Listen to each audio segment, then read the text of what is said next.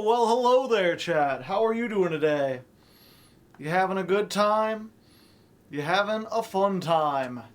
Are you perhaps having a good fun time? I am having an okay time, but I didn't prepare as well as I had hoped. I didn't think of it. Oh, great. Why didn't I think about this? I was like, it's cool. I'll have odd eyes for odd eyes. I'll have green and red googly eyes, because if you don't know, that's the color of the odd eyes cards. And I forgot once again that green screens exist. So try as I might, I will have a green googly eye and a transparent googly eye. Oopsie doodle.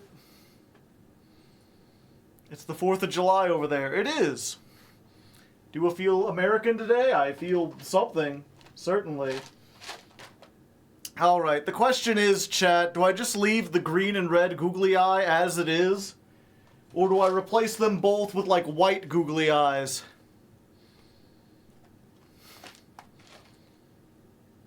Yeah, I wonder if there's a...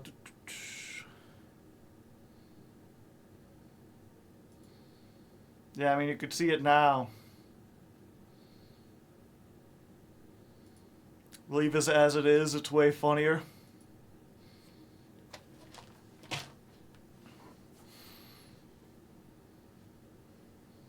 Replace just the green one with a white one? Yeah, I think I'll have to. Otherwise, it'll just be too distracting. Especially, my plan, chat, is to add more colors every time. There we go. Now my PC has a googly eye. Not more colors, but to add more eyes with every episode. RT Furlong, thank you for the primest of hype. Here, give me a one moment. I'll at least turn up the Master Duel audio. Yeah, for those who are part of the Patreon, I originally did not plan to stream today. Because last year at the 4th of July, my neighbors were playing music so loud you could hear it through my walls and in the microphone. I had to cancel the stream, so I was like, don't expect the stream to be on Thursday. Everyone's gonna be 4th of July partying, but I guess they're out of town or something.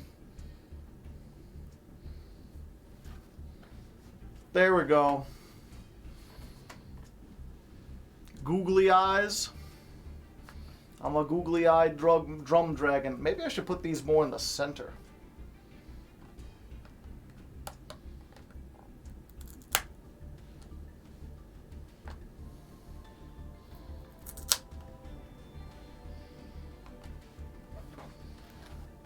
There we go. Eyes up here, duelist. What is there even to celebrate?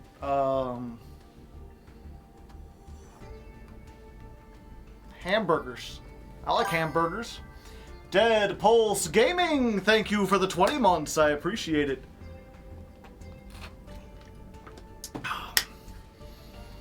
Hard Eyes Joe or Odd Leg Joe, yes. And I guess for the people watching on YouTube, today's songs, we did Odd One by Sick Puppies. Get it? It's the only song I could think of that had odd in the name. I'll have to be searching after this. And America Fuck Yeah by Team America, that most people know. And I also played what was it? So earlier today, I saw, I usually don't watch Oni. If you're familiar with them, they're like famous Let's Players, I think. They're also the guys, I believe they're the one who makes Smiling Friends. But there's a new generative AI, like, music making tool that is surprisingly robust. And they were just like, let's test out the limits of it. Let's see what kind of weird songs we could make. and their plan was to eventually get a friend of theirs has to do a cover of whatever song they think is the best. And I was like, oh, that looks really, really neat. I want to test it out myself. And then I fell down a rabbit hole, spending like 20 minutes just messing around with it. Which is weird. I remember when AI tools first came out, and like when AI art was making weird like garbage. And I was like, oh, this is kind of funny. You know, you could make almost like goofy album covers, typing in Yu-Gi-Oh words or whatever. Zach Hendel, is that his name? All the songs get cut from the VOD. Yeah, if you're asking. Do the Fairly Odd Parents theme. That's probably a good one for the future. I don't actually check out the Raw Hardleg. Yeah. The people on Raw Hardleg already know, but for everyone else, I upload these streams to YouTube afterwards. I have a VOD channel called Raw Hardleg, but I can't upload the songs that I do at the start. A segment I call The Weather, because Welcome to Night Vale called it that. But you miss the weather. So I always try to tell people what it is in case they're curious, because I like sharing musical tastes or whatever. It seems interesting just to let people, document what the songs were, even though I can't play them on YouTube. Is Space Oddity too tangential? No, we could do Space Oddity.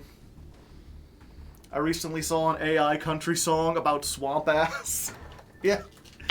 Let me, you know what, actually, I should be able to play one of his, just to give you an example of, like, how I was surprised by this tool. I was like, oh, fuck. It could do music surprisingly well. There we go. Let's go ahead real quick. I gotta mute, but I should be able to play the Oni songs. You just type in lyrics, and they give you your own, or they like basically make music behind it. Where's the? Is it this one? Oh, this is the one I made. Twinkly toes. Oh, dude. Sprinkly nose. That's nice. This is the coolest song I've ever heard in my entire life. It's based on true events, right? It's real, yeah. This was based on true events. This is one of the most famous transcripts in the history. Oh, that isn't it. Where is it? Oh, it's this one. Okay. I stink. Oh, all my hairs on my body are standing out. All my veins are filled with blood. Really shrink when you wash the stink. Water cold when wash the mold. It's genuinely incredible. Mother told I bought, she's cold. Mother hit me, mother slapped me. Daddy bring me to the fire, throw me. This part, yeah. Mother hit me, mother slapped me, father throw me in the fire, throw me in. It's like, it made something so catchy, damn it. They're like, that's the catchiest song about child abuse you'll ever hear. I burn, I burn. And what was the one they, sounded Russian style? Yeah, they're like, I wonder what it does if we just throw in like a bunch of random words or whatever, just literally nonsense. Not entirely just like throwing your hands on the keyboard, but just write a whole bunch of weird little words or whatever. They're like, do a rap song with this.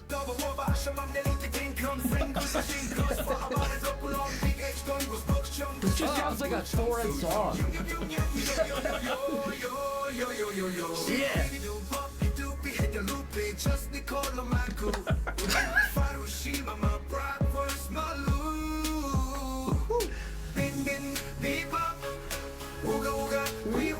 Finds a way to make it catchy, doesn't it? Oh, make it reggae. Make a reggae version of it. Oh, yes. Please. Okay, let's see.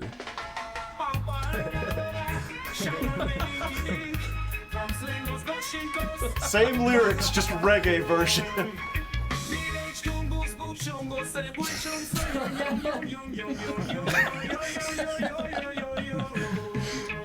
The only real thing I've learned from this is if you put a bunch of letters like that in a mail and it'll figure out how to make that.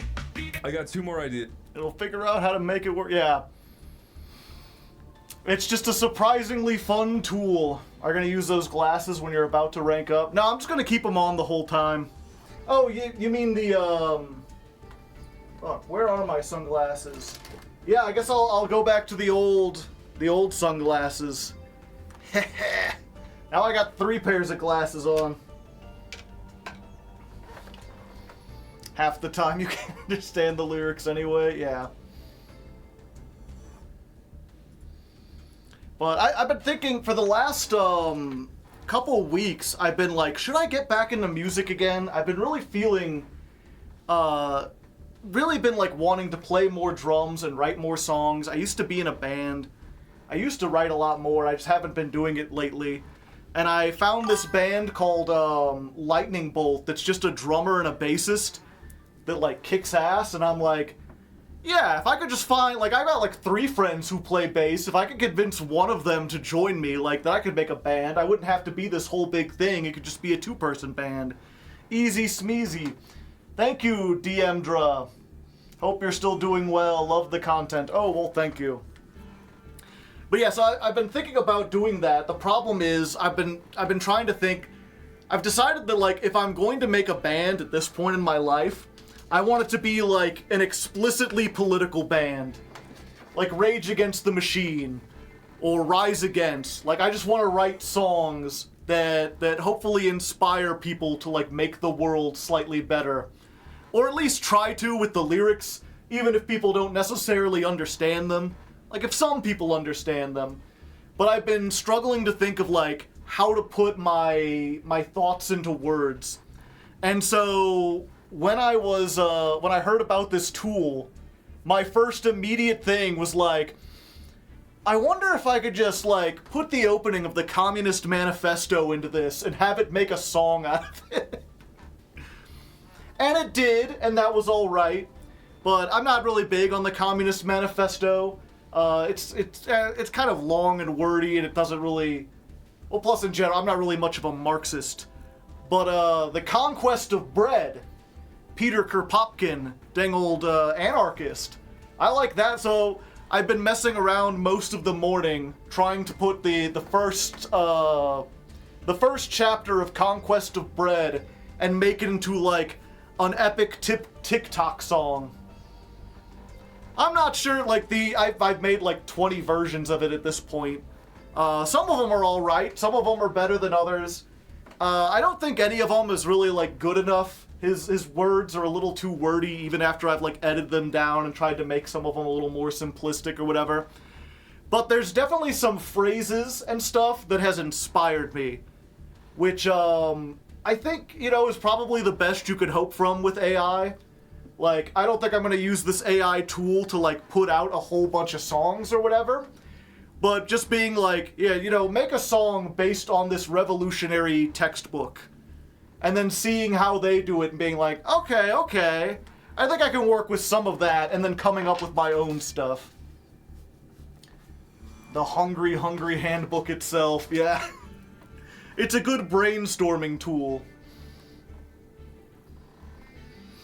Of course, there's the fact that, like, anytime you generate something in AI, you make, like, tons and tons of energy. So I do kind of feel guilty about that.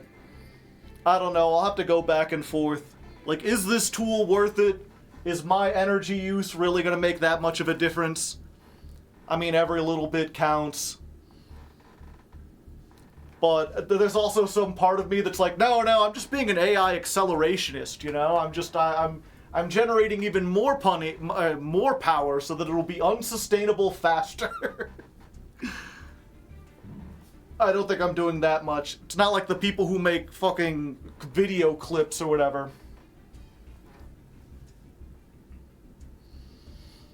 Throw in a... Everyone should be healthy and happiest. Or if you prefer an ideal... See, it's funny you say that because, that's pretty much the first chapter of Conquest of Bread is exactly that. It's everyone should be healthy and happy. But it does it by, what was it? Basically, the whole first chapter, I say chapter, but it's very, very short. It's like a page. But it's this long explanation about, like, how far humanity has come, like, how great our industrialization is, where, like, it used to be that one family would have to scour 50 square miles to hunt for food. You would have to, like, spend so much time investment into farming, and all you'd have to show for it is, like, bare survival. And now 100 people working together with machines can make enough food for 10,000 people. 100 workers making clothing can make enough clothing for the entire population of a city in 2 years. And that factory is only worked by, like, less than 1% of that population. And then it just kind of ends with this, like, almost hammer drop, like, we have riches beyond our understanding. We have the ability to mold the world into such a great thing. Why aren't we using that to help everyone? Everyone could live in a kind of wealth that past generations would describe in fairy tales. And yet, that kind of power is only used to help some.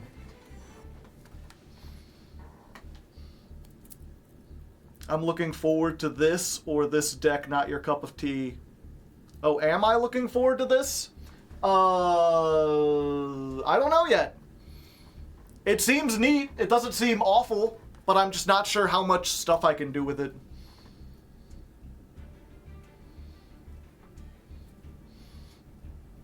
Because the line has to go up, yeah. But it's just funny to see that, like, yeah, that's pretty much, like... That's why I always say if people want to know, like, what should I read if they want to learn anything about, like, political institutions or just, like, socialism, anarchism. Conquest of Bread is great. There's parts of it that get pretty technical, but, like, I like the idea. It's like this guy, he sits down and he's like, let me explain exactly, like, what methods we can use to generate this much food and this much stuff, and how many people it takes, and how much resources it takes. And he just basically mathematically is like, yeah, this is how 1% of the population, or what was it? I think it's 20% of the population working can make enough food for the other 100%, or for the other 80%. And if we spread that work out amongst all the 80%, instead of having 20% of people toil away, then, like, everyone could have, like, a 1-day work week, a 2-day work week. and just have, like, a higher standard of living for everyone. And he does this, I think this was written in, like, the early 1900s. So he's using methods that were modern at the time. But it's like, yeah, we could have done this 100 years ago. If we could do it then, he's like, yeah, and with modern technology and the way things are improving, we could do better than this. So it's just this idea of, like, oh yeah, we could have this amazing standard of living, or we could have had, it's not even, like, the fact that it's not theoretical, I guess is what I'm getting at. The fact that he does the math to calculate it. And then when you learn, like, and this was 100 years ago, it's like, oh, well, now there's no excuse for why we couldn't do But anyway, that's enough rambling. I just thought I'd explain what I've been doing today. For now, we're gonna get into this. We're gonna be playing Odd Eyes. I need to rename the deck. It's no longer the beta.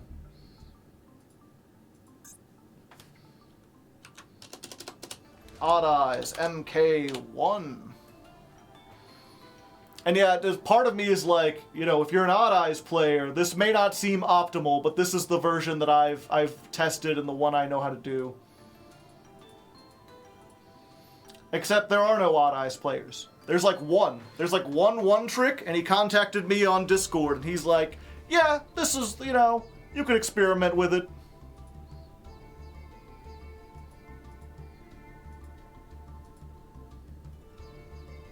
Odd Eyes is a Mortal Kombat character. I forget what the MK stands. It's like Mark 1 or Mach 1.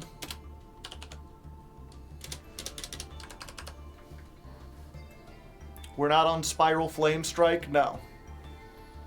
It'll only slow us down. The Spiral Flame, it only adds a level 7 or higher Odd Eyes monster from my deck to my hand. And I'm only playing 2 of those. Odd Eyes Pendulum Dragon and Odd Eyes Arc Dragon. Oh, and I guess Revolution Dragon. But Revolution Dragon already searches these 2. And Skullcrobat Joker gets me to this. So it's like, I just don't need... Well, maybe in the future, if I find myself having trouble getting to Revolution Dragon, I can. But with 3 copies of Sky Iris, and 3 copies of Skullcrobat, I've already got enough. Oh, I can't search... Okay, it's level 7 exactly. That's why I'm not playing it.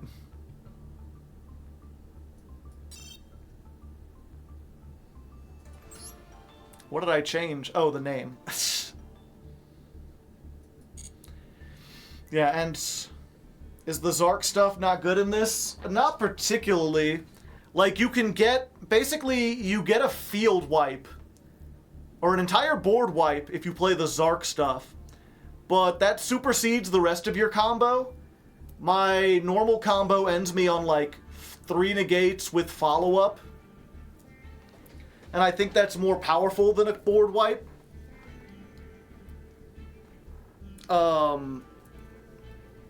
Especially since that board wipe also... What was it? You can't set up the Zark combo and do other stuff unless you get, like, a perfect hand.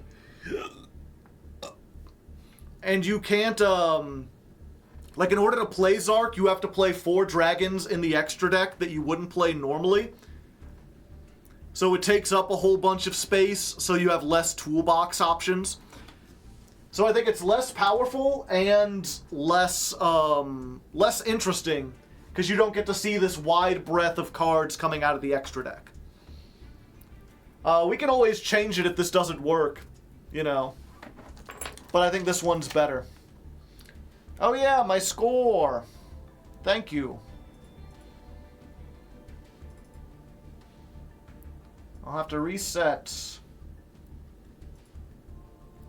Anyone who doesn't want to see the score from last time, close your eyes, because you're about to get spoiled for the ladder climb coming up.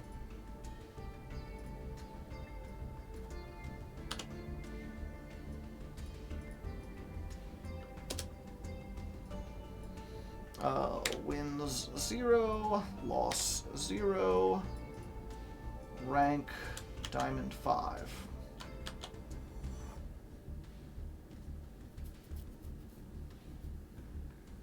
My eyes, my eyes.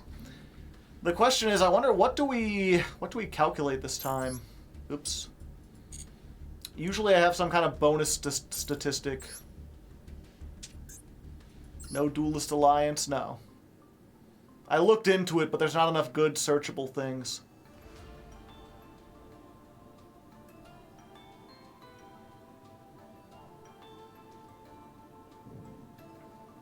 Hide, Joe. What am I hiding from? I guess we'll go ahead. I'm just curious. Let's start a brick counter. Okay. So here's my question, chat. Because there's one thing I was thinking about doing. If you've seen the ladder climb, you know normally what I do, right, is I welcome everyone, I show the deck off, and then I explain, like, the basics of the deck, how it works and everything, and then we jump into the duels. The thing is, because these are so complicated, and because there's a specific combo I want to get, I was thinking of maybe adding a section where instead of explaining everything, I go into the solo mode, and I play a duel against the computer with, like, an ideal hand to show, like, oh, here's what I do. Here's how it goes. I wasn't sure if that would be more interesting because you get to actually see stuff instead of just hearing me talk about it, or if it would be worse because it's just like me going through a combo with no, nothing interesting going on.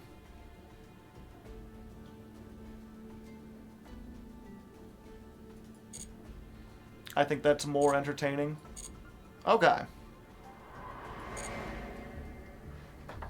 Do both. We'll see. But I'm going to go ahead. We're going to do a little poll. What do? Just explain deck. Just show combo in solo mode. In solo. Do both.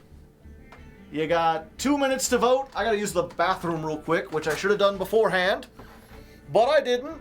So vote on that. We'll get started when I get back. It looks like people just want the combo.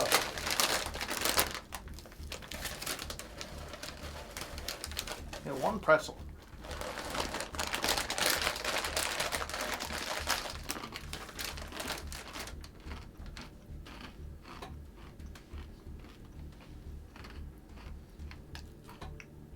What is the game plan? If you don't get a complete brick but not an ideal combo line, does this deck have a backup plan? Yes. Make Electromite and fiddle around with stuff until you hopefully draw into enough stuff to make a better combo.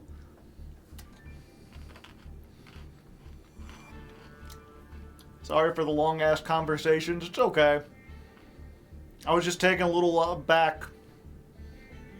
I was trying to work on my book, and you're like, I have a quick political question. And I'm like, I always can always help spare people.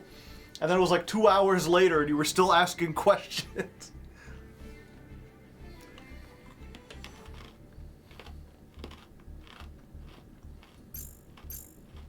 Okay.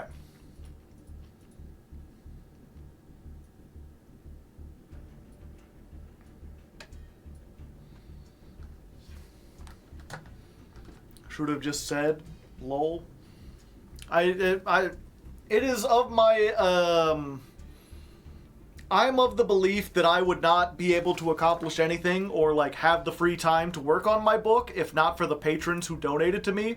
So if a patron wants to, like, send me a message and ask me questions or something, or ask for my advice on something, like, I can absolutely spare some time for them. It is the least I can do. What happened? Nothing important. It's just a patron, like, started asking me a question out of the blue, and then that turned into a whole big, long conversation.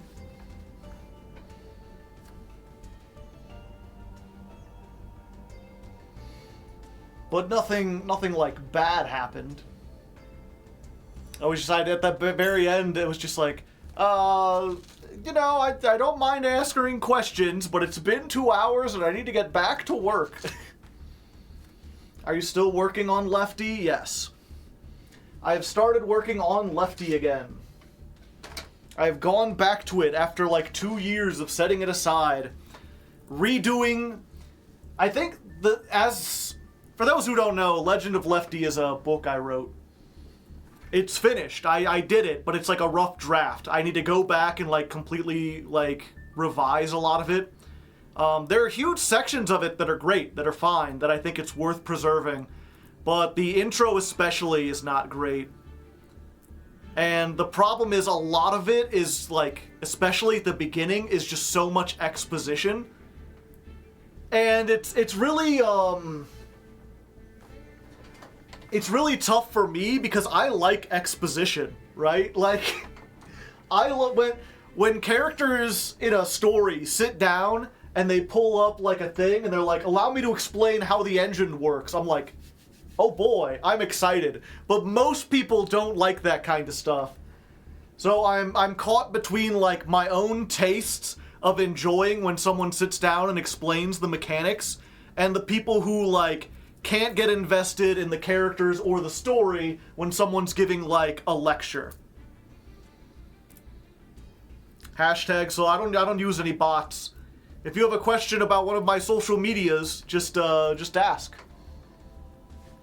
It depends on how it's done. What are we climbing the ladder with? Odd eyes.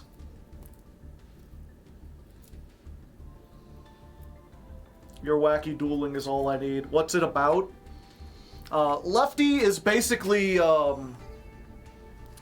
it's the millennial...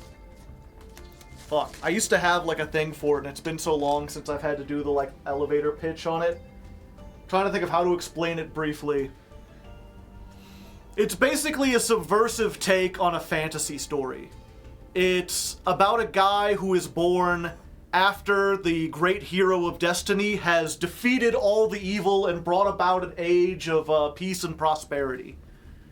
Lefty is a guy who is young and strong and heroic and brave and itching to go on adventures, who finds himself living in a world where all the countries are united under one kingdom, and there's not really any evil around to be fought.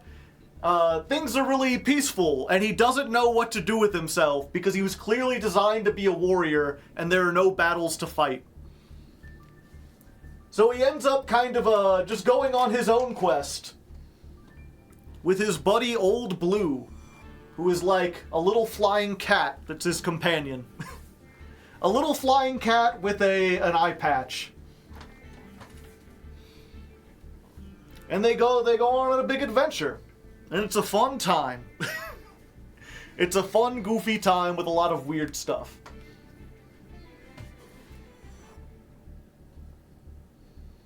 Just look up Hardleg Joe on Twitter. Yeah.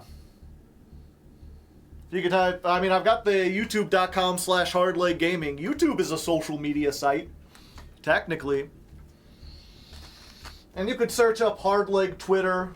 I think that's the only other social media I use. Blue Sky. Don Quixote. Will there be pictures in your book? Not currently. Maybe one day. Can't find one to fight? Be the one to be fought instead. Kind of. Lefty, what was it? I think the quote I've settled on from the... Lefty was not born into interesting times, but he was determined to make them interesting. Some would say a good fun time. Yeah, currently no planned pictures, but maybe. The big thing about it is that I'm acutely aware of how many YouTubers have tried to write books and how few people give a damn about books.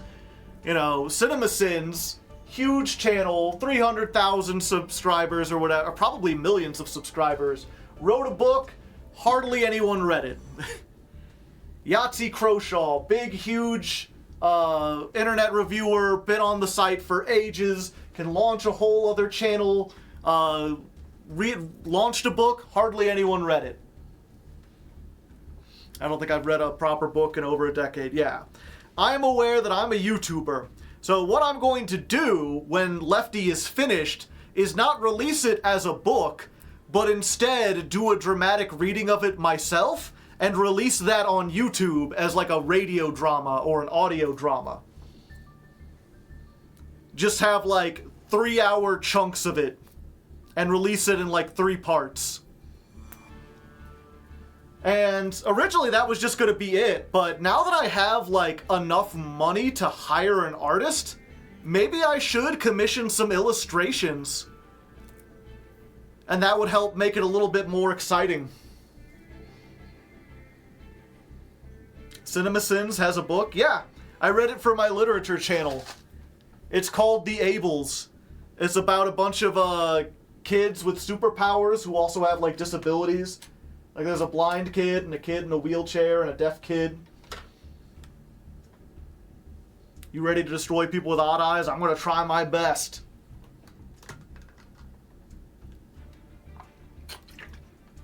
Weave Critter into Lefty? Nah, it's already done. That's the thing.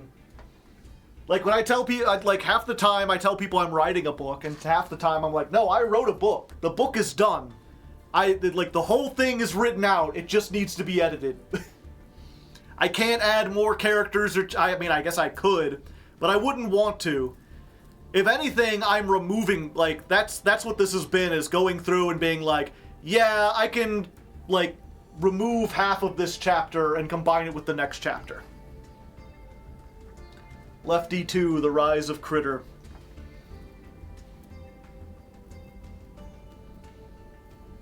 He did a Kickstarter for his book and it released really well. Well, nice.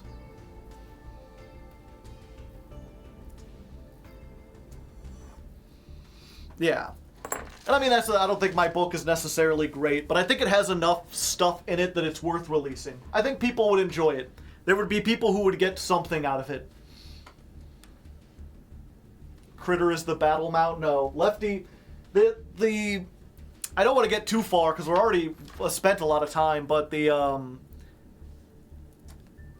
part of the point of Lefty was to subvert and twist a whole lot of fantasy tropes. And so one of the things I did is the land that Lefty is from has all the same like animals that we have, but their sizes are like inverted. So they have horses, but horses are like yay big, and they basically run around like rats and steal stuff off the ground. They have squirrels, and squirrels are their mounts. Lefty rides a squirrel into battle. It's just a big horse-sized squirrel. Which seems kind of silly, but if you think about how quick squirrels are and their ability to like climb trees and stuff, it's actually, I think, pretty cool. Rodents of unusual size? Yes. Big, large rodents. And they basically hunt, like, you know, hippo-sized deer, or hippo-sized rabbits, as if they were deer or whatever. Instead of cows, they have big guinea pigs and gerbils.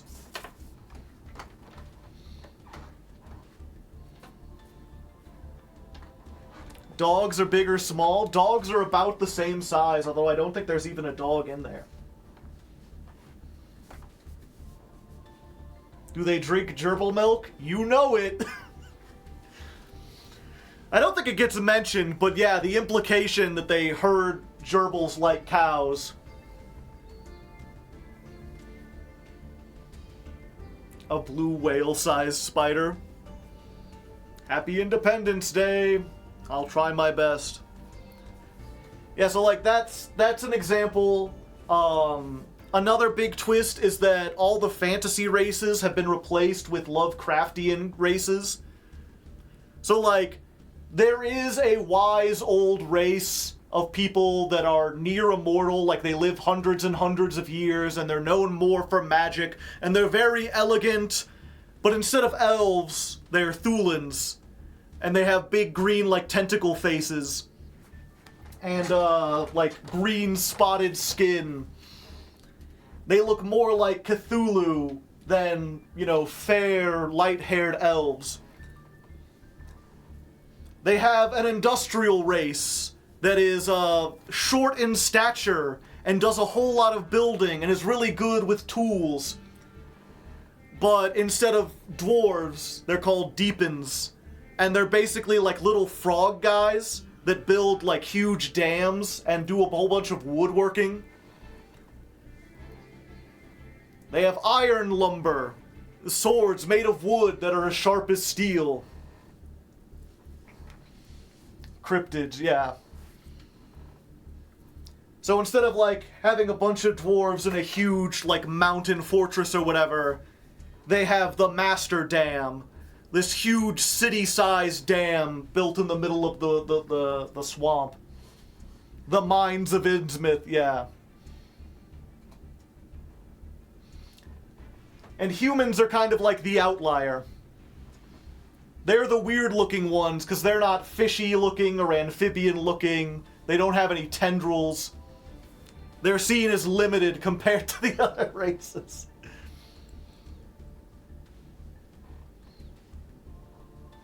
I see them in the spaces between... Yeah, they basically look like mind flayers. And yeah, they're essentially beavers. Ready to swing into action.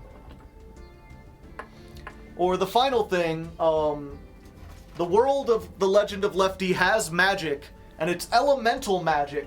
They can harness the 4 primal elements that make up life. You know, food, water, drink, and sleep. I'm sorry, food, drink, breath, and sleep. Those are the 4 elements of their world. Chefs are considered wizards. Cooking magic. I'm a sleep bender. They're called dreamers.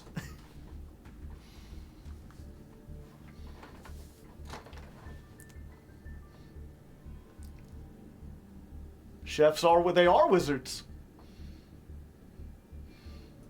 They can make a cupcake so delicious it brings you back to life. Anything is possible. But anyway, y'all ready to do this? Where's my water? There it is. Eat, sleep, duel, repeat. Yeah.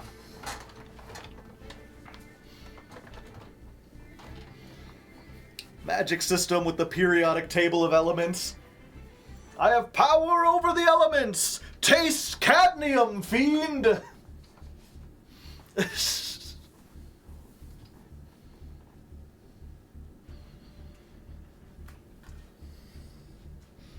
Ladies and gentlemen, I'll do that in the intro.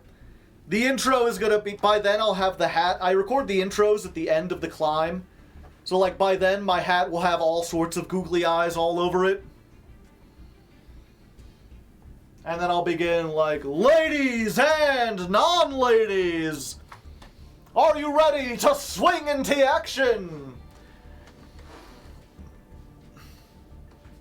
What else did Yuya, what was his like catchphrase? Did he have any other catchphrases? He wasn't high five the sky, was he? No, that was the Zexel guy, right?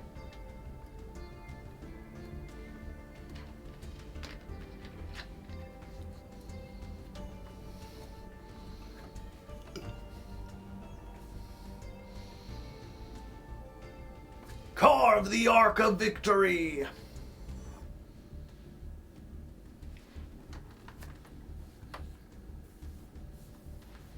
Okay. Smile or something. Yeah, I'll be like, will this deck bring us smiles? Or will we be inhabited by the specter of an ancient deity? There's only one way to find out, so grab a snack and lean back, because it's ladder climb time. And then I'll like split myself into 2 and go either way.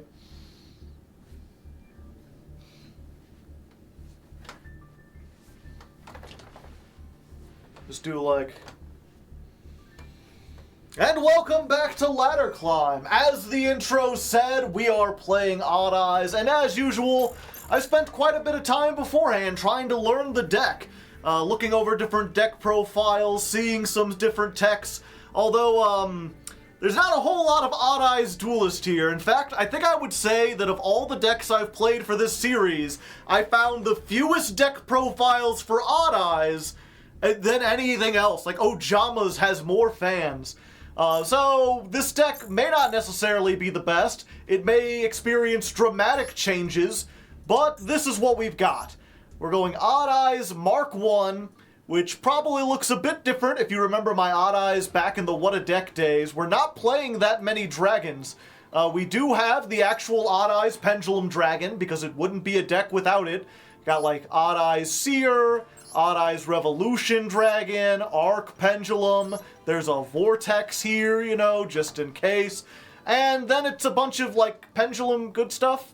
We got a Skullcrobat Joker, Skyrus things. I don't know why I'm like talking about everything.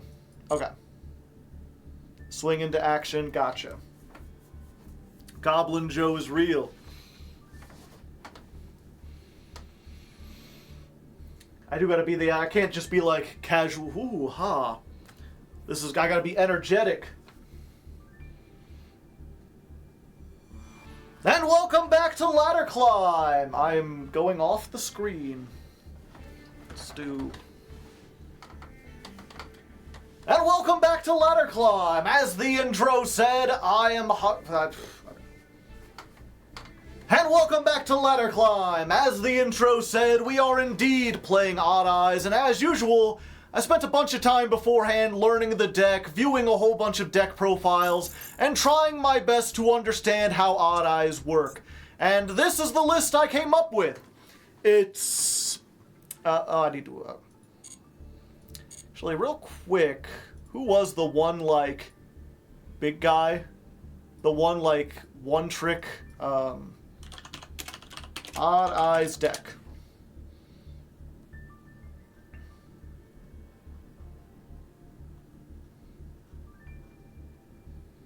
Huh, do I need to put a dash there?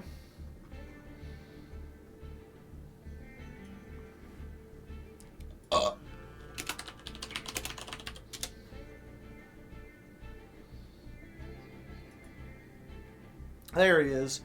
His name's just Entertainer. He's the Odd Eyes one trick.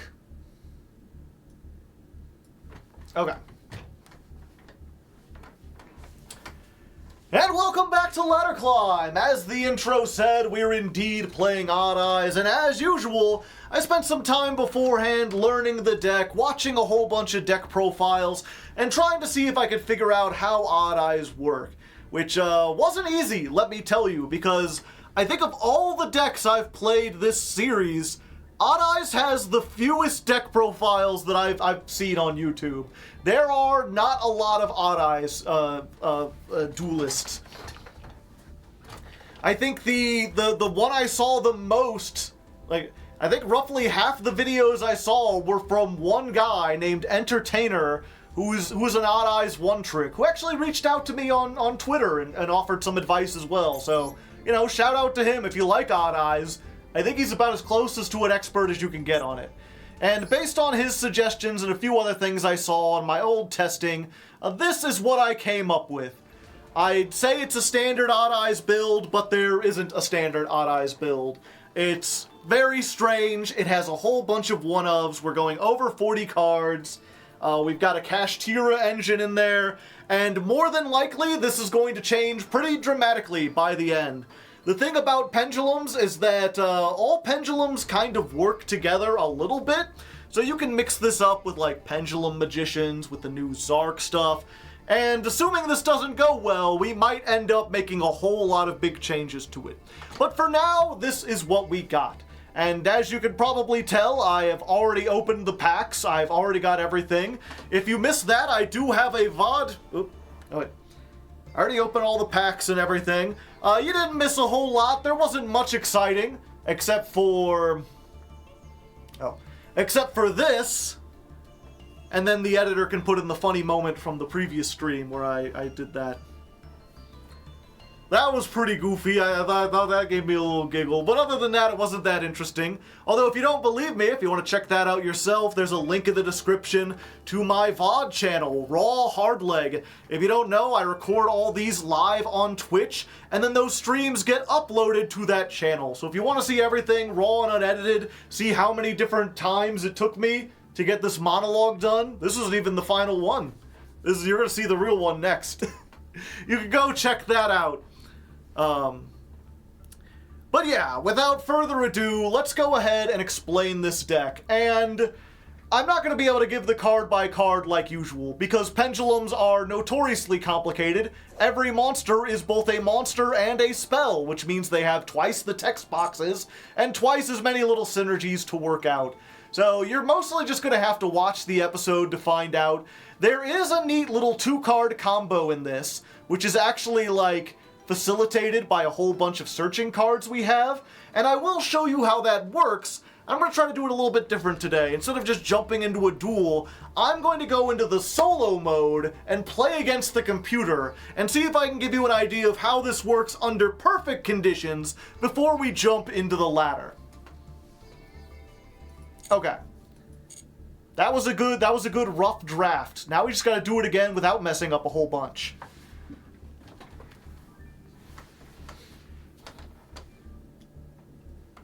You know what, let's get another drink real quick. Liquid courage. As a being of earth, water gives me strength. Okay. And welcome back to Ladder Climb! As the intro said, we're indeed playing Odd Eyes, and as usual, I spent a bunch of time before this just going over different deck lists, looking up things on YouTube, trying to figure out how the deck works, which was not easy. I think of all the decks I've played for this series, Odd Eyes has the least deck profiles on YouTube. There are not a lot of fans of this archetype, which hopefully means it's an underserved, demographic. That's the word I was thinking of. Damn it. Okay. And welcome back to Ladder Climb! As the intro said, we're indeed playing Odd Eyes, and as usual for this series, I spent a bunch of time off camera before this, just looking up deck profiles, seeing YouTube videos, trying to understand how Odd Eyes work. And I must say, of all the decks that I've played for this series, Odd Eyes was probably the most difficult to do research for. There are not a lot of Odd Eyes duelists out there. In fact, I think most of the stuff I saw came from one video, in fact, I think most of the stuff I saw came from one YouTuber, a guy named Entertainer, who's like an Odd Eyes one-trick. And when he saw what I was doing, he actually reached out on Twitter and gave me some advice and everything. So damn it. Underrepresented. I almost had it. I can make like one or two mistakes and still have it be fine for the editor, but I don't want the editor to have to I don't want there to be like a million different takes and cuts of this. It's a thing I always say is like the most important part of a YouTube video is the first couple minutes. People will decide if they want to watch the entire thing within the first like couple minutes, so you gotta have that be perfect. After that, you can mess up all you want or whatever. You can cut and splice and throw things around. As long as it's not awful, people will stick with it. But you really got that opening intro on the first day has to be great. And welcome back to Ladder Climb. As the intro said, we are playing Odd Eyes. And as usual for this series, I spent a bunch of time off camera trying to learn the deck. You know, reading some deck profiles, articles, looking over YouTube videos. And I must say, of all the decks that I've played for this series, Odd Eyes was probably the hardest to do that for. There are not a lot of fans of this archetype, which hopefully means it's an underserved demographic. You know, maybe there's a whole bunch of Odd Eyes fans just dying for entertainment. Most of the stuff I learned came from one channel in particular called Entertainer, who's like an Odd Eyes one-trick, just plays nothing but that deck. And he actually reached out to me on Twitter and gave me some more advice. So, you know, a little shout out to him. If you like this archetype and you want to learn more, he's probably as close as you can get to having an expert on this. As for the deck we ended up coming up with, it's very similar to something he would build. I've made some changes based on the few other lists I was able to find, as well as just my own personal taste and some things I learned in testing. And this is what we came up with. And as you can probably tell, I've already crafted everything. I've already just opened all the packs. If you're curious, it cost me, what, 6,000 gems to make this? So not the most expensive, although I did have a couple things. It is worth noting that a lot of these cards, like Skullcrabat Joker and Sky Iris, are actually in one of the structure decks, so you can get them for fairly cheap.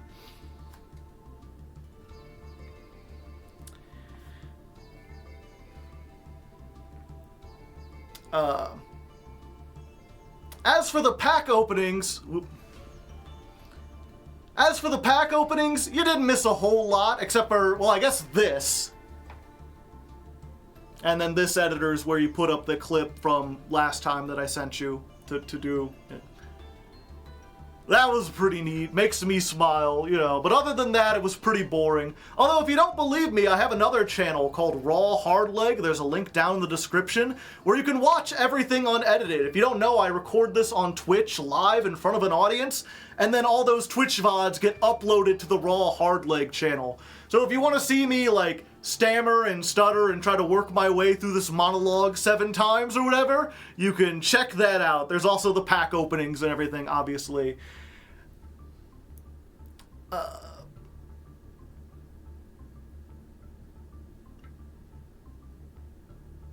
What's it called? But enough advertising my other channels. Let's go ahead and talk about this deck. We'll do. enough advertising my other But enough with the advertising. Let's go ahead and talk about this deck and how it works. Usually I would go card by card and explain everything about... Ooh, okay. But enough advertising. Let's go ahead and look at this and try to explain how... Ugh, damn it. The odd eyes glasses, yeah. Is Gentrude not in the deck? It is not.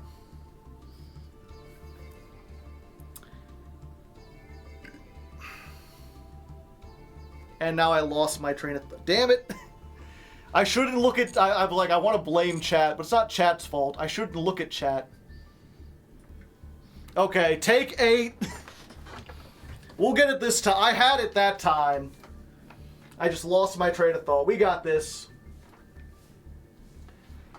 And welcome back to Ladder Climb. As the intro said, we're indeed playing Odd Eyes, and as usual for this series, I spent a lot of time beforehand reading over deck lists, looking at stuff on YouTube, trying to figure out how the deck works.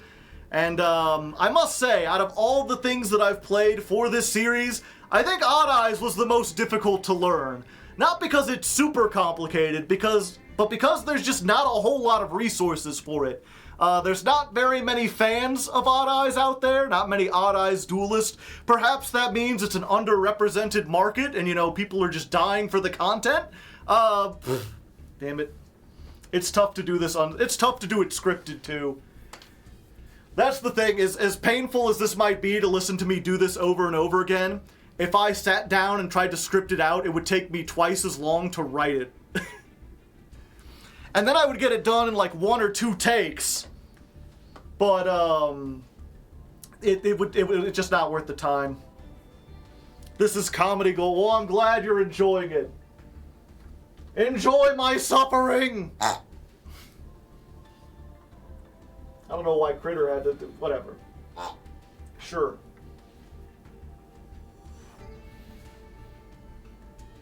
And welcome back to Ladder Climb. As the intro said, we're indeed playing Odd Eyes, and as usual, I spent a bunch of time before this just learning the deck, you know, watching deck profiles on YouTube, trying to figure out how it works.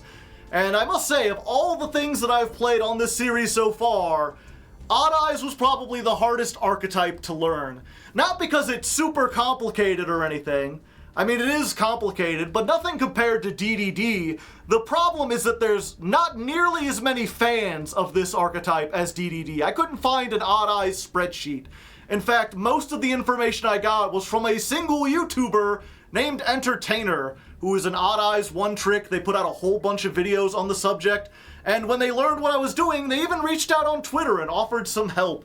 So the deck is largely based on what they had to say, although I have made some changes based on the few other lists I was able to find, as well as just my personal preferences from testing this out.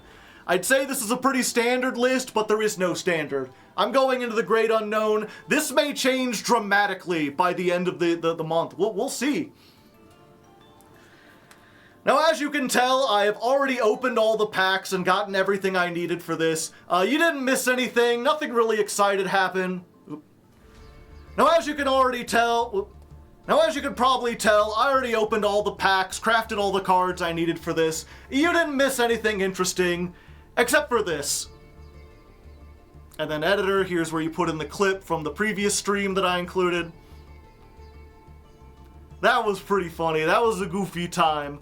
But other than that, it was mostly just opening stuff. I mean, a lot of this comes in okay. Rorkelos raiding with a party of 83.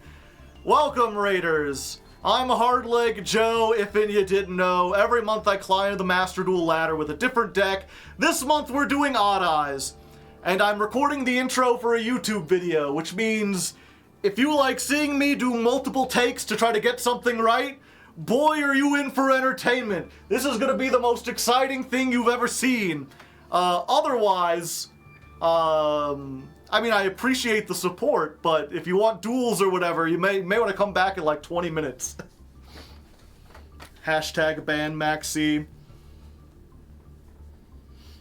Yeah, I mean, I want Maxi to go away. I'd appreciate it. Anyway, I'm just gonna jump right back into this. Where was I? I had joined to the editor to show off the funny clip. Oh, yeah.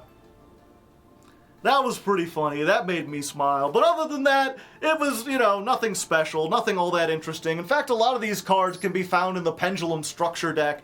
So you could just get this for pretty cheap. In fact, I ended only... Oh, God damn it. That was pretty good. That made me smile a little bit. But other than that, you didn't really miss a whole lot. It was just a standard pack opening. Although, if you don't believe me, you can watch it, Damn it. Okay. That was pretty funny. That made me smile a little bit. But other than that, you didn't really miss a whole lot. Just a standard pack opening. Although if you don't believe me, you can actually watch it right now on YouTube. I have another channel called Raw Hardleg, where all the Raw VOD archives get uploaded. If you don't know, I record this live on stream in front of a live... Damn it. Simo doing Raw Leg, yeah. I feel the pressure of all the new people. Why are you making me nervous? Ooh. You got 2 monitors. Yeah, twice as good. Okay. That was pretty funny. That made me smile. But other than that, you didn't miss a whole lot from the opening. It's just standard pack openings. Although, if you don't believe me, I do have another channel called Raw Hardleg, where you can watch it in its entirety. If you don't know, I record all this live on Twitch in front of an audience that's currently mocking me. You can't see them, but I can feel their mockery right now. And all those videos get uploaded to YouTube on that channel. So if you want to see raw, unedited, with all the various takes it took me to get this far, you can check that out. Should be a fun... Some people like it. I don't particularly think it's interesting, but you know what? It's up to your taste. Anyway, let's talk about this Odd Eyes deck. So normally what I would do is maybe go card by card, explain everything here, or if it's a complicated deck, just kind of explain 1 or 2 of the key points. But pendulums are notoriously complicated, because every pendulum monster is both a monster and a spell, with 2 text boxes, which means it has a dual role and has a whole bunch of different synergies with other stuff.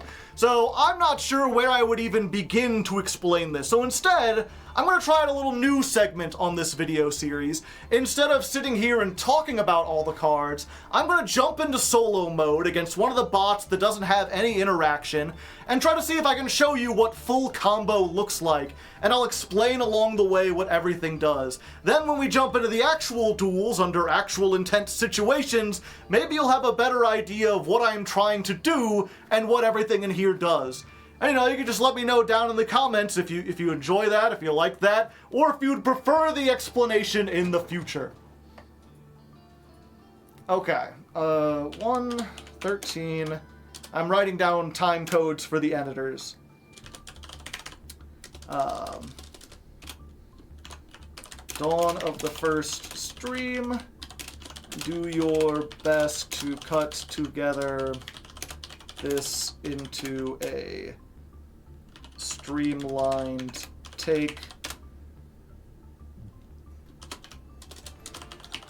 Remember, the start of the video is the most important. Gotta make a good first impression to keep people's attention. So spend extra time making sure this flows as well as possible, and remove any ums or stammering. Okay. I'm also going to probably have a new editor on this episode because the other ones are busy this month. So my notes have to be extra detailed. But yeah, for the people just joining from Rorkelos, as I said before, I play a new deck every month as chosen by my patrons, and then at the end of the month we compile all the streams together and release a video on my YouTube called Ladder Climb.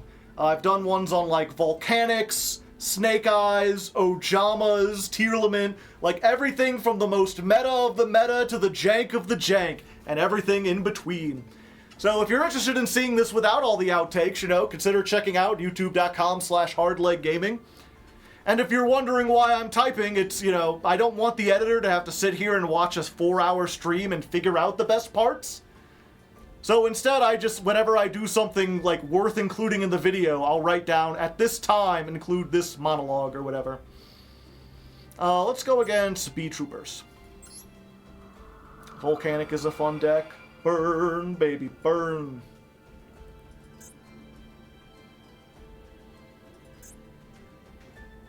Okay.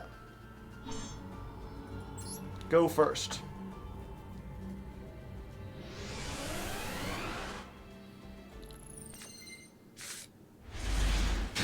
Okay, this is not full combo.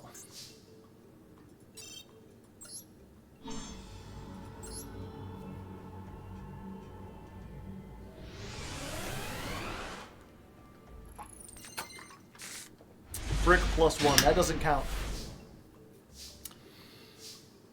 Alright, this is a pretty great hand, about as good as it gets. You know, we've got hand trap insurance, we've got max C for our turn, we're going first, which is what we want to do, and we have full combo.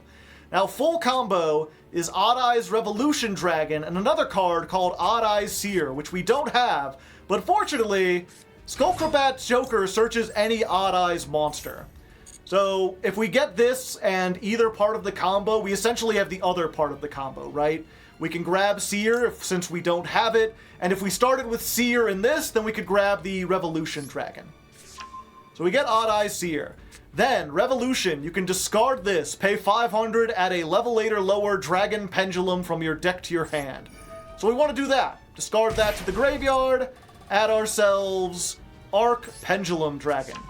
And you know, just to make this more simple, I'm just going to use Max C now. I don't give a fuck. We're just going to get it out of there so it stops asking me.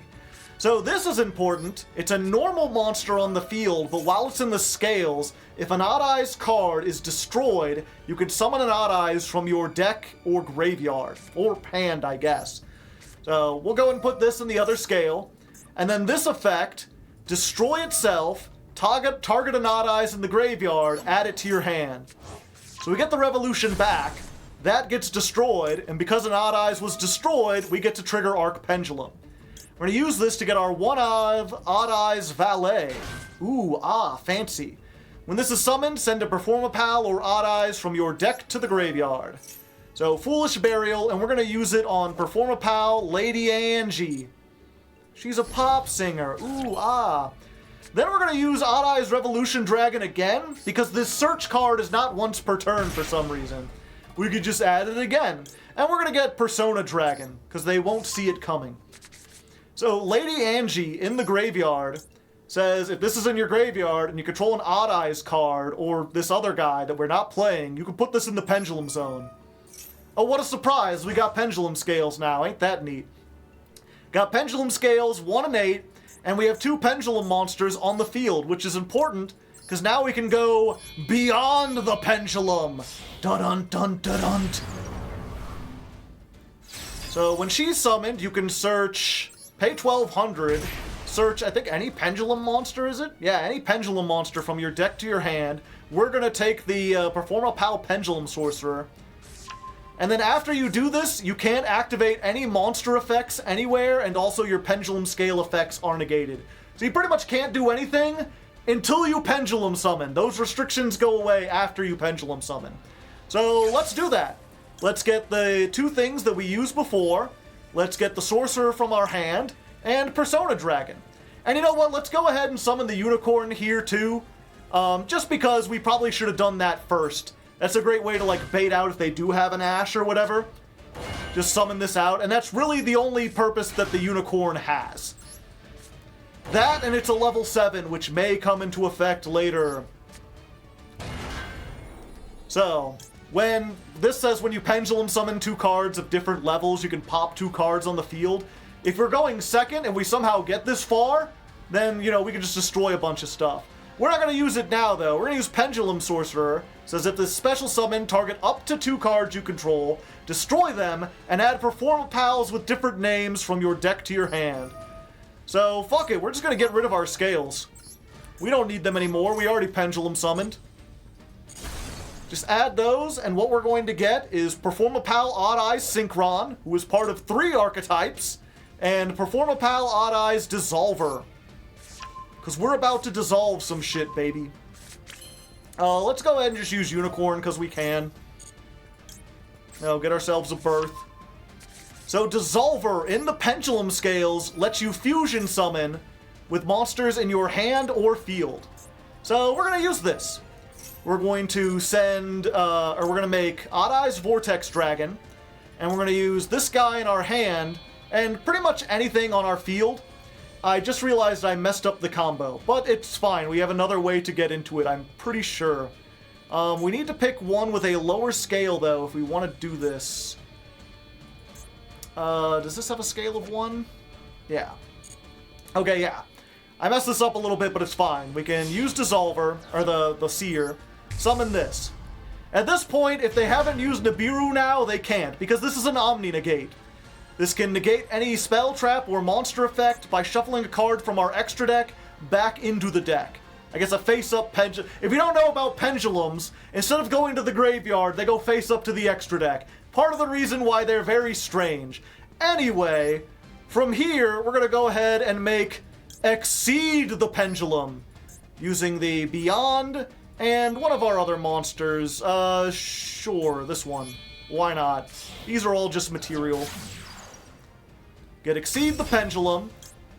When this is summoned, we can grab a card from our face-up extra deck and add it to our hand. So let's go ahead and get Seer. Then we're going to put Seer in the Pendulum Scale, because this has a second effect. Once during the main phase, quick effect, special summon a Pendulum monster from your hand or graveyard with a level between your scales. So basically you can Pendulum summon again, but just one monster, and only from your hand or graveyard. But wouldn't you know, we have a monster in the graveyard we'd like to summon, so let's get that back out. Now, we need room. We have very little room left. So you know what we're going to do, is we're just going to use the 2 of these, and we're going to make a dang old 2 material Appaloosa. With these 2. There you go. And the reason we did this is because Synchron can target a monster in our Pendulum Scales, summon it, and then immediately Synchro Summon. This is a level 2, this is a level 2, this is a level 8, which means it's time for Bar on the floor. Bada bingo. And then we'll activate Kashtira Birth. So this wasn't exactly right, but it's just to give you an example. Even if you mess up, you can make 2 monster negates, an Omni negate, an Omni negate. If they activate a monster effect, we can rip a card out of the extra deck. This, as a quick effect, can target a monster that was special summoned out of the extra deck and negate its effects. And then Kashtira Birth, if they activate a spell card, we can banish three cards from their graveyard. We also have Called by the Grave, and you may remember, we should have this Max C in our hand, but we didn't activate it. So if the deck is allowed to go off, and it doesn't get interrupted, and you get your 2-card combo, you can make the absolutely disgusting board. And maybe you'll say, I don't know, Appo and Bar on the Floor, that doesn't seem very Odd Eyes. I would go, hey, there's 2 Odd Eyes on here. These are the only Odd Eyes that have any interaction. So that's what we're trying to do, you know. We have a negate and a negate. This also does stuff when it's summoned or whatever, but there you go. That's what we're trying to do. Everything else just kind of like searches that or helps out with that or is a backup in some way. So let's hope we can do that. I've got a brick counter up there. We'll be seeing how often we brick, because it does happen in this deck since it requires 2-card combos. Yeah, let's jump on the ladder, see how it goes. What do we do going second? So the thing about this, going second, we don't have specific cards to deal with things, but a lot of our cards, like you saw Beyond the Pendulum, will pop 2 cards. Odd Eyes Vortex, when it's summoned, can target an attack position monster, return it to the hand. And we just have the ability to pendulum a bunch of dragons that have like 2,500, 2,700 attack, which we can then use to make like links. We can make like level 7s. We have fucking Promethean Princess. So we have a whole bunch of other stuff we can do. Then hopefully enough of that will just be able to attack over everything they have. It's not like a game plan as much as just hoping that pendulums can pendulum summon. So yeah, let's see how it goes. Or should I go ahead and play it out? Yeah, let's see what the deck can do. But I'll just write down 125 combo. Showing off the combo. Again, cut it down for time. Try and keep it concise.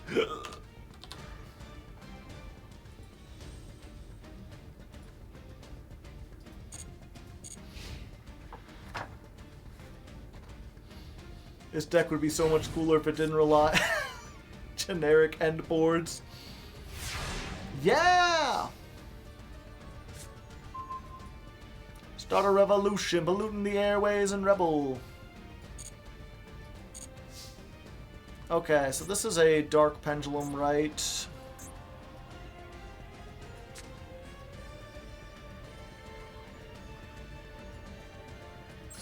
Okay, we'll just do this.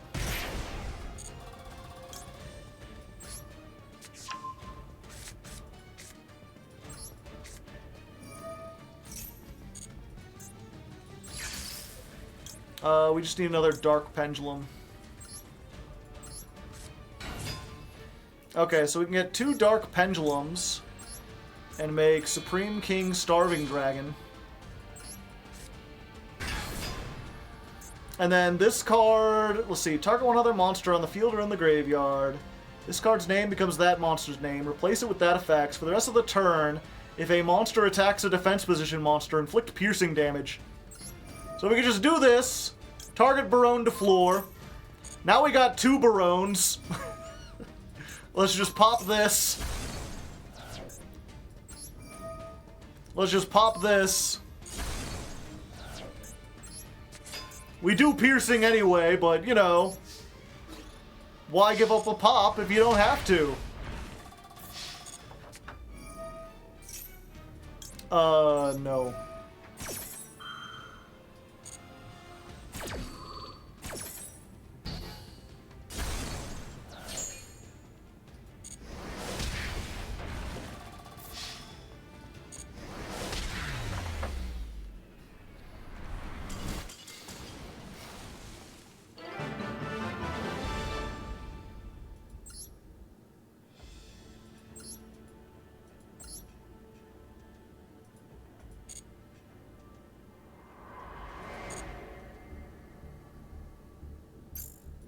I look away for a second. It was much longer than a second.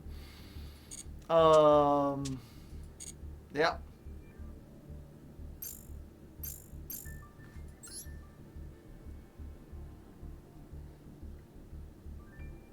Revolution Dragons on field effect. I'd need to tribute a whole bunch of I don't think I have the ability to do that.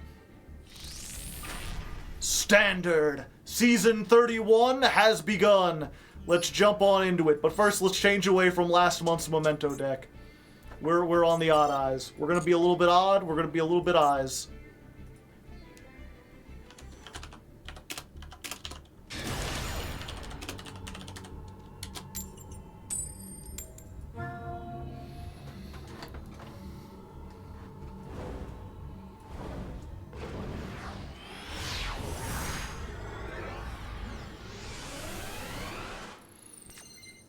Alright, first duel of the new season. We're going second, which is not great, but we do have Max C, so let's just go ahead and shotgun that.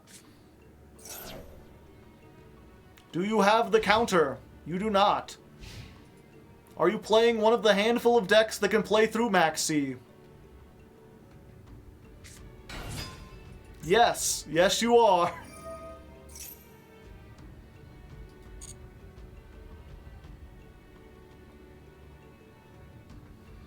Yeah, unfortunately, Rescue Ace can just, like, summon their one monster, give me a single draw, and then set 4 spell traps.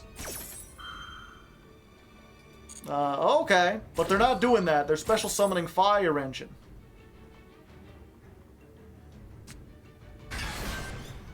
Oh, hey, Revolution Dragon.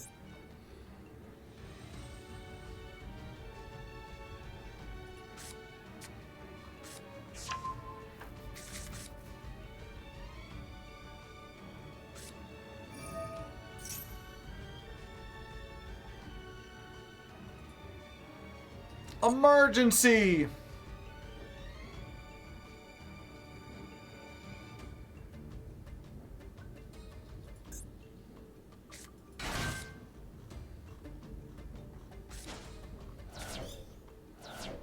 Oh hey, Persona Dragon. Yeah, go ahead. Oh wait. Okay, I can't target this with card effects. Good. Glad I didn't use infinite impermanence.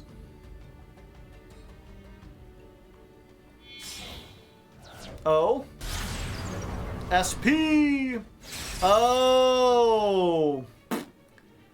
Damn, that's crazy.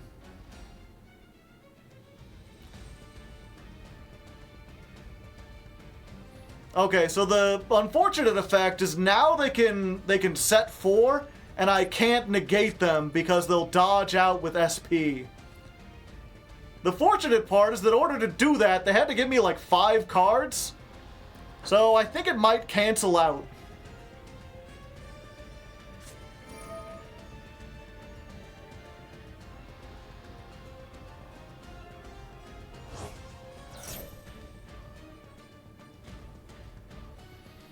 Oh wait, is this a slow effect? Oh, okay. Then yeah, I can stop it.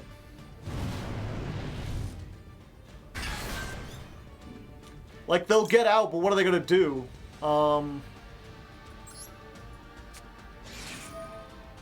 Yeah, get out of here.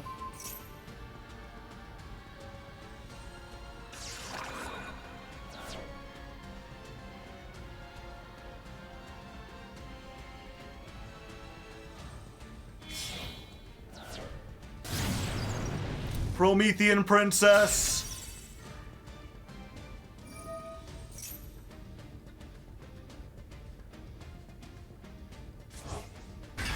Another one. Okay, now they can do it.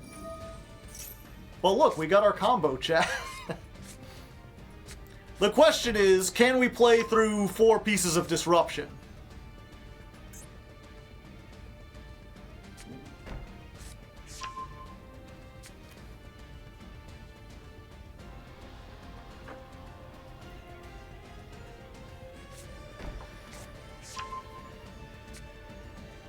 I guess realistically it's 2 pieces of disruption.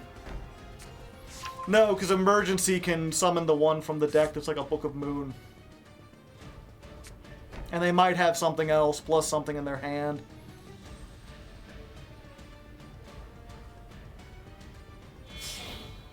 Oh? Amblo Whale.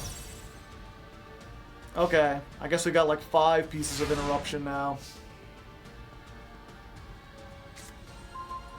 Ooh, called by. Don't mind if I do. Okay, so first things first, we're going to activate Sky Iris. This protects the cards in my pendulum zones.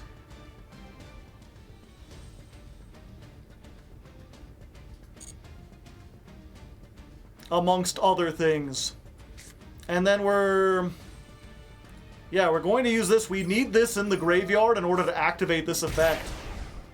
We don't need it to resolve necessarily.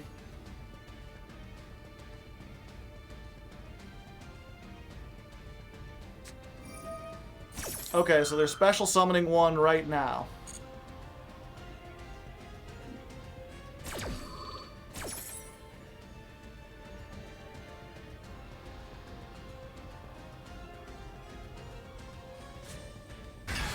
Okay, and that's the Book of Moon. They can flip me face down. Let's go ahead and add this one. Get the dang old OG. This does double battle damage when it attacks, so if they leave anything in attack mode, which doesn't seem likely, but possible. Oh, they'd get back the Hydrant? I would rather not have them have Hydrant, right? Like, I can play through the Promethean. 1 pop ain't gonna do a whole lot. I'd rather be like, nah, dog, you ain't doing that.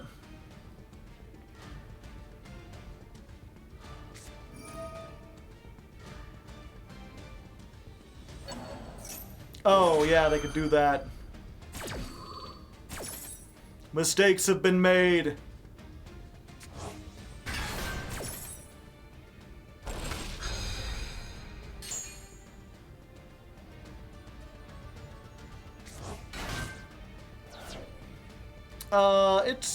We're fine. We're still good. Okay, let's try to do this. Scale. Scale. Activate effect. Add this back. Pop. Summon. Get our valet on board.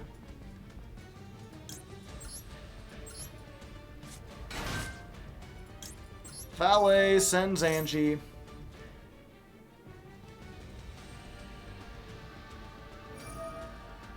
Oh, they're just gonna pop it now? Okay.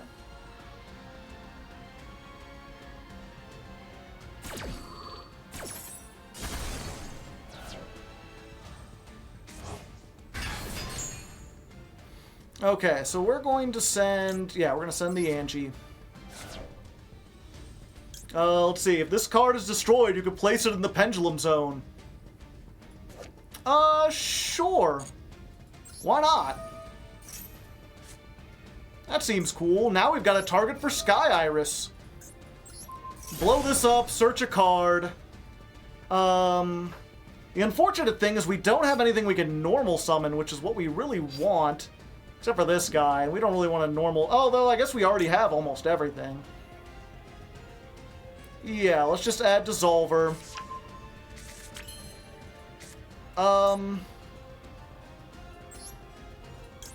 Yeah, let's bring this back.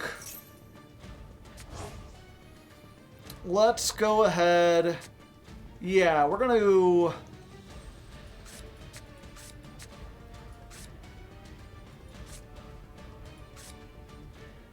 Yeah. Okay, we're gonna normal summon this.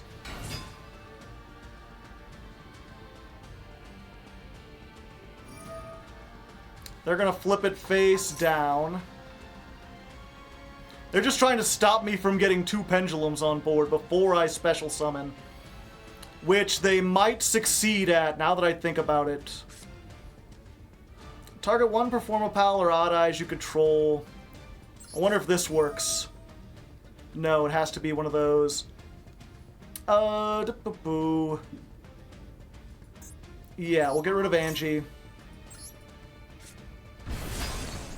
Summon this. Then we'll put this in our pendulum scales.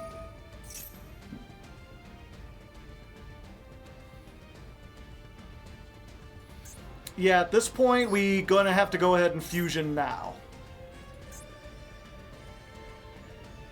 Ooh, actually, do I make Supreme King and try to do the thing? No, it'll just get negated. Yeah. We'll just make this. We'll go for the one on field that we can't use. And... I guess Revolution Dragon. Attack mode! I'm not afraid. Let's go ahead and bounce your Link Monster.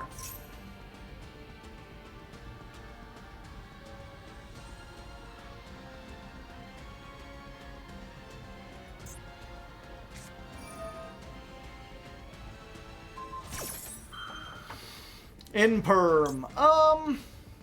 Yeah, I'll negate that. See if they use 2 on it.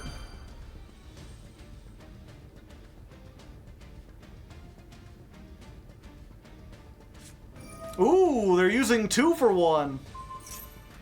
I don't know why they're so afraid of having this bounced.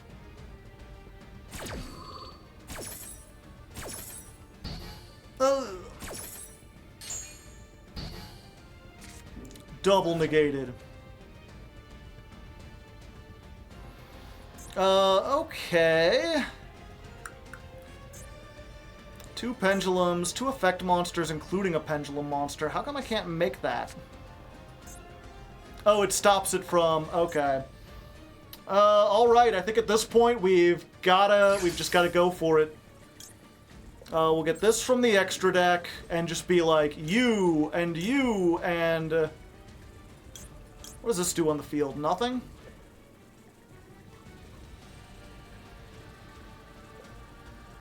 Yeah, nothing. It's just a level 5. Yeah, you, and...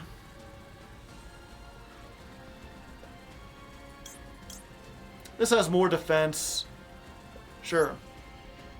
Okay, so we're going for everything.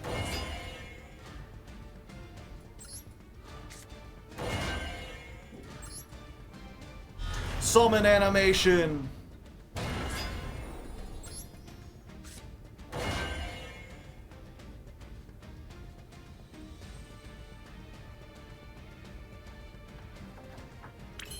Oh, they got Nibiru or something? They're going for something extreme. Okay, so I can't use Beyond at this point. I think we go ahead and try for this.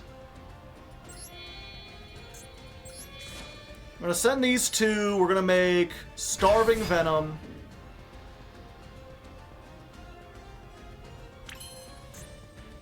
And we're going to copy the Revolution Dragon in the graveyard.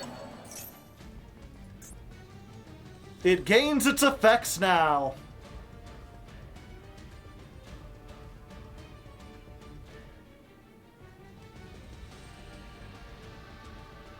And they're like, fuck, what does that effect do? Can't be normal summoned, must be special summoned by attributing 3 dragons. Once per turn, pay half your life points, shuffle all other cards from the field and the graveyards into the decks. Oh, it's from both. Yeah. So that would have been bad for me, but I'm just going to do it anyway because that baits out the other destruction. Of course, now we do piercing.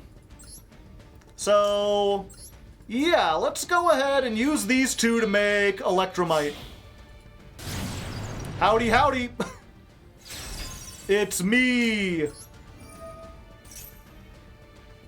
Let's go ahead and grab... where's it at? Astrograph! Now use this effect. We're going to pop this. Grab back the Astrograph. Draw a card. Astrograph effect activates. Special summon.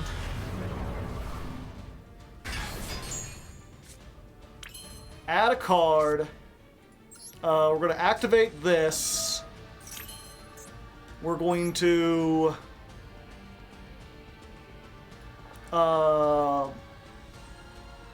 what was it? Monster Between the Scales. Okay. I got this. Time to exceed the pendulum.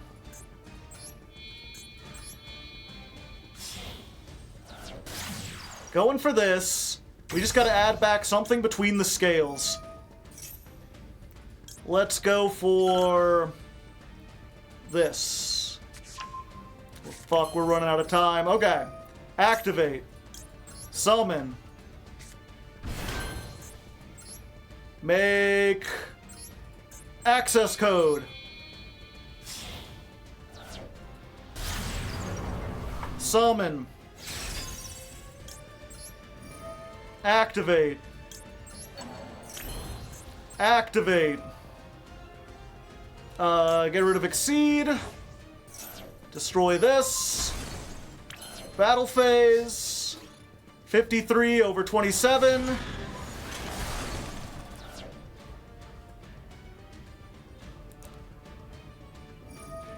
Oh no!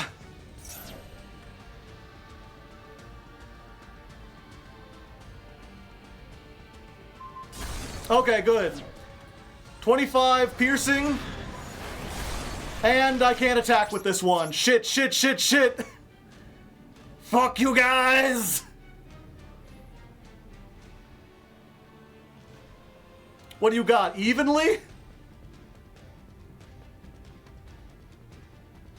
Make flare metal? I can't use this as material.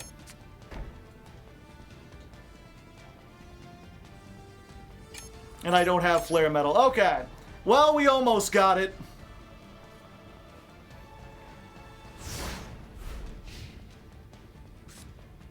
We've got 2 negates. They've got 3 cards.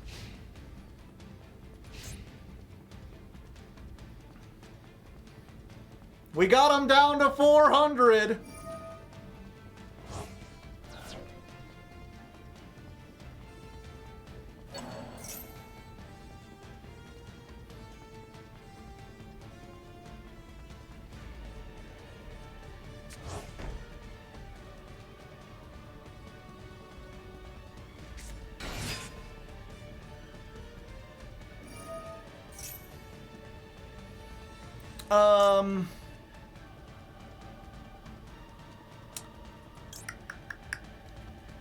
Yeah, we imperm that.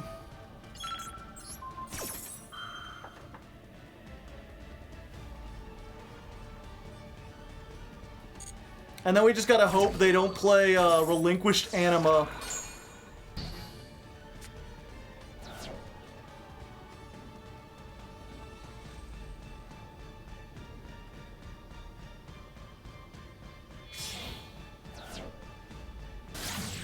Okay, good.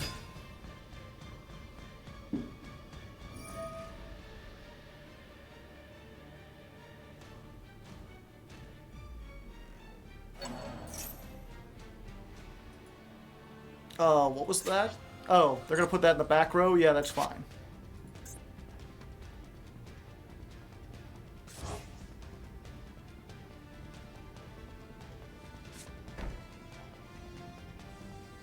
Does this count for their, like, cards that are, like, activate this and then if Hydrant?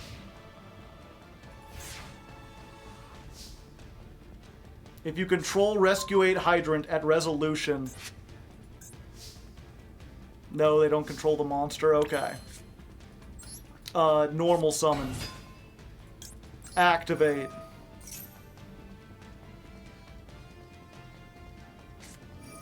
Imperm.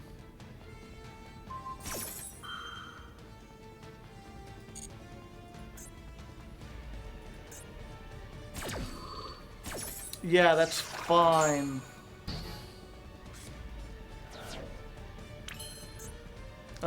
Activate effect. Get back revolution. Imper. Called by. Alright, well with that, we've got it then, chat.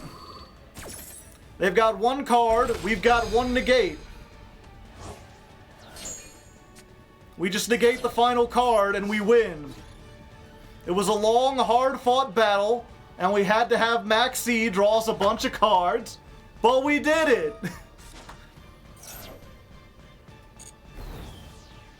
Yeah. Go Odd Eyes Vortex Dragon! Win us the game! And it only took like 30 minutes! But we get our first win! Yay! Doo-doo-doo-doo!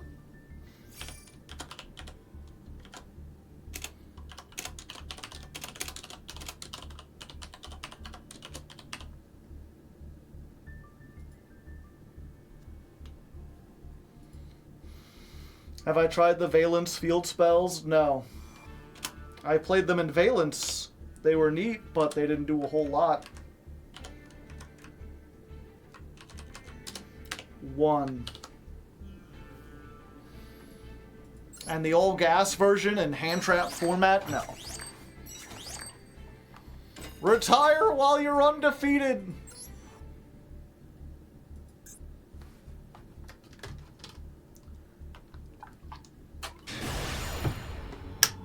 No max C counter this time? No, we did that last month. Okay, this time we get to go first. Hopefully we don't add 1 to the brick counter.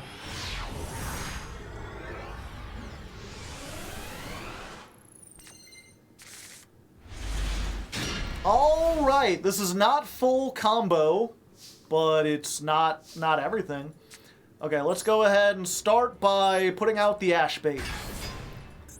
Go Unicorn, activate this. They ain't doing anything yet. Activate the revolution. Let's grab this. So the neat thing about this chat is we can activate Cash Tier of Birth, and that allows us to normal summon one level 7 monster in a, without tribute. So we could put Odd Eye's Pendulum Dragon out here. Hey ho, what you wanna know? And we can overlay them into Odd Eye's Absolute Dragon. Ooh, or... let me think about this. We could also make Beyond the Pendulum.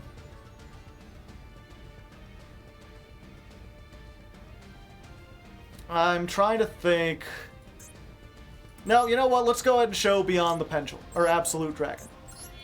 We can overlay these into Absolute Dragon. We can put in Vortex Dragon. Put in Persona Dragon. We can Pendulum Summon Ash Blossom.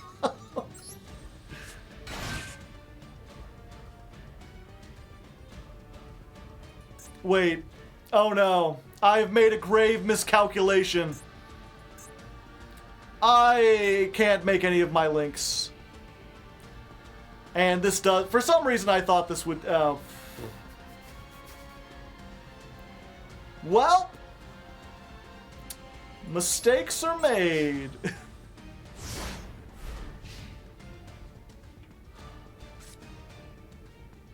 Gotta add SP. I thought I had SP.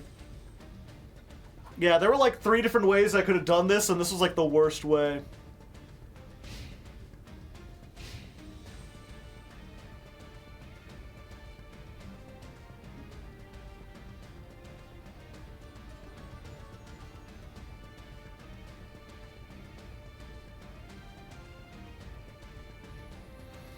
Yeah, for some reason when I was thinking this out, I was like, okay, I'll make something with these two, and then this will be in the extra deck and I can pendulum it back.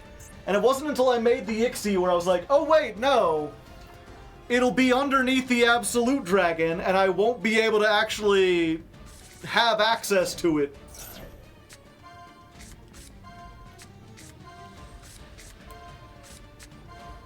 Okay, well, up against Vanquished Soul, so we might have a chance.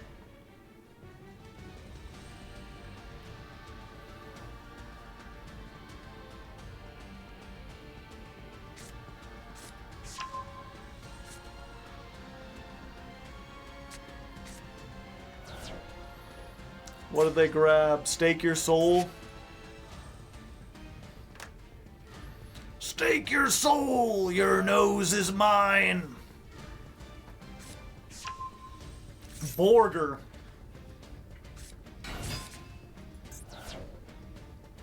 Dr. Madlove. Royal.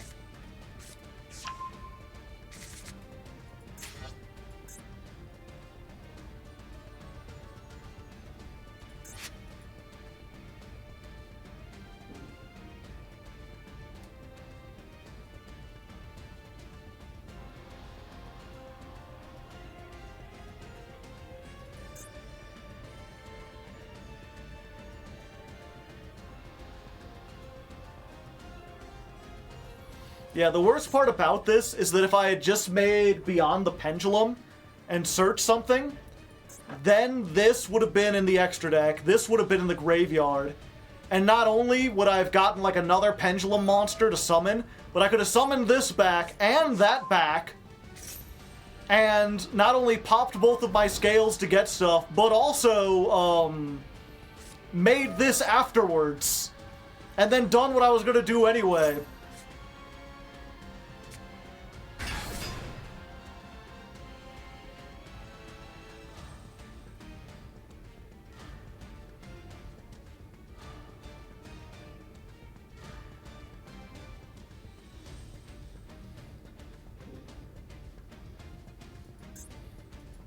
Fortunately, it looks like they don't really know exactly what they seem about as lost as we are. I was about to be like, our opponent doesn't know how to play the deck. As I'm sitting on an Ixie that negates attacks and an Ash Blossom.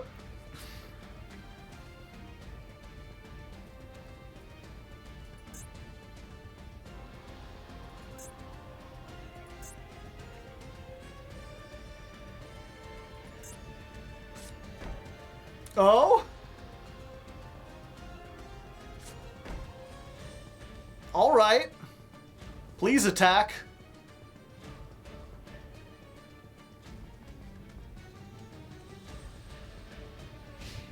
No, come on! Alright, what's the draw? Max C. I could Pendulum Summon the Max C. Okay.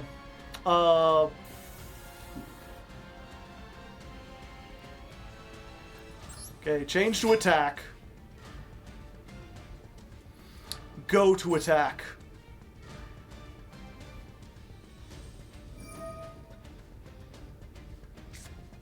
Draw a card.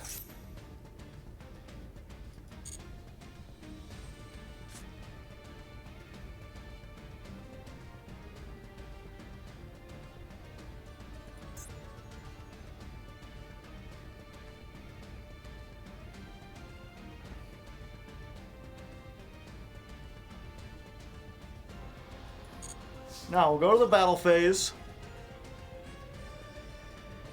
We'll attack. Then we'll use our effect to detach the Odd Eyes to negate our own attack.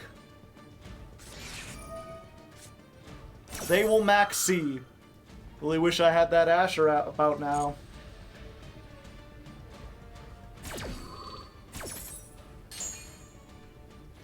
Yeah, we're gonna special summon. Go Odd Eyes!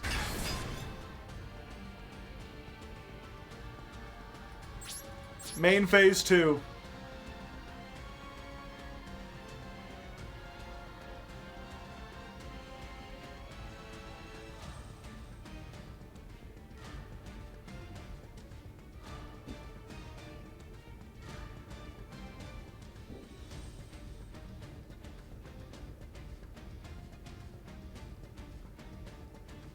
They're thinking. They're cooking something up.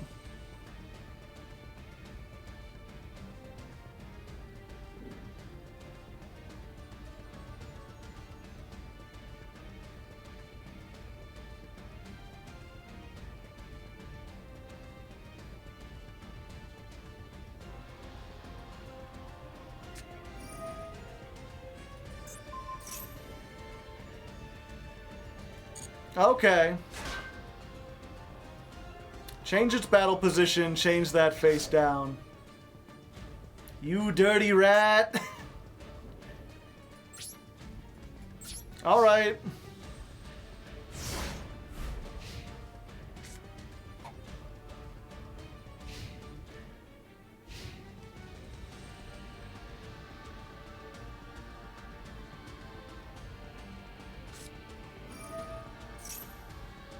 Okay.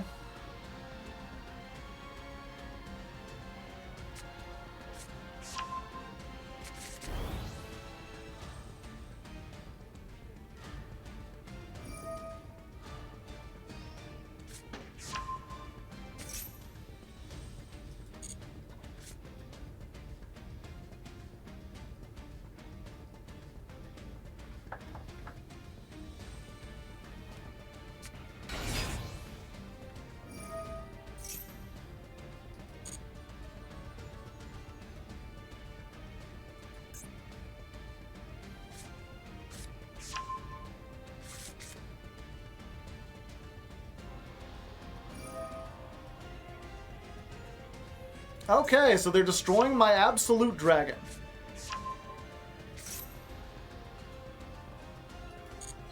That kinda cooks us, does it? Now we get 2 effects.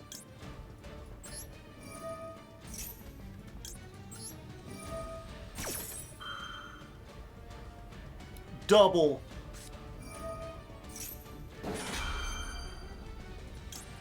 Maxi.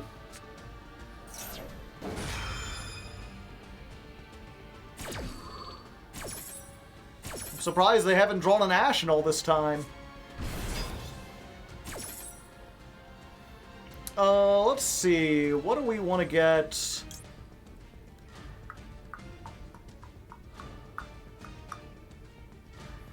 No, not that. No, not that. I guess this filters out some stuff. Yeah. We go for Valet. We go for Vortex. Oh wait, defense mode. We're gonna use Vortex effect on this. We're gonna use Valet effect.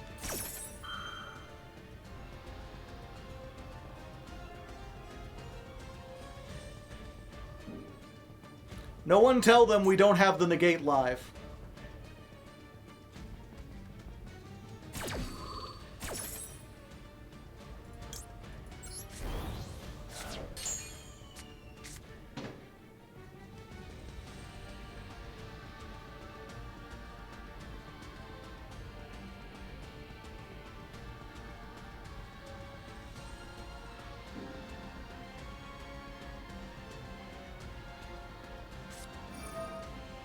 Oh, okay.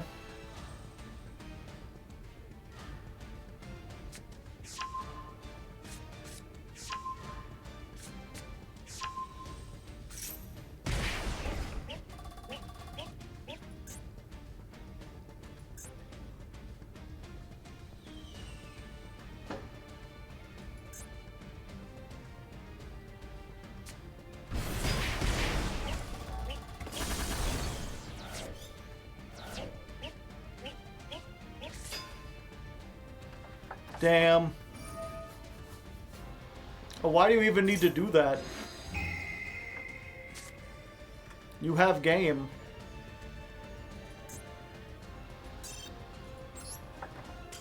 Time waster.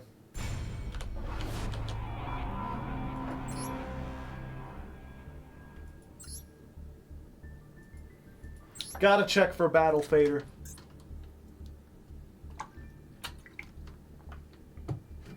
They didn't have game? What makes you think they didn't have game?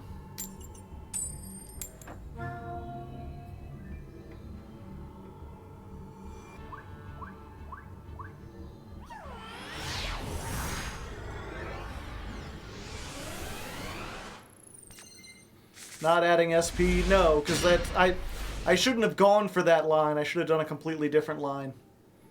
That last duel was my mistake, and it's one that won't be shown on the video. Sure, I'll ash this.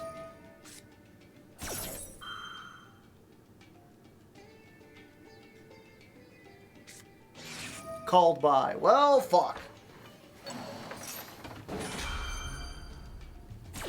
If he's a halfway decent Tearlament player, this will probably be full combo.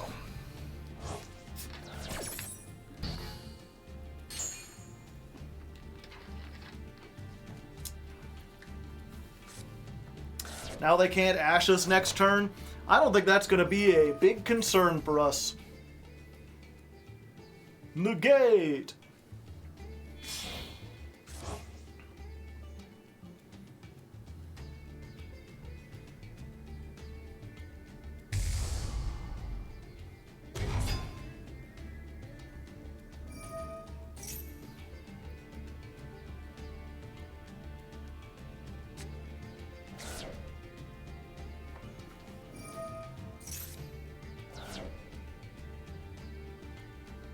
They will simply burn their 3 interactions on Unicorn.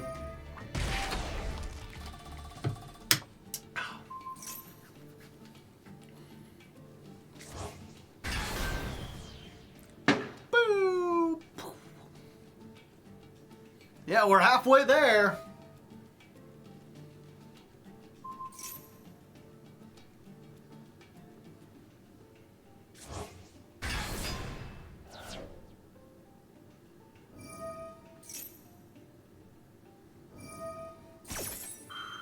Whoa, we're halfway there. Whoa, Squidward in a chair.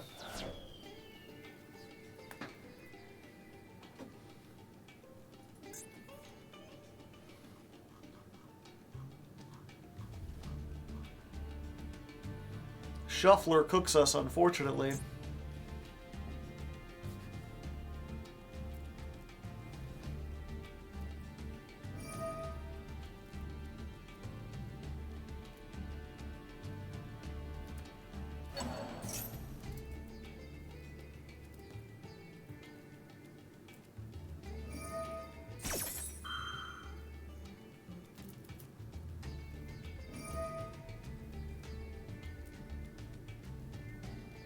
Didn't you only have one Tearlament card in your or Tearlament monster in your graveyard?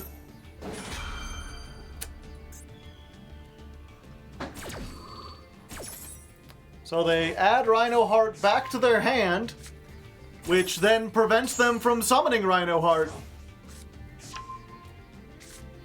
I don't think you quite thought that one through, buddy.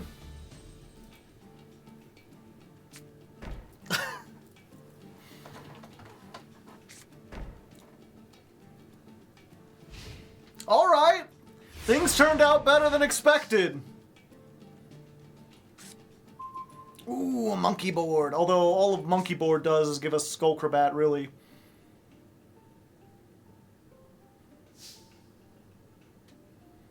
Where's Barone? They have the ability to make a 9, which is not enough. Okay. Go, Unicorn. Bait out the negation.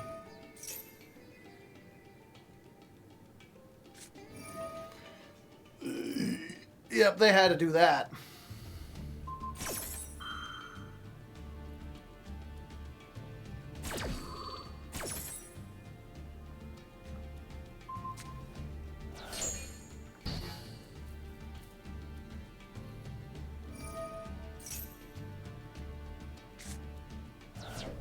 Send 2, sure.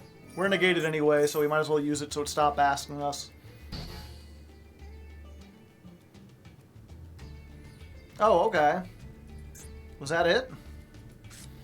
Problem is we don't really have scales. Okay, so let's normal summon this. See if we can get the Odd Eyes Seer. Yes, it looks like we will. So we got Seer.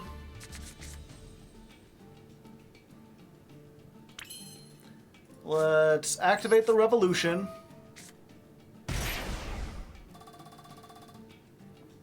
Get our Arc Pendulum.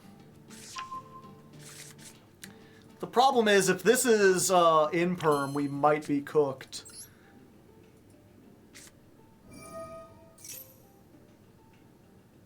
Put this here. Put this here. And then this essentially baits out the Shuffler if they want to use it. Now is their only chance. Give it back.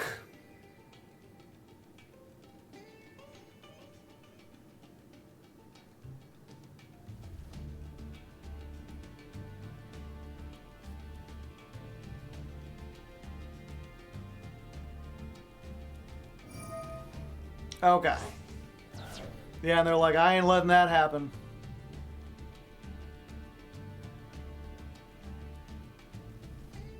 I think we might have a way to get around it, though.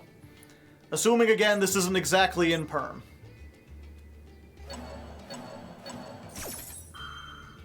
Shuffle back your tings.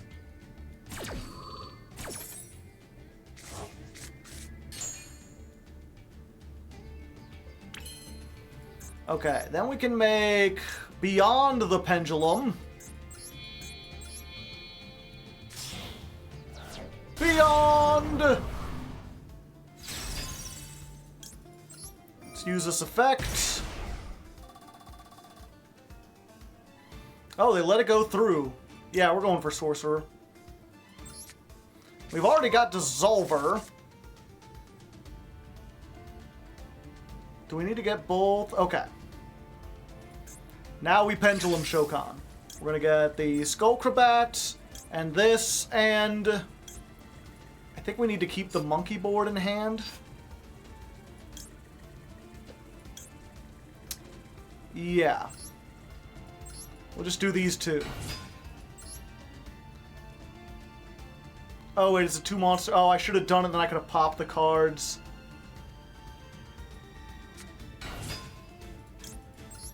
Yeah, I should have summoned the monkey board. Okay, so we're just going to pop the seer like we wanted. No.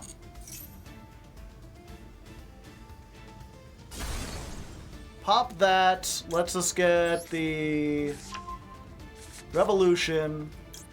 That triggers this.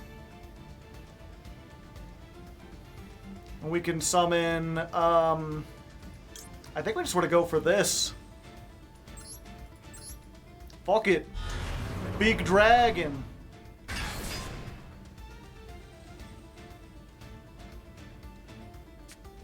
Super Polly. You did that a little early, buddy. Unless you got, I don't know, Tripathyvern? No, yeah, they could do Tripathyvern.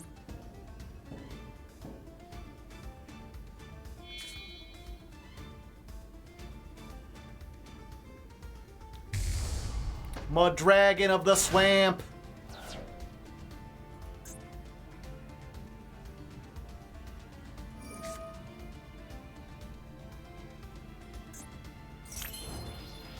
Okay, do we have a level 1? We do, we have Seer.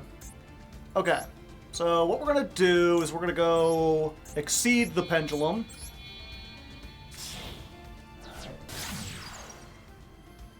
It's howdy doody time. We're gonna grab back Seer. We're going to put Dissolver here.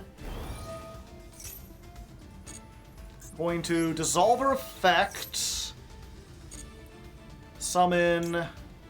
Yeah, we need our negate. I think. Wait.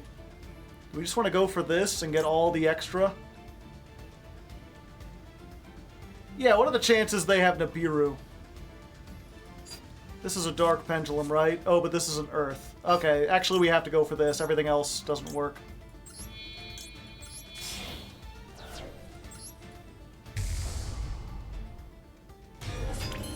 Let's go for this.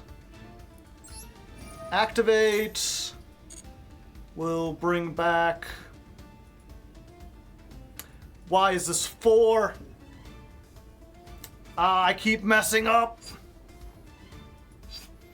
I guess we go for... Oh, wait, we can still do this. 1 second. No, we can't. It's in defense mode. God fucking damn it.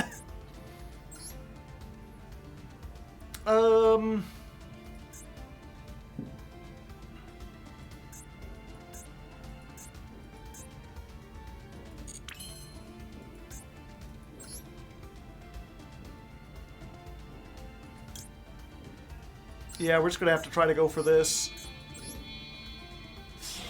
Excess code for game. Oh yeah, they're under 4,000.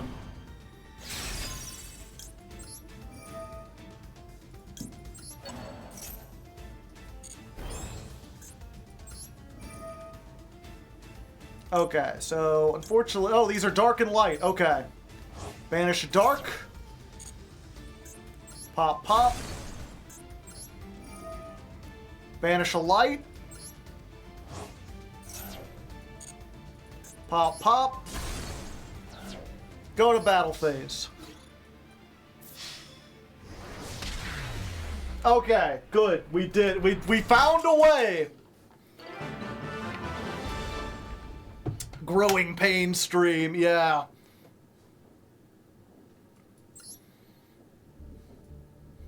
There's some guy, I don't know if it's one guy or several guys, who... I don't think you're trying to be, like, obnoxious about it, but it seems like every time something happens, you're like, okay, what's your plan B? What do you do if this happens? What do you do? It's like, there isn't like, a plan. I know what the cards do, I just have to find, like, it... Or what was it? It's not that there isn't a plan necessarily, even, but it highly depends on what I have. You know, all the different cards interact in a unique way, and I just have to find a way to get enough of them onto the field that I can make links.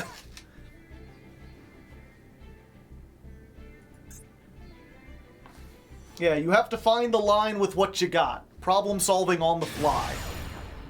Which would help if I remembered how to do everything.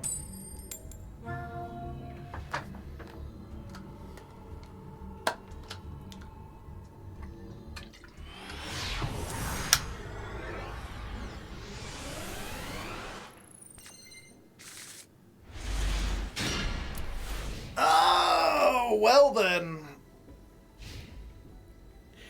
So we're going second. We have no hand traps. We have all gas. Our opponent is on the best deck of the format. Good luck, us.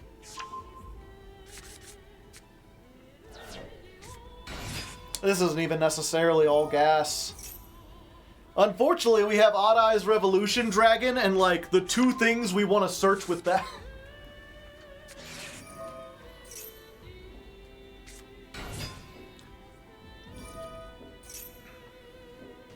I won't call it a brick because we can do stuff.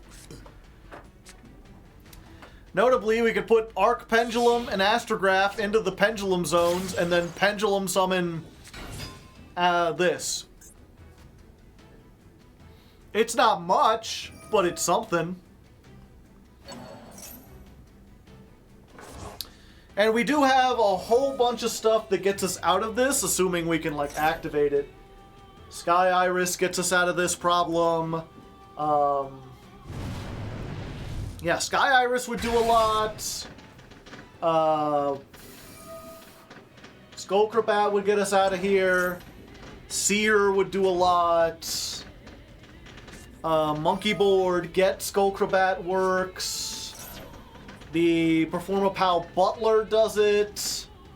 So does Valet, because that gets us to the Butler. Although, again, this all assumes we can, like... we can do this through Disruption.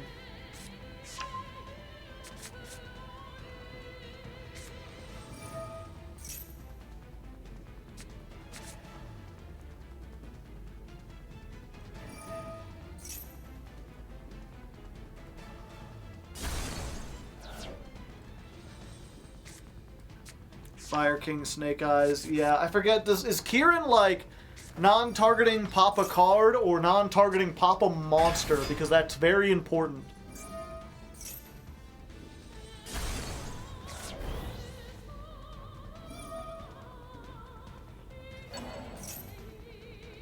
Card? Ugh, then yeah, we're probably doomed.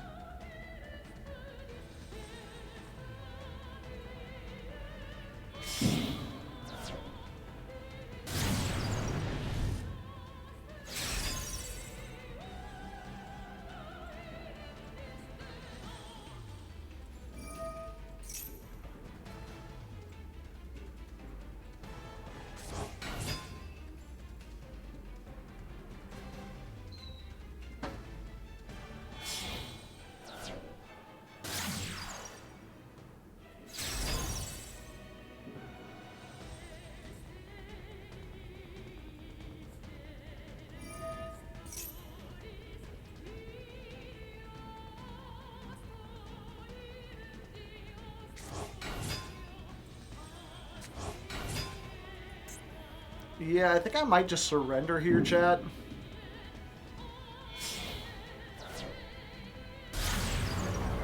Yeah.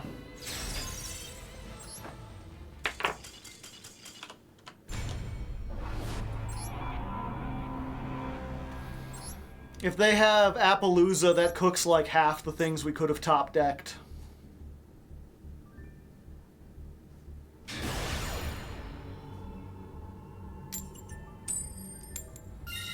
Alright, going first again.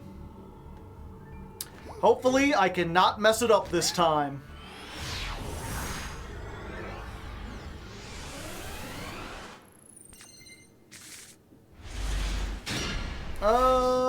Alright. This isn't great, but it might work. Depends on if this resolves. All right. Oh. Yeah, that still works-ish. Yeah, this is a weird one to be sure. We'll put this in the scale.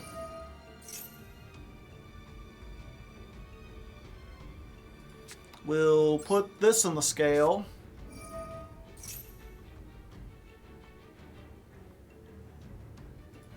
And then Butler can destroy a card in order to summon itself. They have Maxi. Fortunately, we have Ash Blossom.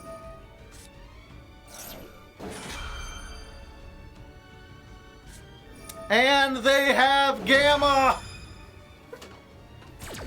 Son of a bitch!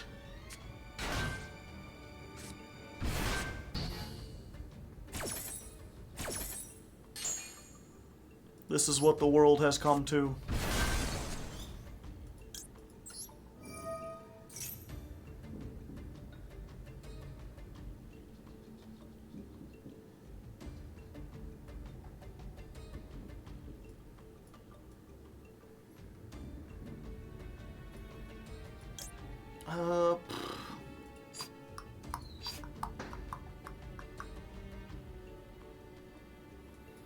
Yeah, fuck it. I think this is what we gotta do.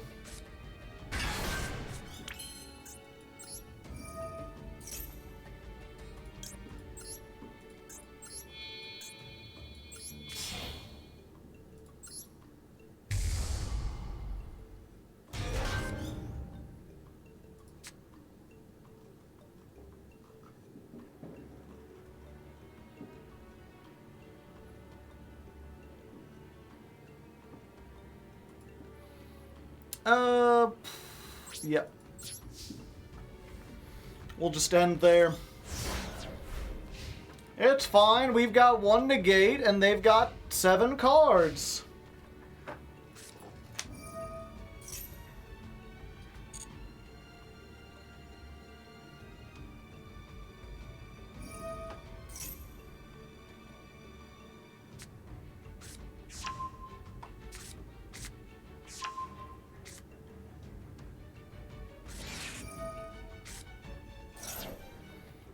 What's the chance? Oh wait, it's already banished.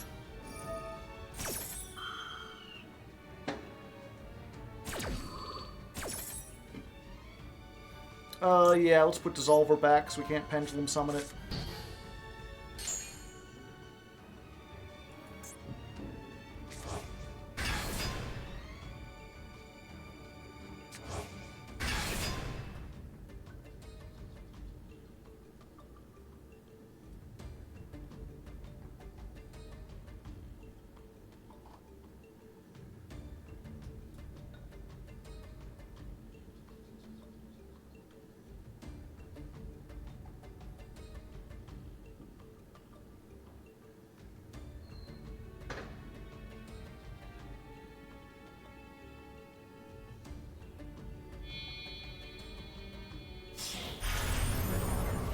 Dingirsu!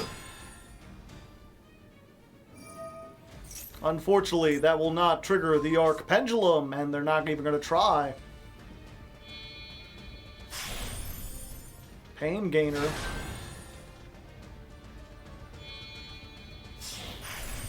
Seven Sins. Interesting. Haven't seen that in a while.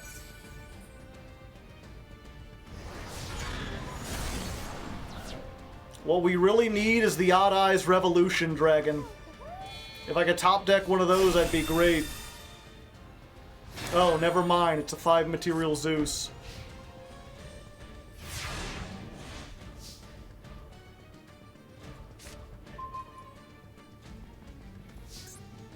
Well, this gets me back my Revolution Dragon.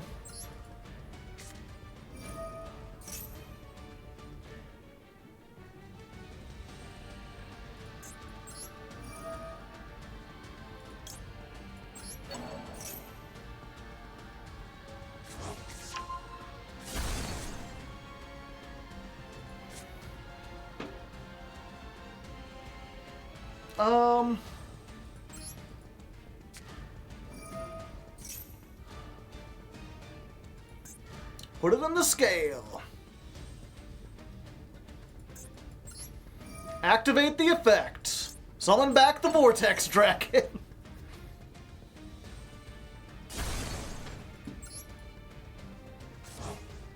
Hey, buddy. How's it going? Just stare at each other.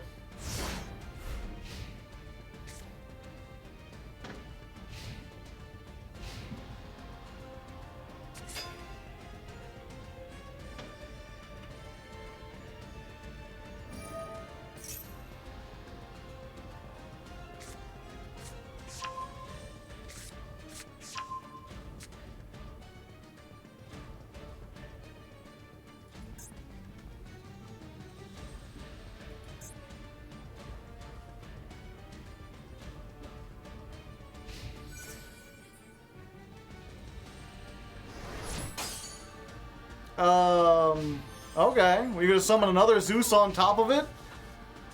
No? Okay. That's not something you want to top deck.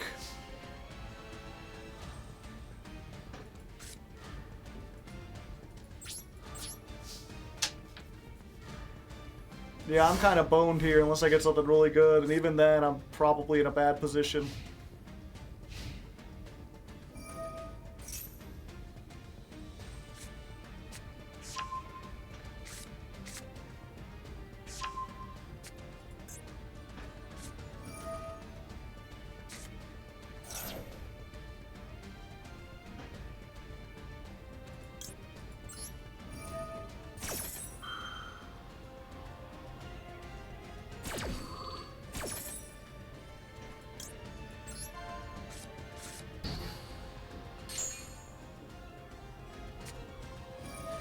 They already had it. Yeah, I'm just doomed.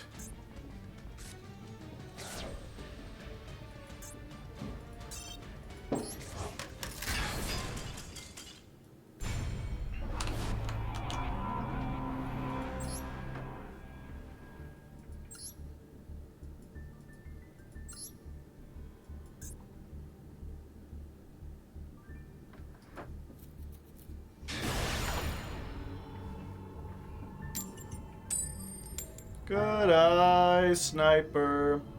I shoot, you run. The words are written on the scrolls. The loss of friends you didn't have. I'll call you when the time is right. Are you in or are you out? They'll want to know the end of our song. We're up against a 60-card deck. We've got Imperm and a Dream.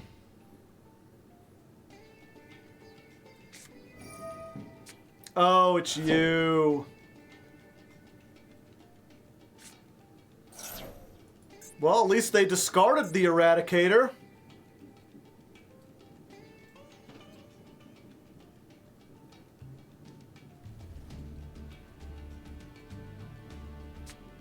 Unless they have two Eradicators?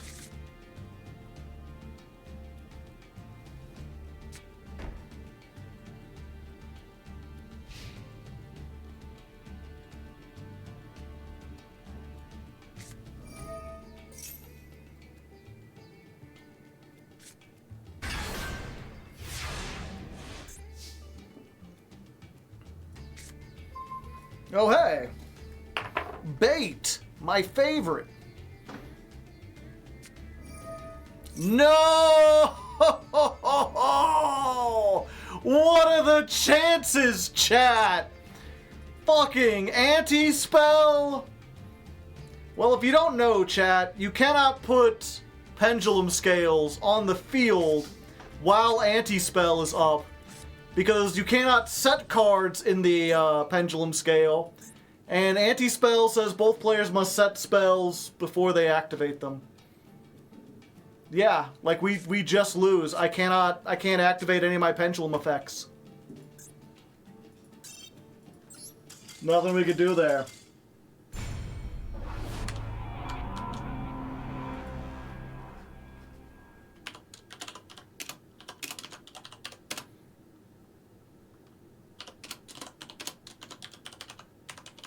Duel 6 versus floodgates.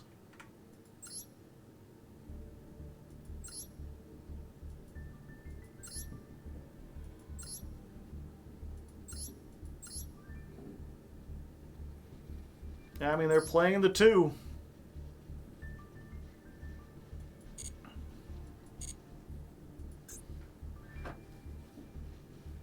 Yeah, I haven't seen anyone playing anti-spell. Doesn't even hurt the meta.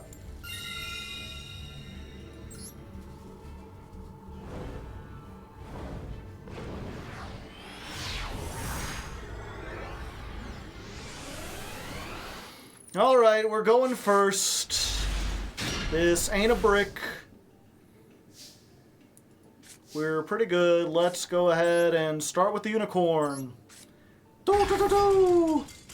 That's all it takes, baby. That's all it takes.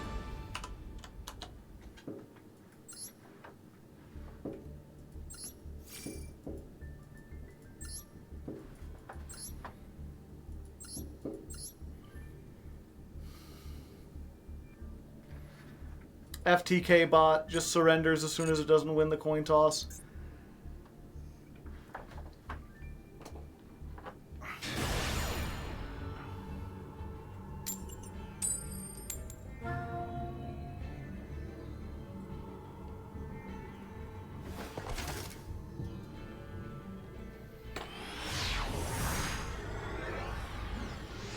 Bots in diamond? They get lucky.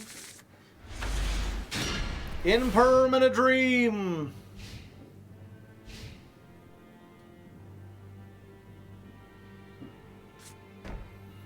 All right. Okay. Okay. That's, see, there's a sliding scale, chat. Set 1, all right. Set 2, okay. Set 3, oh dear. Set 4, oh no. Set 5, oh god. Okay, so we've got one of the weird full combos, which is Monkey Board plus Sky Iris. Let's lead with the unicorn, though. See if they've got an Ash, or an Imperm, or a Veiler. Skill Drain! Fantastic! I'm super! Thanks for asking. Considering everything, I think I'm clear. I'm fantastic. No, nothing bugs me. Okay, Sky Iris. Good Sky Iris. Pendulum Scale. Let's activate this effect. Blow up the monkey board. Oh, I should have activated the... Why didn't I activate the monkey board? I'm just dumb. I'm just a dumb man. I think this... No, it doesn't. Doesn't get me to it. Oh, wait, it does. No, I need Revolution Dragon 2.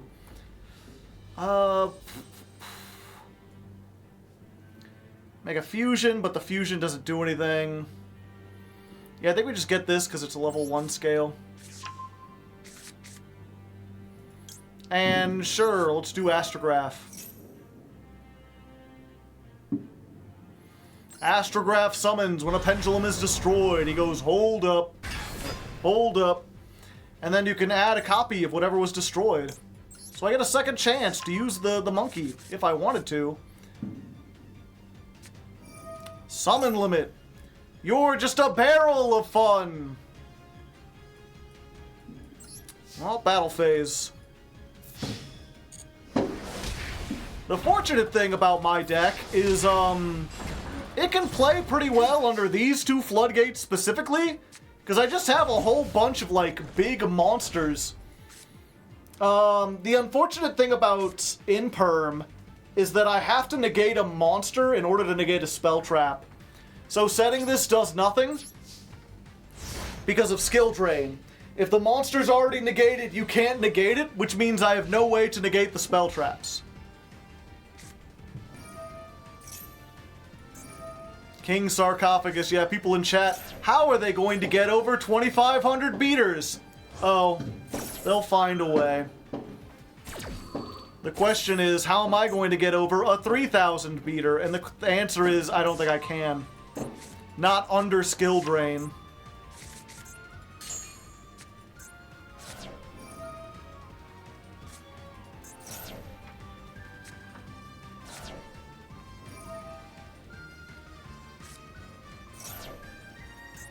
Tyrant's tirade. You're just all fun, aren't you?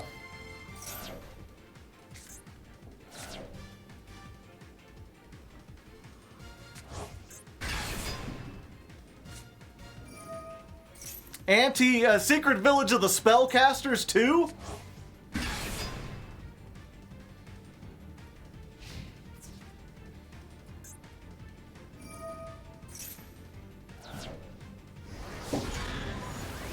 Yep, there goes my only spellcaster.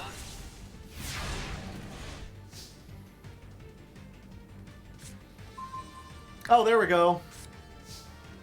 Spellcaster.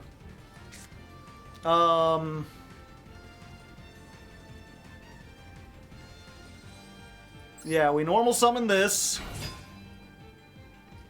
Now our spells are on. Activate. Activate. Pendulum summoned. Yeah, we just need to get as many monsters on board as possible.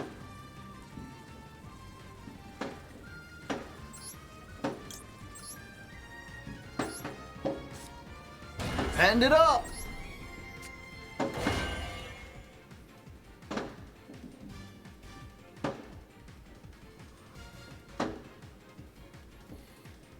Yeah, we can at least take care of one monster. 100 damage. Oh. For some reason I thought that was only when they attacked. Okay, well now I've screwed myself.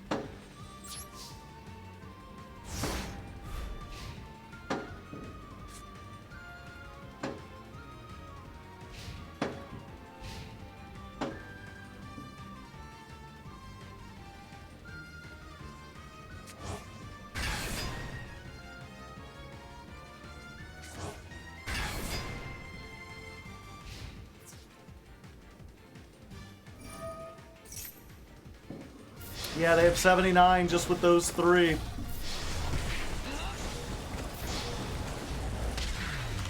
Why is Skill Drain still a card in this game?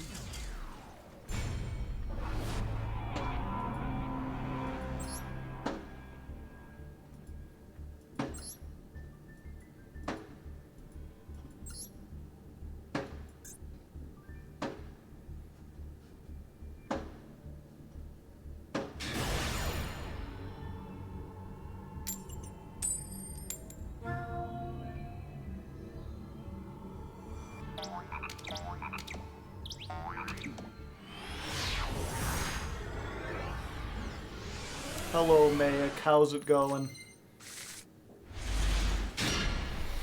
Going second. No hand traps.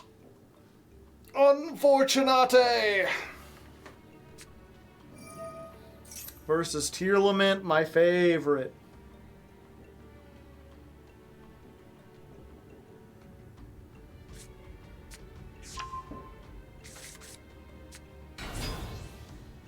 I mean, to be fair, last time they messed up.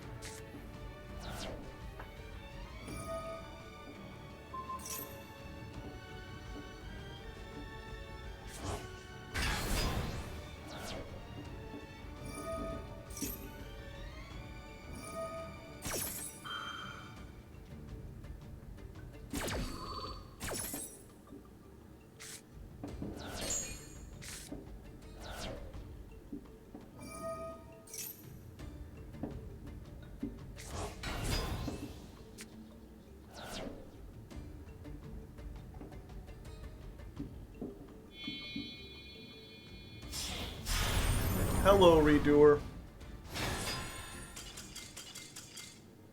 Oh? Okay. Sure.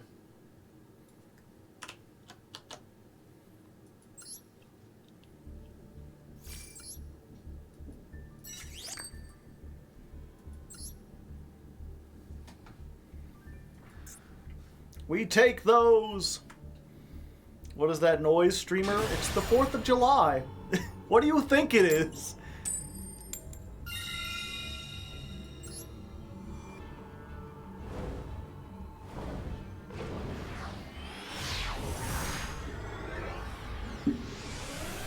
Sorry, I'm a little salty. Floodgates everywhere. Oh! And this is a interesting hand. Let me think for a second. I mean, there's every universe we're activating this. And we're getting our Odd Eyes Arc Pendulum. We are...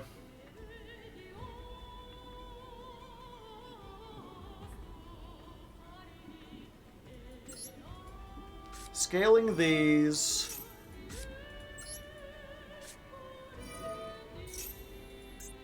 We are... Oh, okay. Good. They didn't want to have to deal with it. I was trying to think. We could activate Dissolver now, make our thing, and then pass on that, which is not very good. We could Pendulum Summon... Normal summon the Odd Eyes Synchron. Then activate that to make... No, we wouldn't have to. We'd have to... We could make Electromite. Pop, get another card.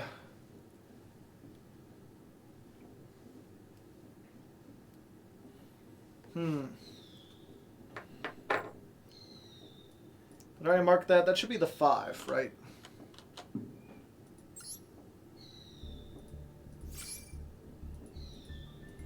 All the fireworks going on outside. Make sure, was that 10 duels? 1, 2, 3, 4, 5, 6, 7, 8, 9, 10. Okay, so we're 5 and 5. Give me a moment, chat. I'm gonna go grab a little dinner, just something, a little snack to keep me going. I'm a little hungry. Thank you, Sunrath, for the 27 months. In the meantime, we'll play a little...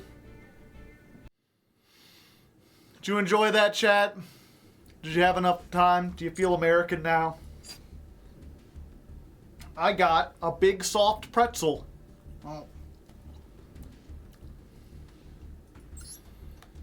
What missions did I get? I had so many dailies.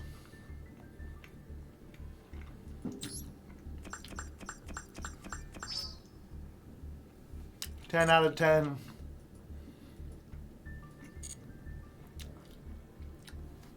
Now I want some cornbread with a K. Some nap, I dig it. Really makes you feel like you're on a country road. 10 out of 10. I guess we're going to take a short little snack break, chat, both because I'm trying to eat, I'm trying to rethink about my life, and also there's still a whole bunch of bip bam boops going on outside.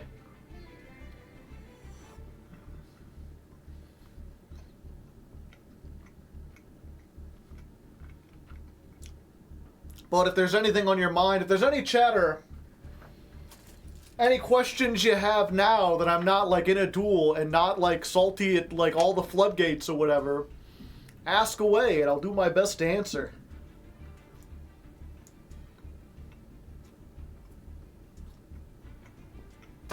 What Missouri is famous for? We have the St. Louis Arch. Are you all familiar with that?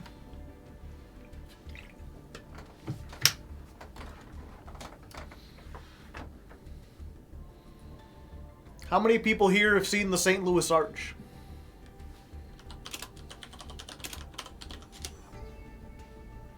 Is New Spring worth reading? I think so.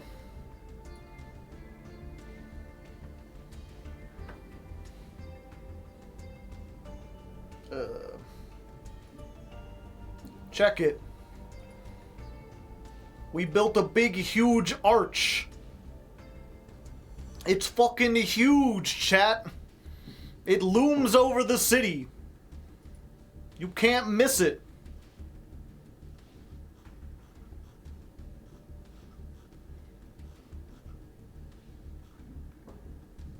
You can go up inside of it, too. There's like a little elevator, and there's little windows up at the top. Here's kind of what it looks like. You can like see out the little windows or whatever in the arch part. Are there any conspiracy theories about this arch? Not that I know of. Why? Since mankind has stared at the heavens, they've built monuments to our own grandeur. Why not? It's cool.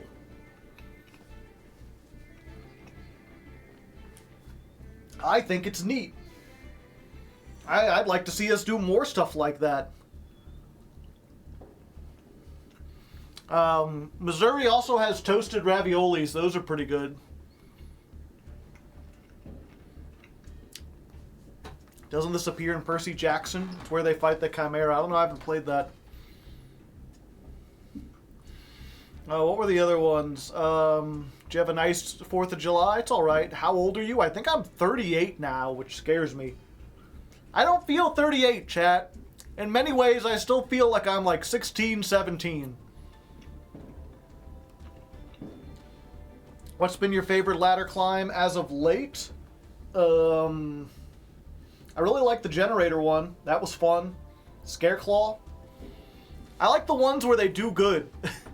But not, I didn't really like the Snake Eye one that much because it was too easy.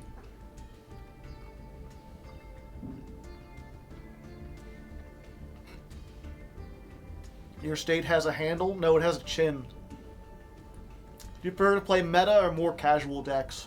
I like rogue. Like trying to compete with the meta, but not the meta.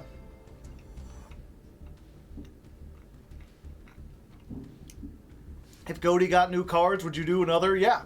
If the patrons voted for it. It's all about what the patrons voted for. Toasted ravioli, it's amazing. I love it. Wow, you look young as fuck. Oh, well, thank you.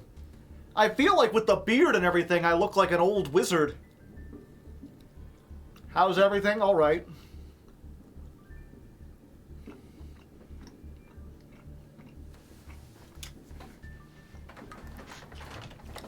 You look 28? Well, thank you.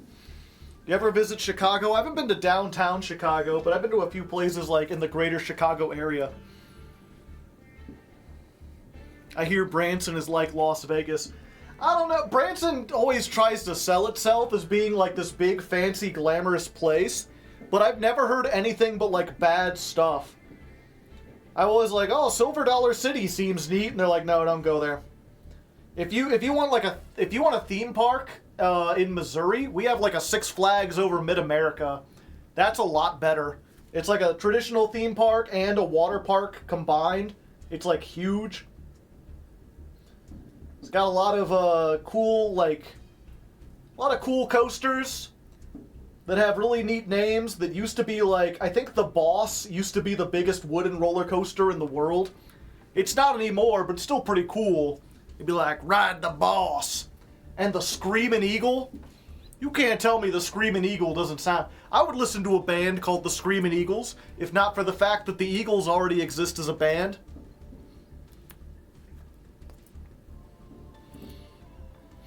Do you have a favorite that you have currently played in the TCG or Master Duel? I think Goaty's still my favorite, but I haven't had a chance. I don't really get a chance to play because I spend so much time on the show. You're going to do another video where you go through all the ladder climb decks? Yes. It'll be around the same time in September.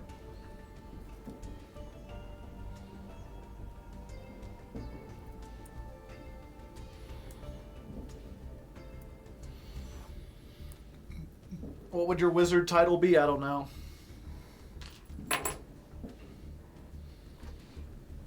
Make a tier video? Yeah, maybe that'll be the better way to do it. Put them in different ranks.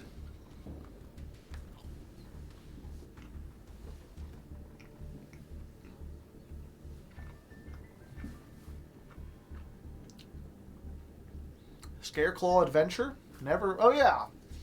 People are telling me to add Adventure in, but at the time the engine was really limited to Master Duel, so I didn't.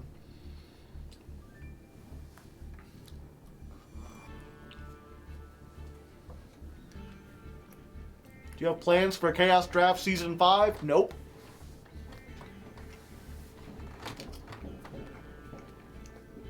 I've talked about this several times before, but the Chaos Draft did not do very well. Like, the MBT season did well. The Golden Nova season didn't do very well, and I chalk that up to Nova just not being as popular as MBT or the Duel Logs. But, like, RJ's been on Simo's channel. He's a pretty big name, and he did even, like, less, or his season did even worse. And it got to the point where, like, what was it? Because of inflation in general, the cost of editing went up. I used to pay, like, $80 a video, and I had to do $100 a video. So it cost me $100 to get those videos edited. And after the first, like, 10 episodes, I wasn't making, like, $100 on those videos. So every episode of Chaos Draft cost me money. And I could edit them myself, and then I wouldn't save the money, but it would take more time. And I just felt like there were possibly better shows that I could be doing.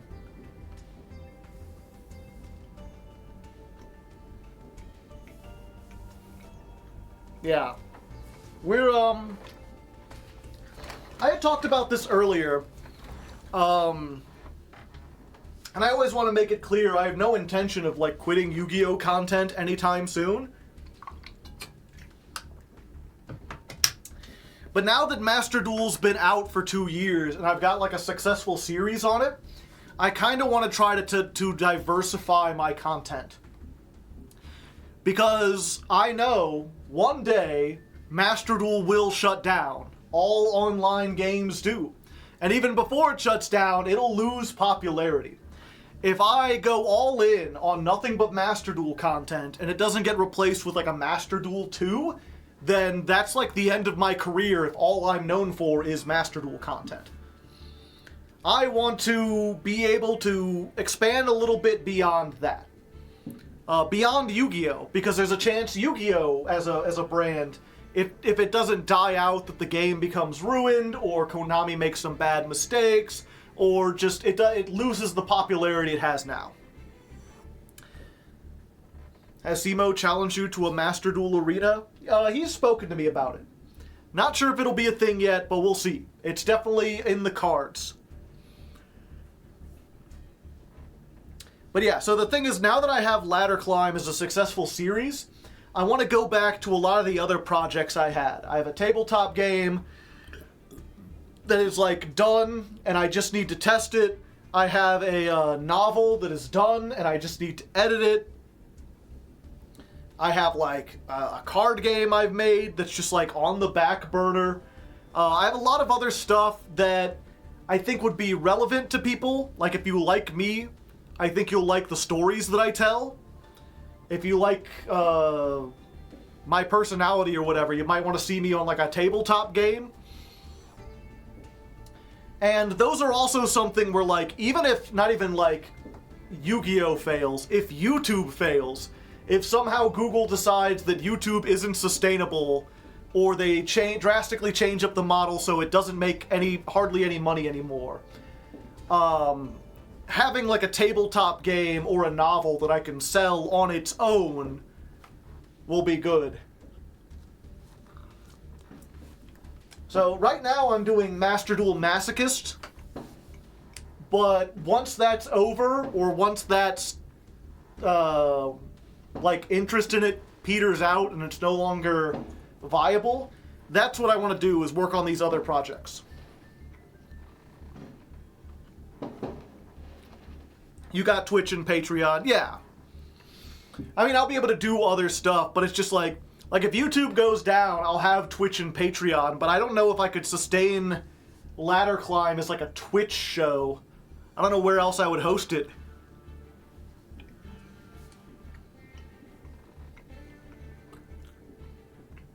Personally, the novel interests me the most, yeah.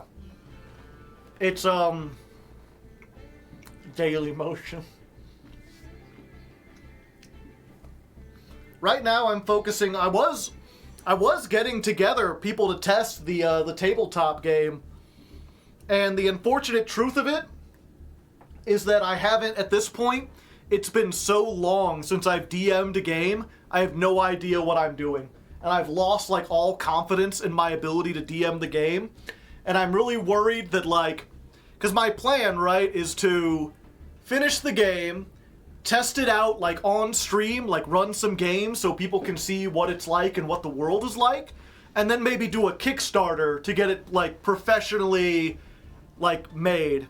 Get, like, a graphic designer to put all the rules into a book, get some illustrations commissioned and everything, and get it as, like, a PDF you can buy for $1 or a physical book that you can buy for, like, $30 or whatever. There's always Kick, true. And I'm just worried that because I'm so out of practice with DMing and so inexperienced with it, that people will see the game and judge it on me as opposed to how good the game might actually be. So I'm just working on the novel. I'm like, I don't have the confidence to do the Dungeons and Dragons thing. And I also don't necessarily have the money to like set up. The problem with Dungeons and Dragons, or tabletop games in general, is that the ceiling for how well produced they can be has gone up considerably in the last 10 years. Or even just the last 5 years. There's so many shows and podcasts or whatever where they'll get like a set and professionally produced or whatever, and it's so hard to compete in that space.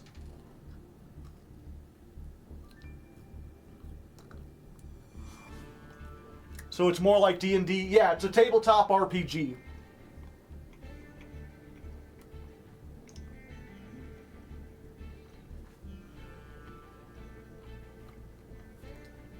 Critical Role. I couldn't think of it.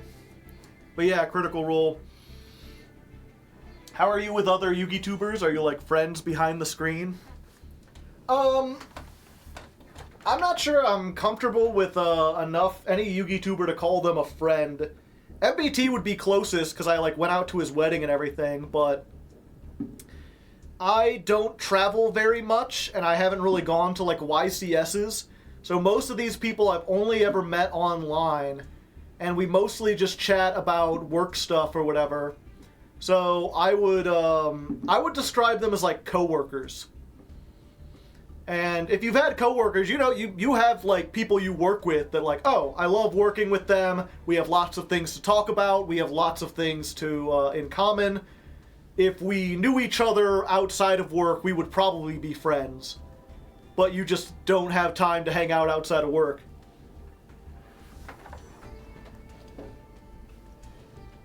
That's how I feel about it.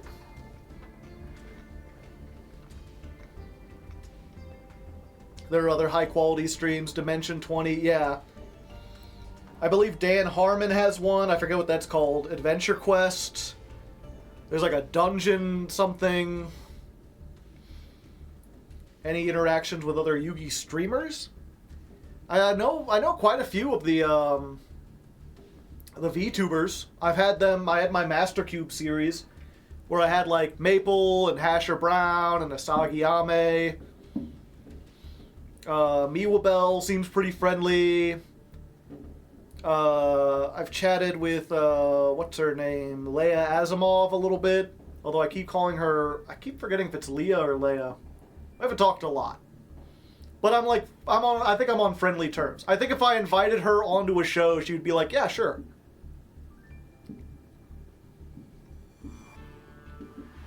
Anyway. Let's jump back into Yu-Gi-Oh, shall we? My pretzel is done.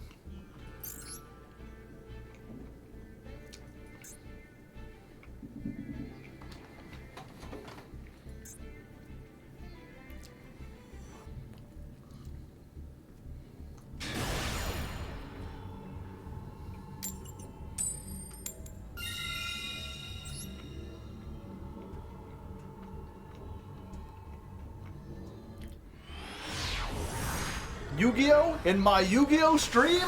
It's more likely than you think. Uh-oh. I think this might be the first one where we put it in the brick counter, chat. I think I'm gonna call this a brick. Like, we could summon Kashtira Unicorn. That's a neat trick. I could try to do something. Maybe that'll bait out some kind of negation. Kashtira Birth, maybe. We'll put this here. We'll put this here. And we'll end our turn. And we'll wait on Maxi, Called By, and Kashtira to save us.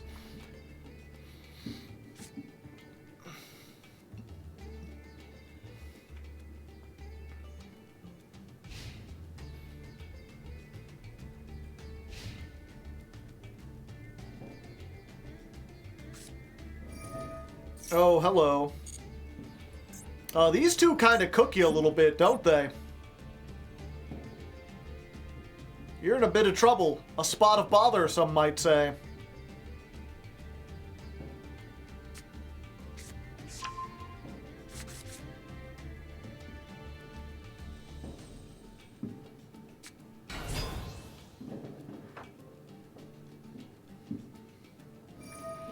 Yeah, so they activate that. They send a monster. At resolution, we get to Unicorn, and then we can just take the Kick Colosse out of their deck.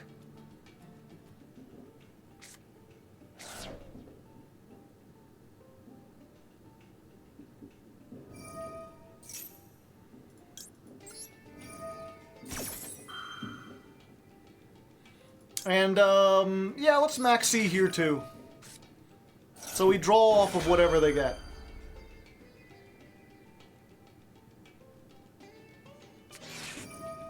Ash Blossom.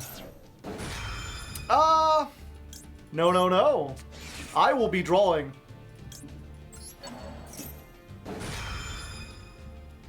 With my hand in the state it is, drawing is more important than stopping your plays.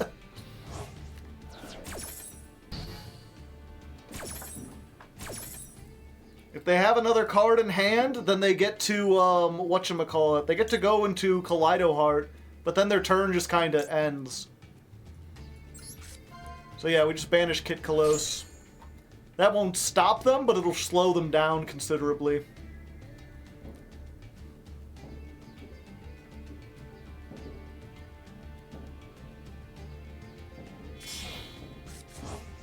Yep, there they go. Goodbye, Sheeran.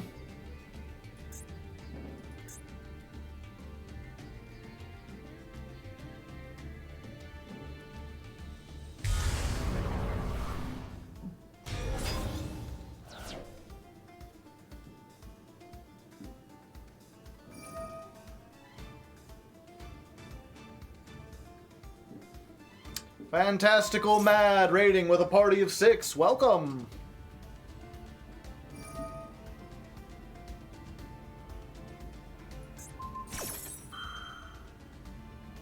Yep, so they get to wipe the board. Ooh, do I want to do this? No, I gain nothing from it.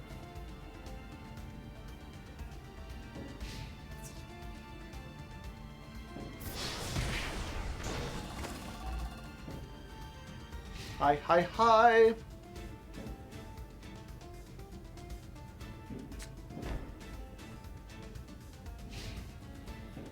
Okay, one set card. We need to get something good.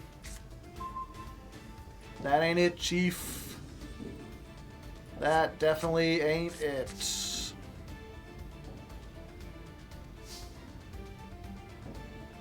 Um...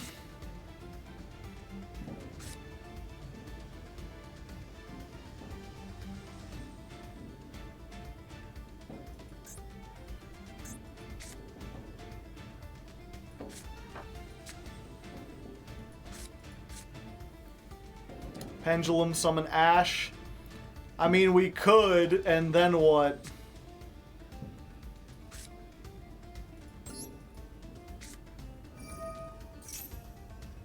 I think we do this. We end our turn. This resolves.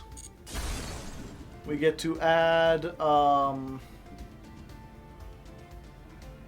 monkey board. And we're going to trigger Astrograph.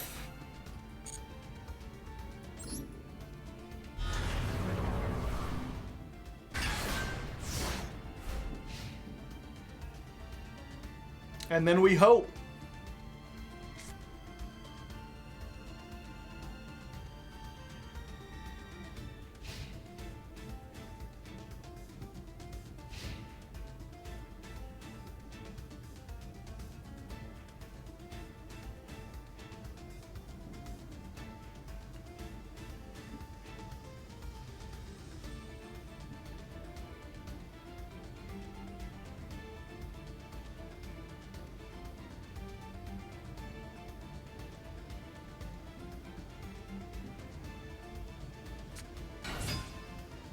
Trick Clown.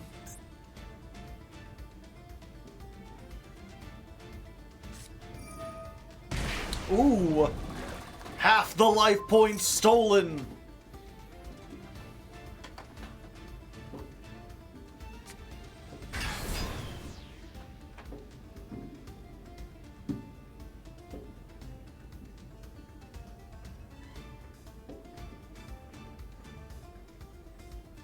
See, Ancient Fairy Dragon?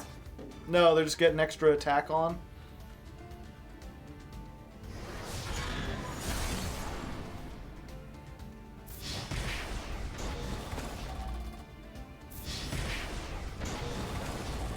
Hopefully this isn't super poly. Nope, okay.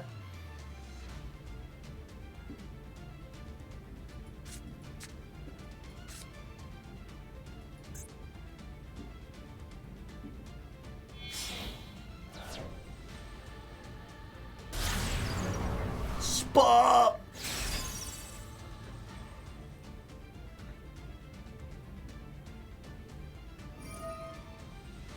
But it came back.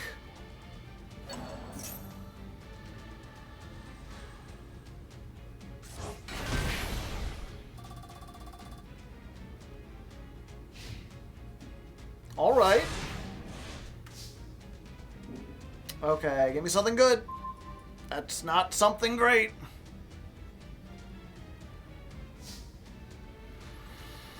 Okay, let's activate the monkey ball. No! Well.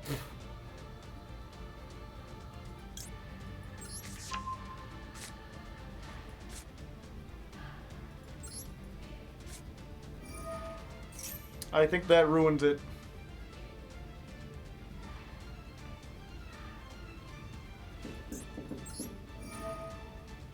I mean, I can blow this up to get the monkey board back.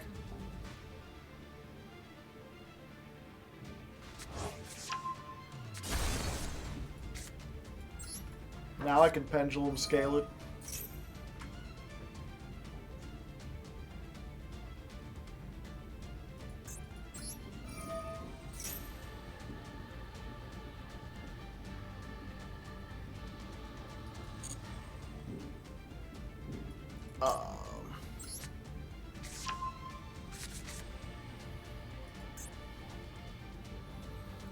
So, I think I'm doomed regardless of what I do. Let's just try it.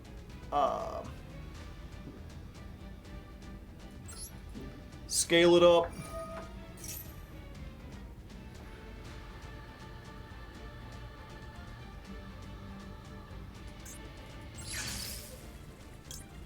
You.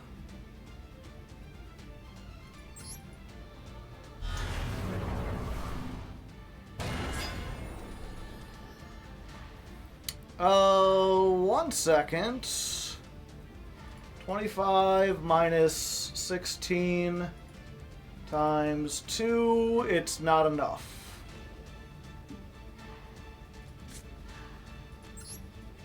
Normal summon. Let's party.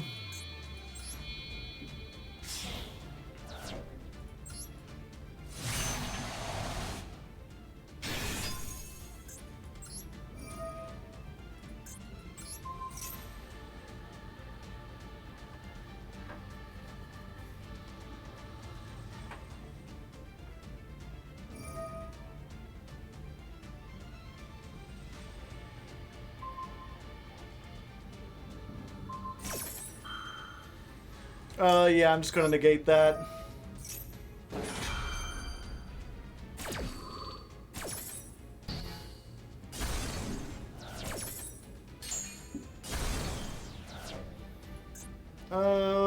Do.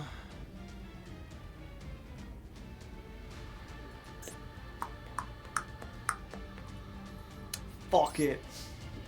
High risk, high reward.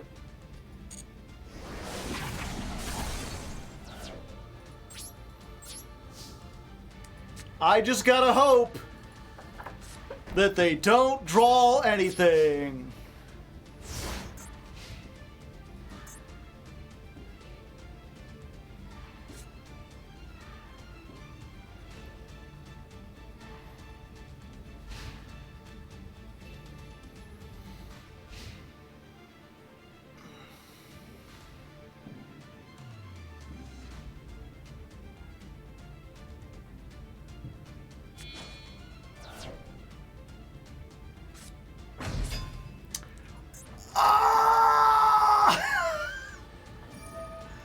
I risked all and lost.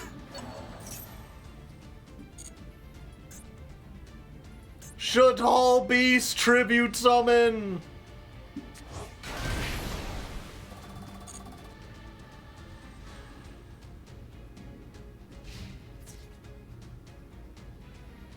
Yup, unfortunate. We got so close. The alternative was if we... some people are asking why I didn't attack over the SP. If I had done that, then they could have essentially done the same thing, but they just would have crashed their own, Kaleido Heart, and then if they had anything, it was game. Because they had equal attack. I needed to get rid of the field spell, and the Kaleido Heart, and the SP, and then just hope that they... like, didn't top deck anything that had more than 1900 attack. Which there's a pretty good chance they didn't, but they did. I didn't forget, there was no reason to do that.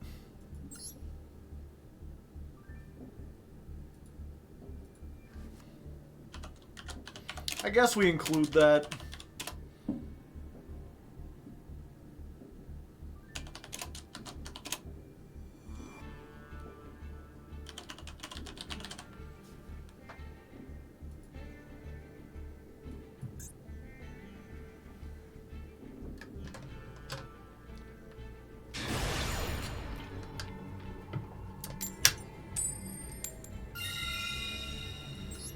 Kill SP, then make Barone. Barone pops Kaleido.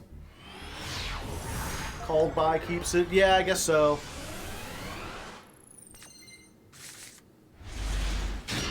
Alright. This is not quite a brick, but it's not quite great either. We have almost full combo. The problem is we have no way to get rid of this monkey board out of our thing. Alright.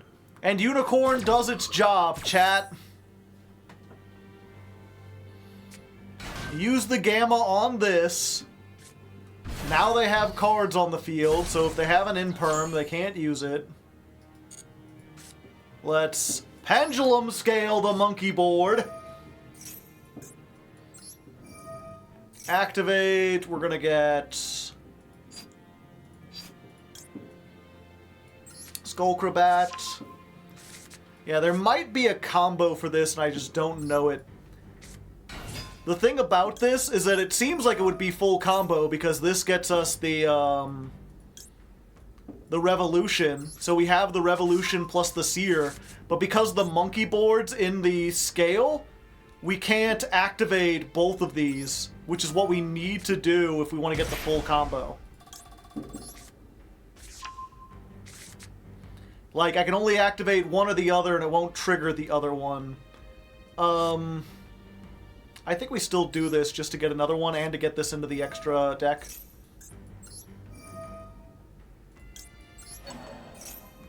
But it came back. Yeah, we're just going to activate this again. We're going first, so we get the Persona Dragon. And then, yeah, we're going to scale up this. We're just going to Pendulum Summon you. What do you do in attack position? Or in defense position? Take one from your deck and either add it to your face-up or send it to the graveyard. Yeah, we'll put it in defense position this time. Put everything in defense position. This thing gets different monster effects depending on what position it's in.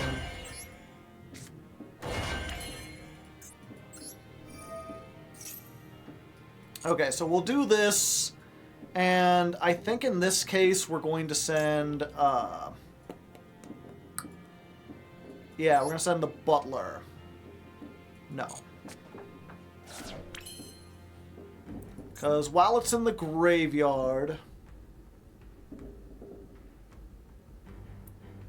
Yeah. Activate this. We need to pop an Odd Eye, so we'll get rid of the Seer. That'll summon this.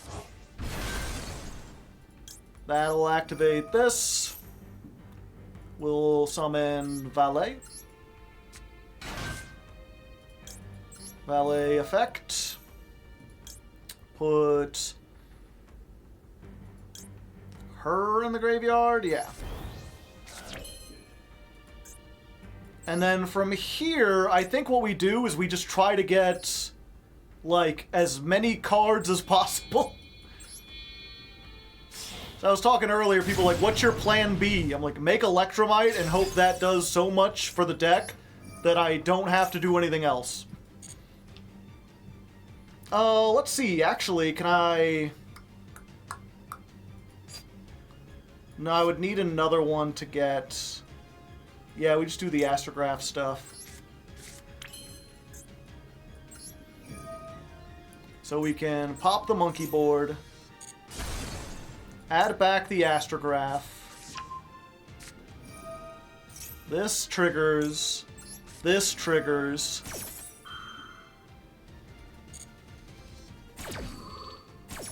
So we can summon this, add another monkey board from our deck to the hand. Or we could add a unicorn because it was destroyed this turn. Yeah, actually we want the Seer. Draw a card. Another Evolution Dragon.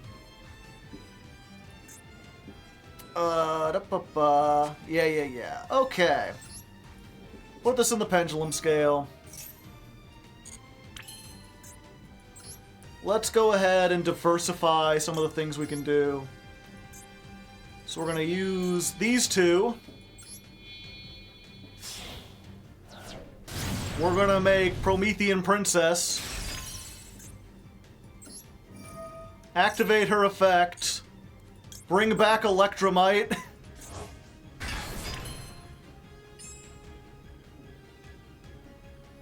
We want to add anything back from our extra deck? I don't think so.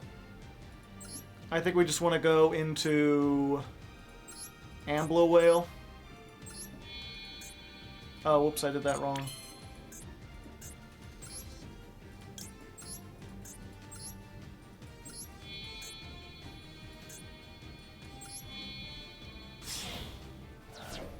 So we go into Amblo Whale. Then... let's see... Yeah. Okay.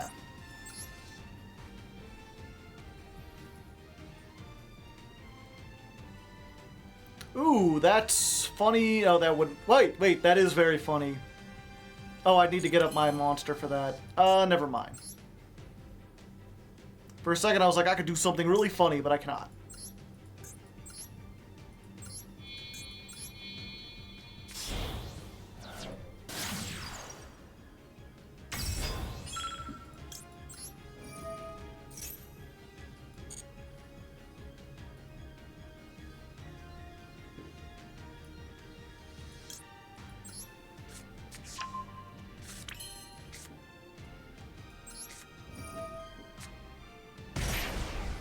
Okay, we're gonna do this. We're gonna get Odd Eyes Pendulum. We're going to use this. We're going to... oh, we could just summon... yeah, this is fine. From the graveyard. And then we make a 2-mat Appaloosa.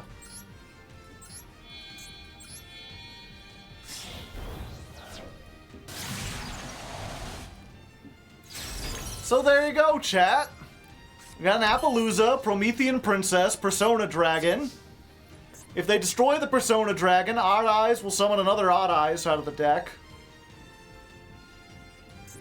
And we got an Imperm. And a bunch of setup for next turn.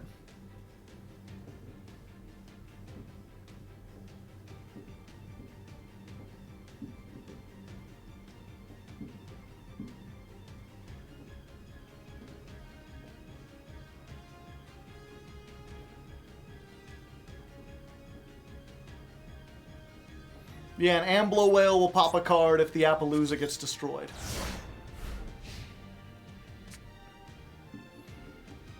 So we've got stuff we can do. Let's just hope they don't spear mode us. Fuck, they might. Another one.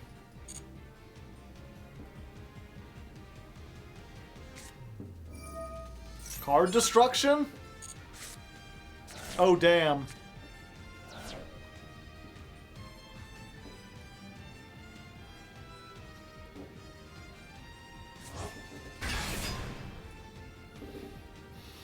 What does this say again? They cannot be destroyed by card effects that do not target them. Yeah, we need to use this now.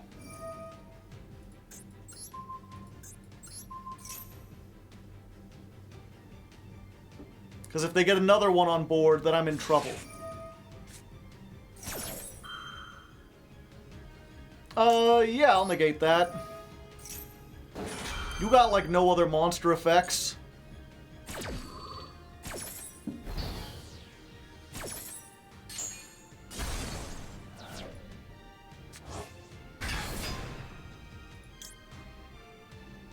Oh, sure, why not? Let's get Electromite back. It'll be funny. Huh.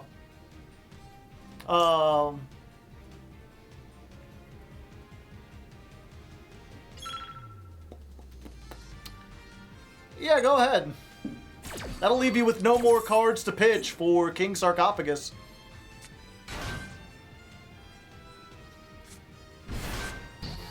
What are you gonna do with a rank 8? I've got like 3 negates on board.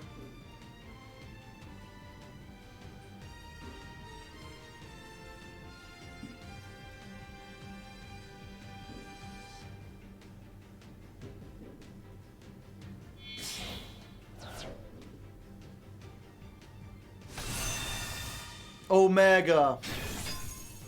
Alright, sure.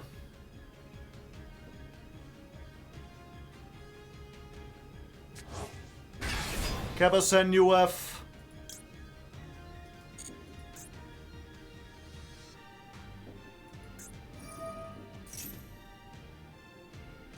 Okay. I don't know why you're activating that.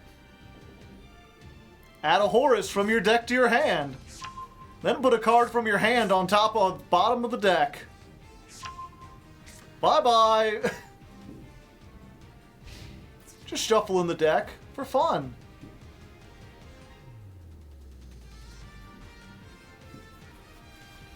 Yeah, that's fine.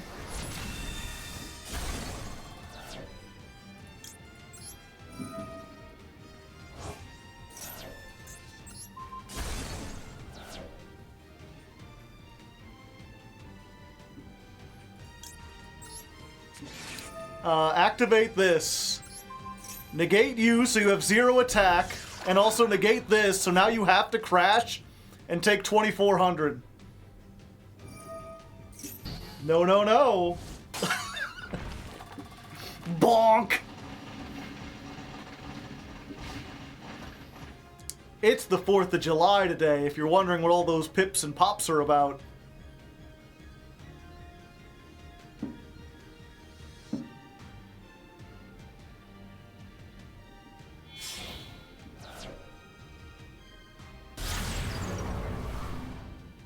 SP!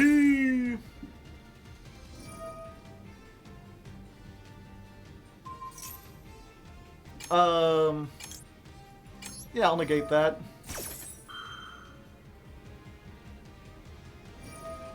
Yeah, I mean, you could tag us out, it's not gonna stop the negate. Or will it? No, just to be safe. You're staying right there.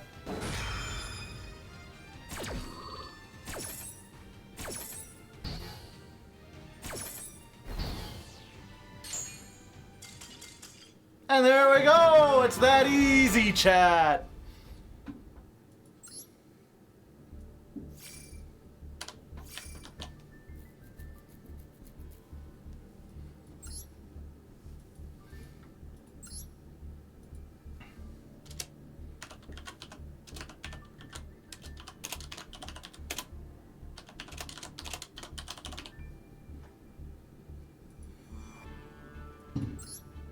Yeah, I think it has to reduce the attack.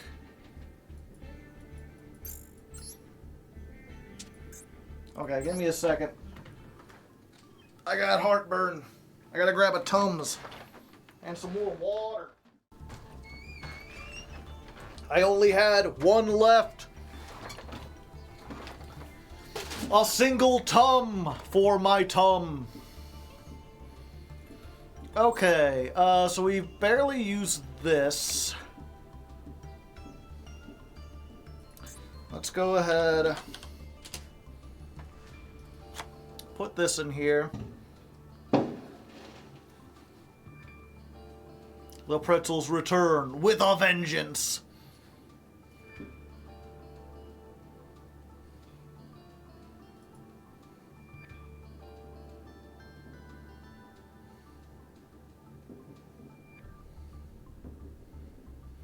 What's the second Ixie? Volo Ferniges, the Darkest Dragon Doom Rider. You can attach 2 materials, target 1 card on the field, destroy it. And if you destroyed a monster, make a monster you control gain attack equal to the destroyed monster's level times 300 till the end of the next turn. Can't attack the turn you activate this effect. This is a quick effect that has a dragon as material, but cannot be activated in the damage step.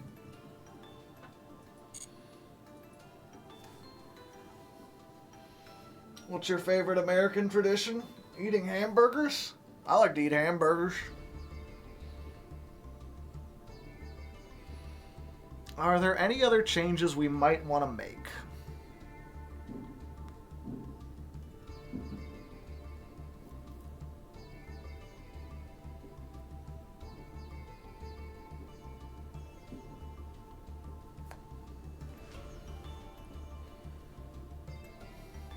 No, I think we're good.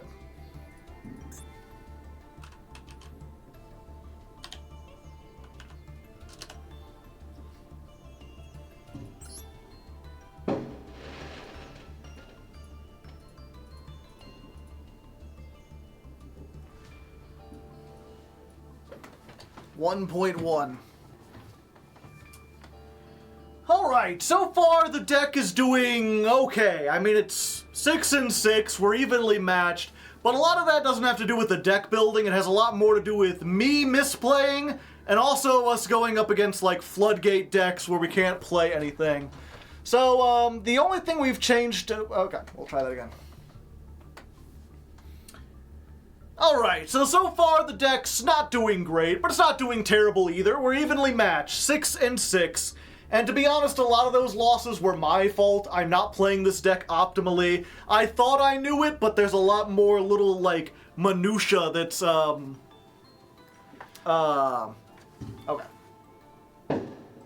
Pop. Alright, so far the deck's not doing too great. It's not doing too terrible either, though. I mean, we're 6... Okay.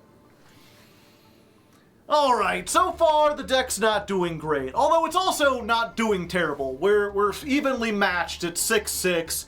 And some of those losses were either due to floodgates or just my own incompetence. You know, I thought I knew this deck very well, but there's a whole bunch of little details I'm still kind of messing up. Hopefully I'll get better as we go. But one thing I noticed is that we do kind of need a generic Link 2. Having that will make a lot of my combos a lot easier. So we go ahead and took out, what did we take out? Borrowload Savage Dragon. Okay, we got it this time.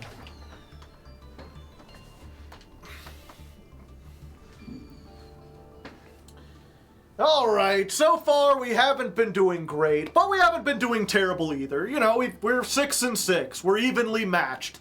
And a lot of those were my fault. You know, I haven't been playing this deck as optimally as I could. I thought I learned it, but there's still a whole bunch of little features that are kind of tricky to get my head around. I'm getting better, though. We're slowly improving as we go along.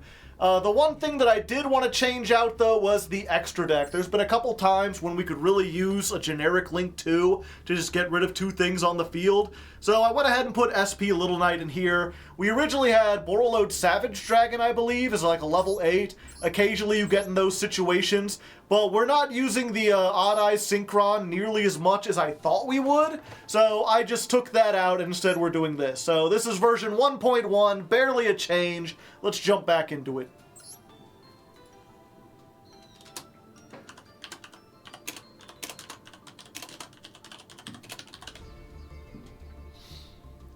Do do do do do do. Ah.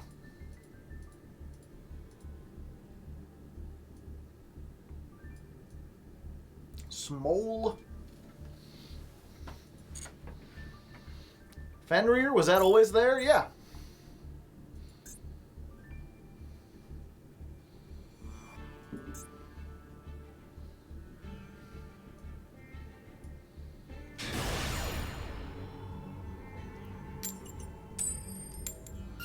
All right. Going first. We're going first.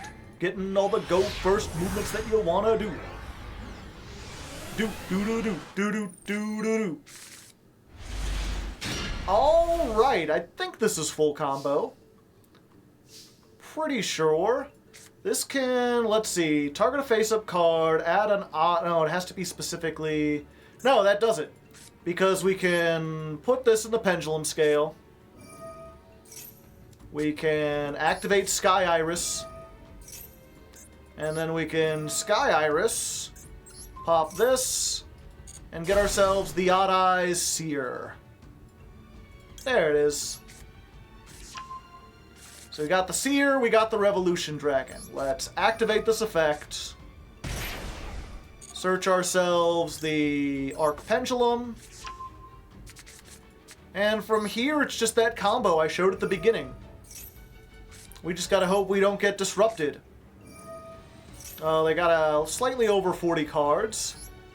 Not too bad, though. Give me this back. Oh, wait. Actually, we might be in a little bit of a problem. So, 1 second. Let's go ahead. We still want to summon this guy. The problem is we don't have 2 monsters to make beyond the pendulum because we didn't normal summon. Valor, and that hurts as well.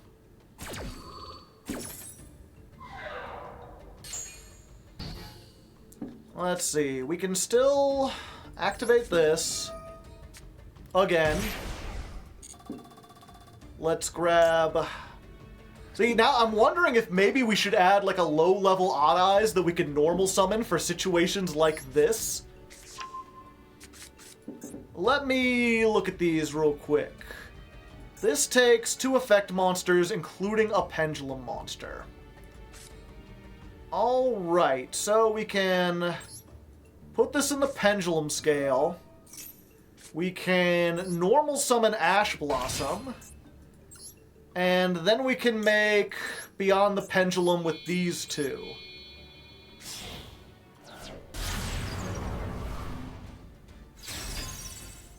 And then this will get us the Sorcerer. With his cool hat. I might be a little biased. Okay. Swing into action. These 2 and this. And this time... Yeah, we'll remember to do this in attack position. The position matters. And sure, we'll just put this in attack as well. We'll activate this. Pop these 2.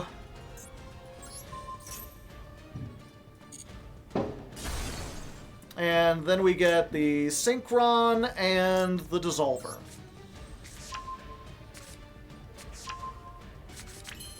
Alright, Dissolver in the Pendulum Scale. This is their last chance to Nibiru. Gonna make Vortex using this and the Sorcerer. And then here's the thing I messed up from the beginning, is that this is an attack mode. You can banish this card, target an Odd Eyes in your graveyard, and special summon it.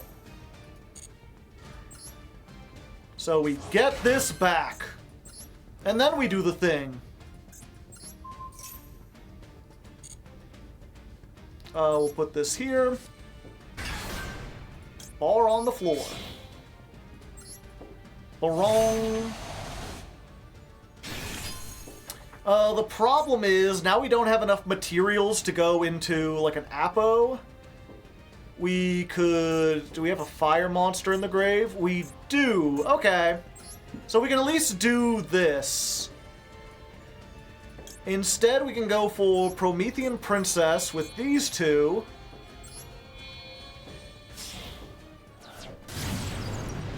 Put that up there. Activate Promethean Princess. Bring back our own Ash Blossom. We're locked into fire, so we can't make like an Apo now, but we can make the Amblo Whale. So that gives us a pop-on summon with the Princess, plus an Omni Negate, plus an Omni Negate, plus a Monster Negate. We're pretty good! Even if they have Dark Ruler no more, we still have Princess and an Imperm. No, I don't want to send this back to the extra deck. Ah, Fire Kings. Destroy one other card in your hand or field, and if you do, add a Winged Beast. If this card is destroyed, you can special summon 1 Garunix from your deck. Okay, we don't want to destroy this, so I think the best thing we can do is to Imperm it. That keeps them from getting the search and doesn't destroy them.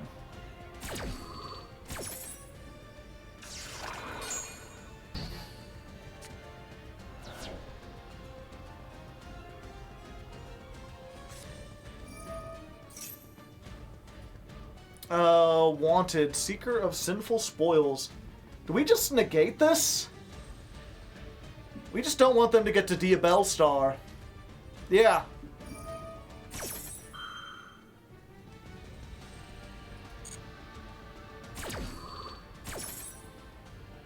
What do we send back? It's gotta be Dissolver.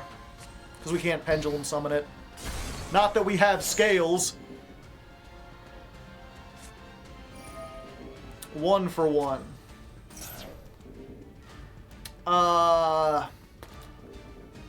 Let me think about this. They've already normal summoned.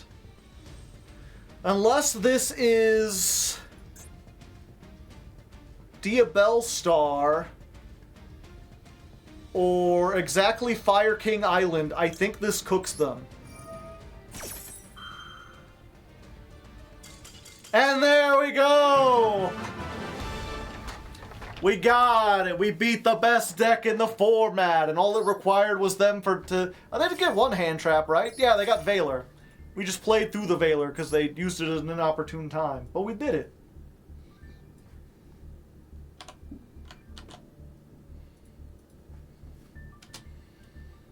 $347. Duel 13 versus Fire King.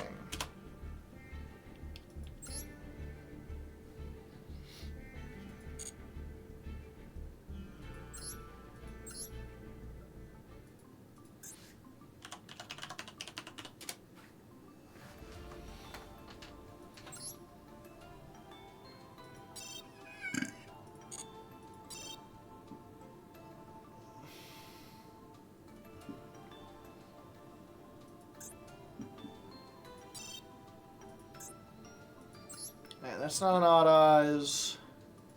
Won't pal Odd Eyes Unicorn. Yeah, if you're wondering, I'm looking for, or what is this exactly? It's at a level 8 or lower Dragon Pendulum.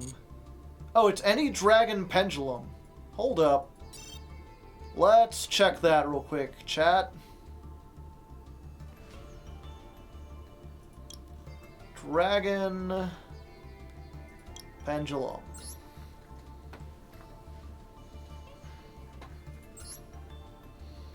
We don't want to add those. Yeah, Mirage Dragon is the go-to.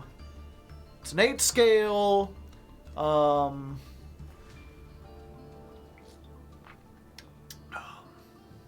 can target one Odd Eyes. The first time it would be destroyed, it is not. So level 3, you can normal summon.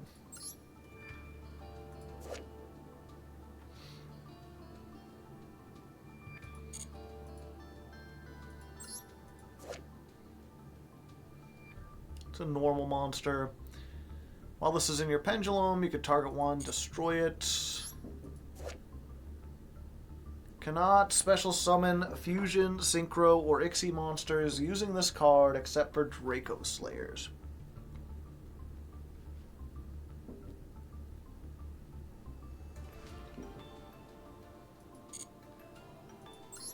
Majesty Pegasus.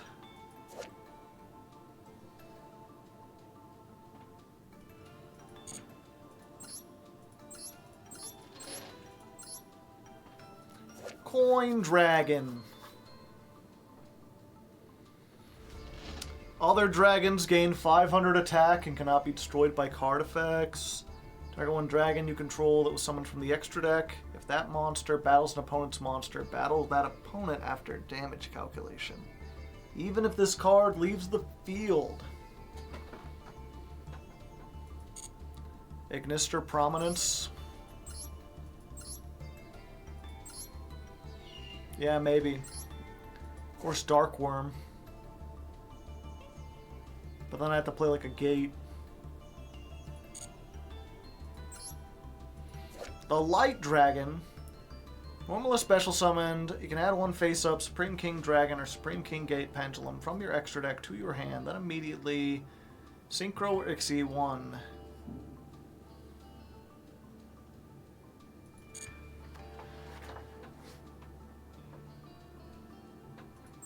Aethers. And then we get to level 5s. Okay. Yeah, I'm just looking at, like, what ones we could possibly search that would maybe be useful.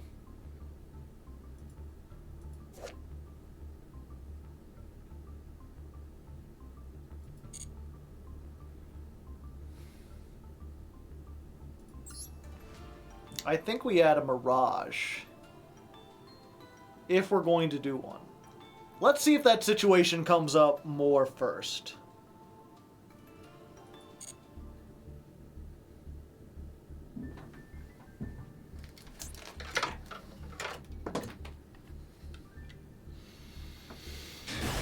Alright everyone, we're about to jump into action and see if we can rank up into Diamond 4. We lost the coin toss, which is unfortunate with a 42 card deck and only 9 hand traps. It's not great, it's not great, but you know what, I have hope. And my hope is paid off. Granted, if it gets to our turn and they don't do anything, this is not full combo, this is not even close. Temple of the Six. Alright. Kageki. Oh, I already clicked it. Imperm?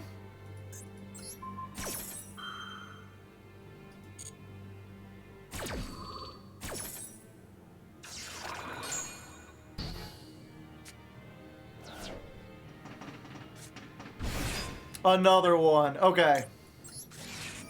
I've got a Max C here.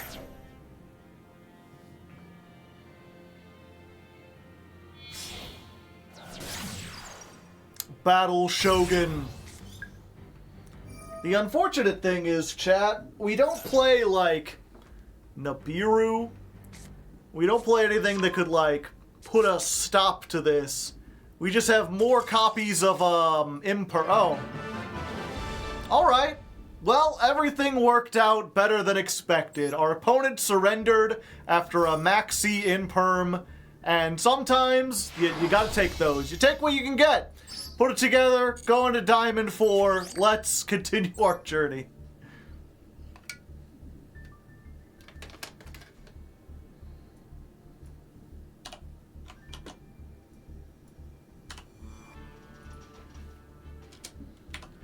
$353 duel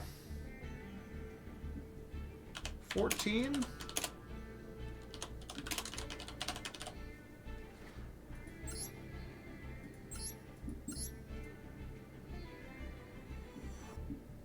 Fossil Dyna? I don't feel bad at all.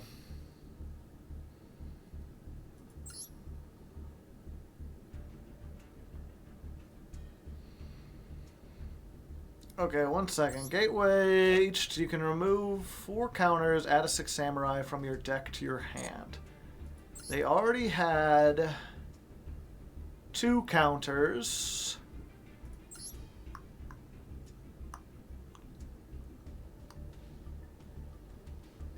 I guess they just didn't have any more monsters.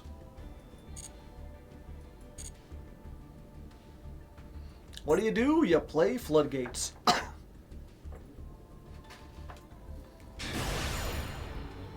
Owl. It's the Owl House, chat. Witches! Witches everywhere! Never actually seen that show. It was after my time. Alright. We open with Fenrir. Haven't done that before. Let's go ahead and special the Fenrir before they get anything. Haha! Activate! Let me search. Just getting a unicorn. Might be able to pendulum summon it later. We'll see. Summon Skullcrabat. Activate Skullcrabat. Alright, I didn't think we'd get this far. What do we want to get here? Fortunately, we don't have another Odd Eyes. We have an Angie. Yeah, I think we need to go for this. Start a revolution. I'm gonna grab this. Oh.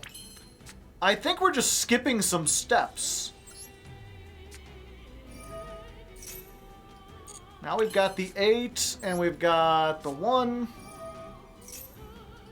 Yeah, this isn't quite full combo, but, like, it's a lot of stuff, assuming this doesn't get negated. Hello there, it is me.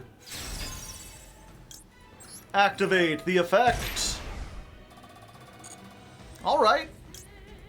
Pendulum Sorcerer. I'm not afraid to die! Let's go... yeah, attack mode. Attack mode! Attack mode! Sorcerer.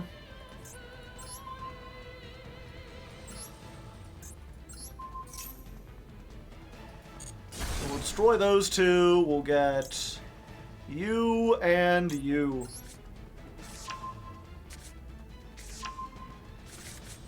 And then while we're here, yeah. Let's go ahead and get this.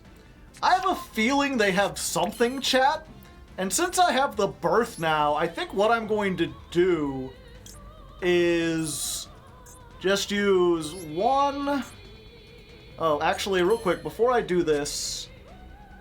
Confusion summon one fusion monster. What are the actual materials on this? I want to make sure I can get this. Odd Eyes and a Pendulum monster. Okay, yeah, I can do it with those two. Oh, but then I'd have no way to get... okay. We're gonna do this first. Activate. We'll go ahead and make Vortex using you and you. Let's go defense mode. Then we can... do I have a 1 scale in here? Yeah, I have Lady Angie. Okay. Very important. I need a 1 scale for this to resolve. We'll use... did I click the wrong thing? Exceed the pendulum. You... oh, I can only use pendulums. Okay. Whatever, it's fine.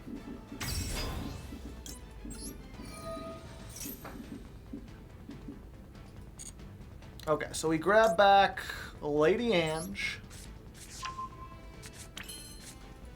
Scale her up. Bring back the Synchron!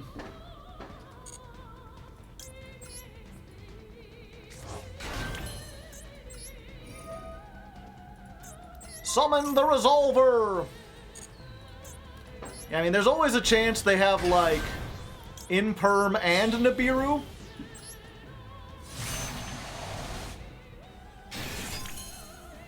Alright, and yeah, they're just like, okay, I can't play through that.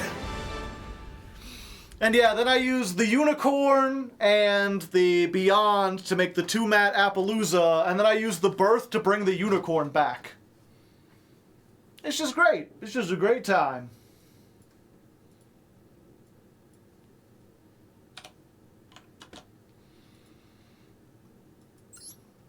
Do we show that one, chat? It's mostly just the same combo, right? Like, I kinda did it a little different.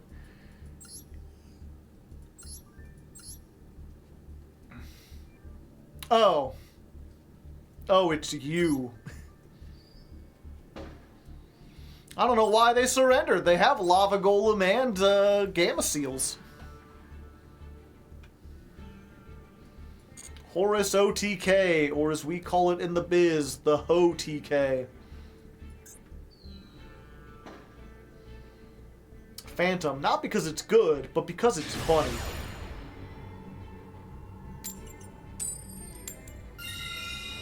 Go in first, go in first, go in first again. Cha-cha. Go in first, go in first, go in first, my friends. Go in first, go in first. Getting all the cards. Go in first. Go in first. The cards, they are at large. Because we're going first.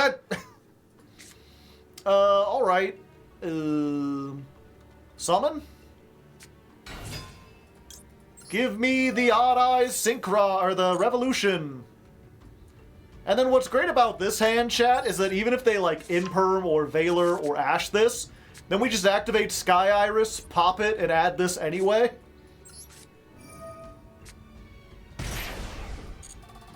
I guess we add this because we've already got the other one, right? Yeah, this is an extra negate.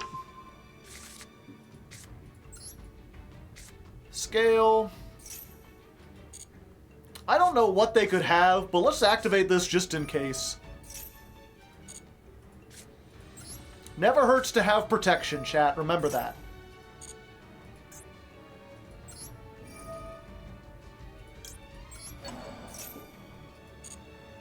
But it came back.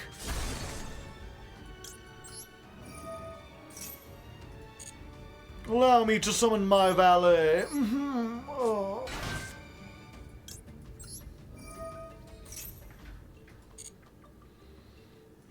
Send Angie. Let's activate this again. Sure, a bonus level 7? Why not?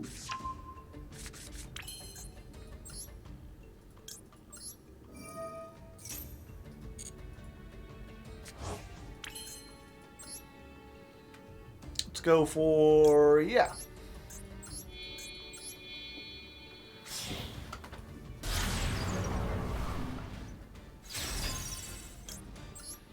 Time to go beyond!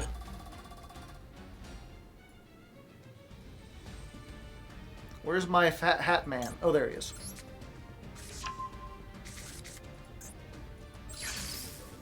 See, I'm trying to think, is this the 4th summon or the 5th?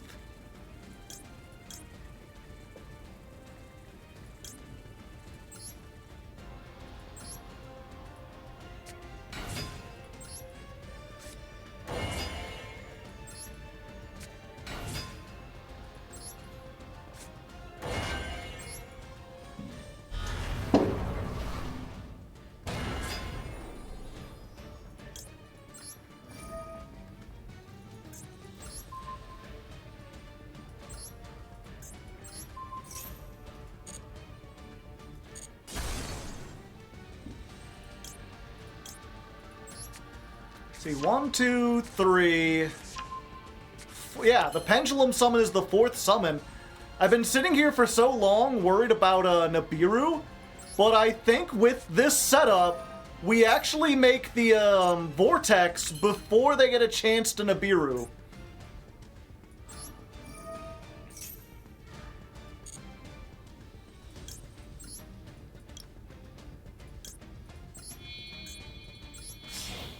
Like, the vortex is the 5th summon.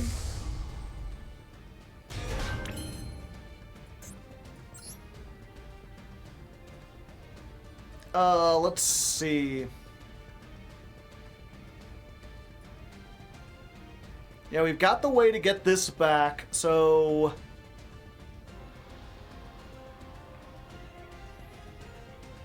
But I think we just do this anyway. Or we could make SP. No, this is better.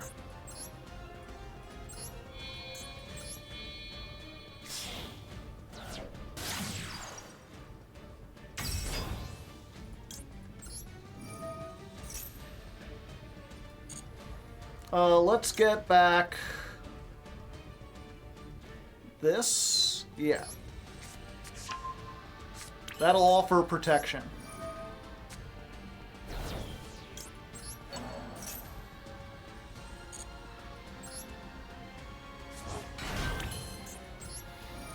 We activate this, pop this.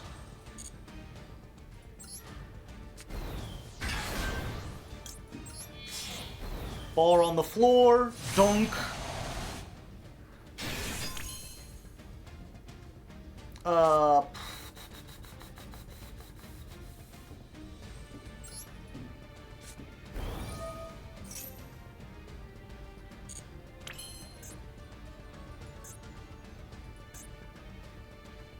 Add one Odd Eyes card.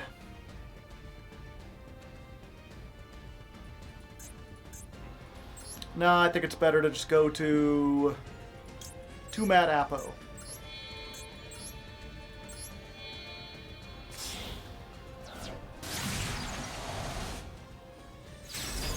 All right.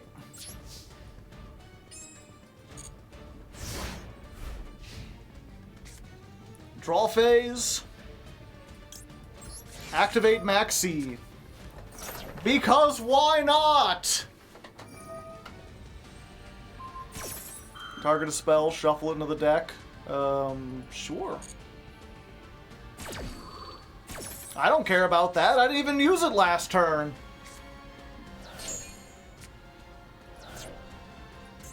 Should all beast? Sure. I've got 1, 2, 3, 4 negates. Wait, no, you've only got 4 cards. Yeah, you know what? Let's just use one.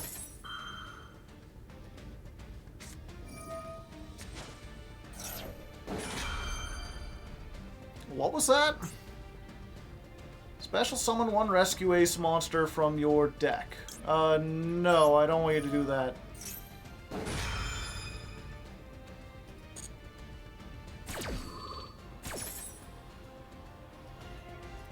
Send back Dissolver.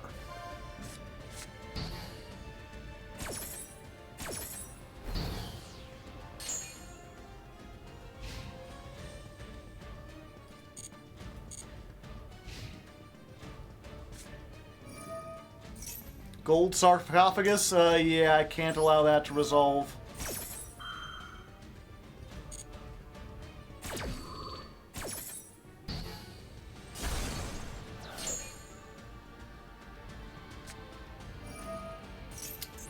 Thrust! Alright! We may just have ourselves a game!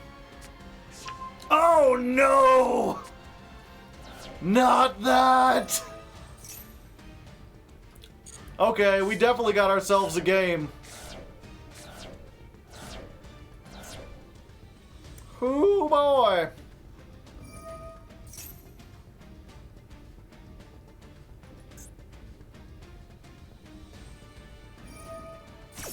Ooh, they have another tier in hand. Okay, they chain block. Triple chain block. Quadruple chain block.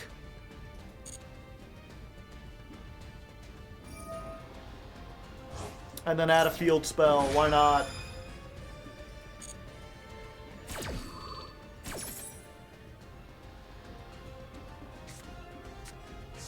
Turtle. And a Pelarino. And a Sulliek. Ooh, that was a good hit for him.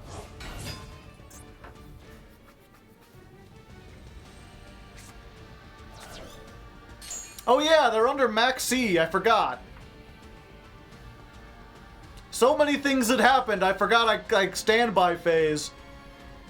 For a second, I was like, they just might come back. This might be a Cinderella story. I mean, I guess they could.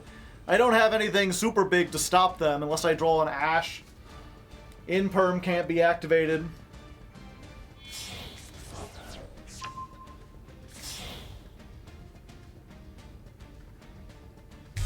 Okay, so they're going for the Kaleido.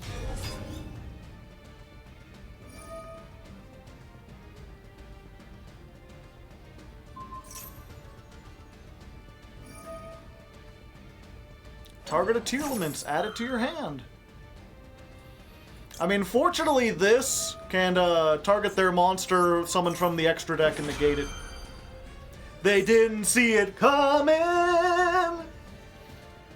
As like a Persona song, it's a Persona dragon. So he's got gangly and stuff.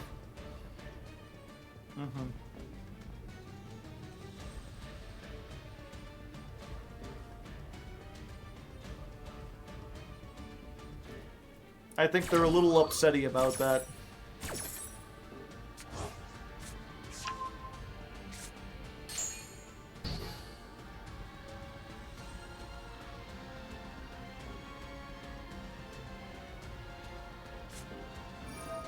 Pelarino! Muy bien!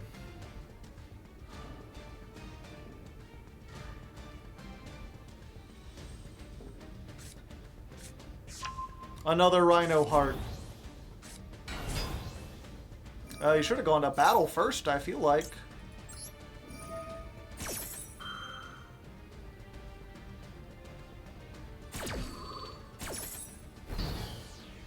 Alright, that's all my stuff. I cannot do anything else. Battle phase. That wasn't a great idea. If an Odd Eyes is destroyed, you can special summon an Odd Eyes from your hand, deck, or graveyard. Sure. I'll summon this from the graveyard. And when this is summoned, I can bounce a monster back to the hand. So, bye-bye, Kaleido Heart.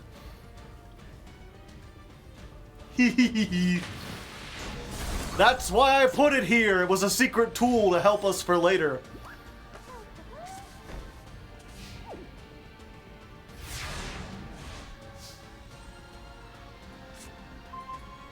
Ash Blossom. Yeah, I think we wrapped this up, right?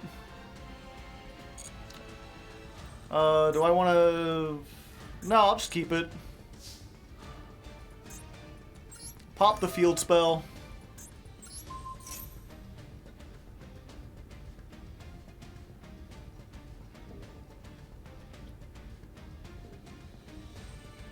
Get it out of here.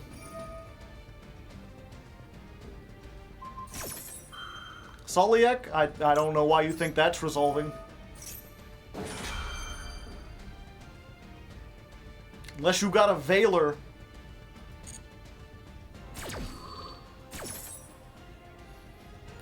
Sure. Let's send back you.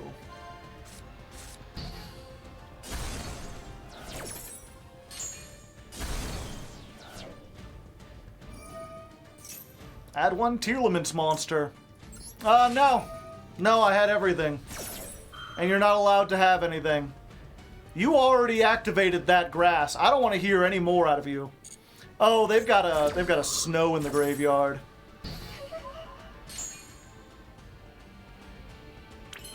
Okay, okay. Let's put this in the scale.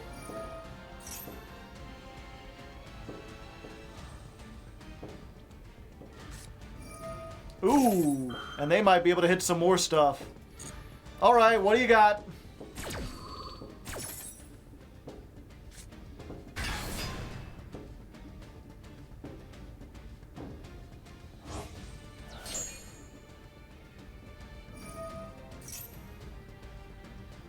Sure.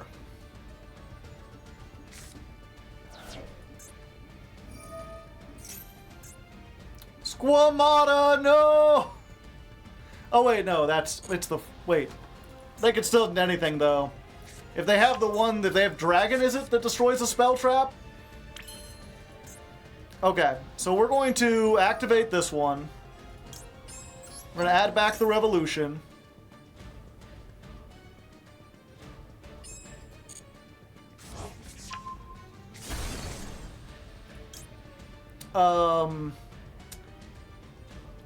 No, not yet.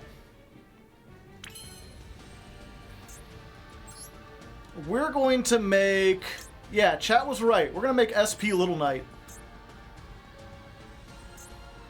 And I think we're going to use these two.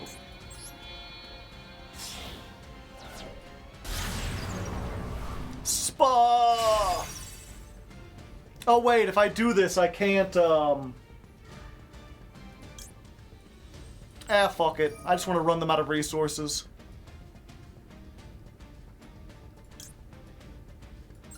Get rid of the snow. That forces them to activate it now. Snow me what you got.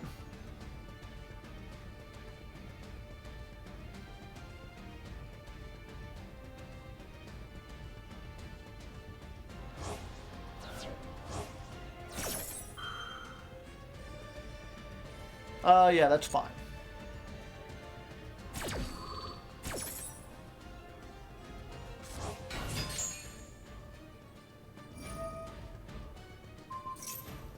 Yeah, I mean, we'll just get rid of them.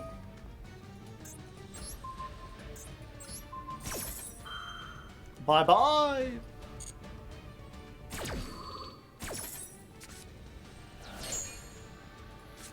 Then, chat, we put this in the pendulum scale.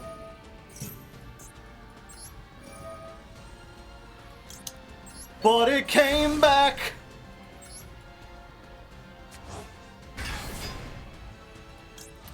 Yeah, let's go ahead and bounce this, activate this.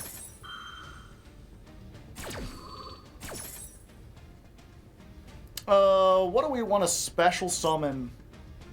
Dissolver?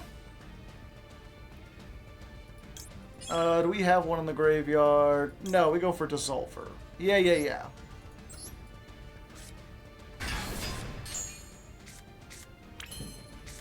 Going to put this in the pendulum scale.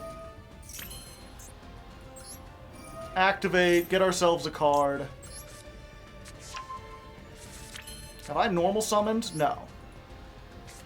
Let's normal summon.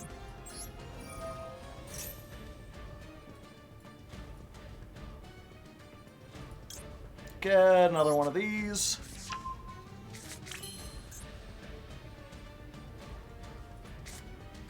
Wait, I can activate the effect. Oh, I can search. Okay. Yeah.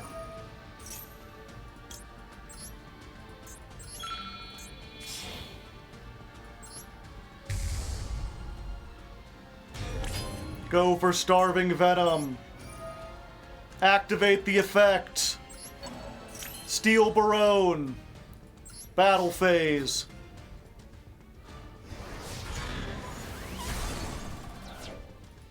How long does this keep this? Did I mess this up?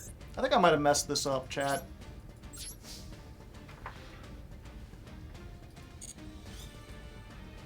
Yeah, I messed this up a little bit.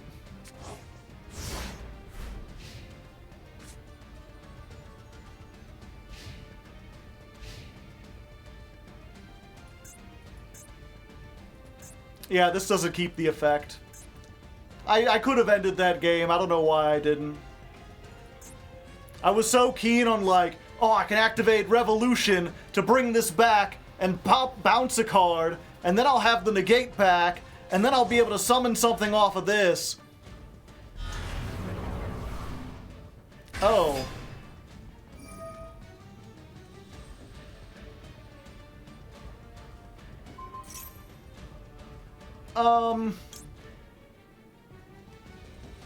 Yeah, I'll negate you with this. Didn't see it coming.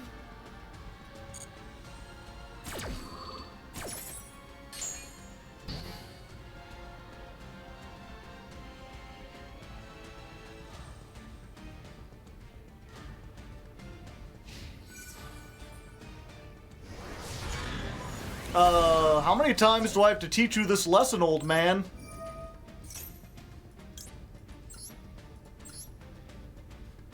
That doesn't deal with me. Not while Arc Pendulum is here.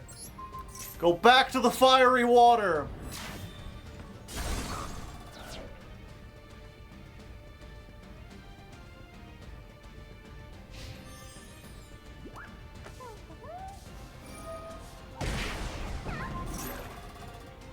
Sure.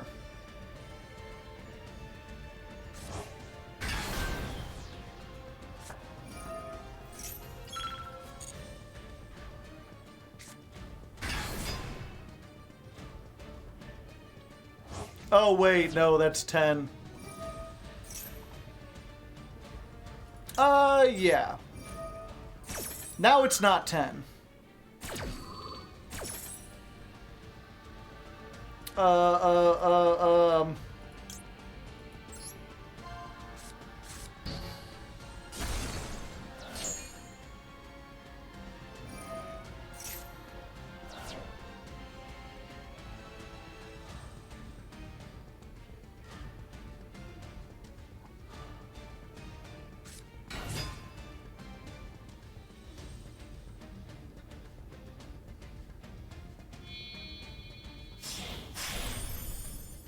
Gnarla? The fuck?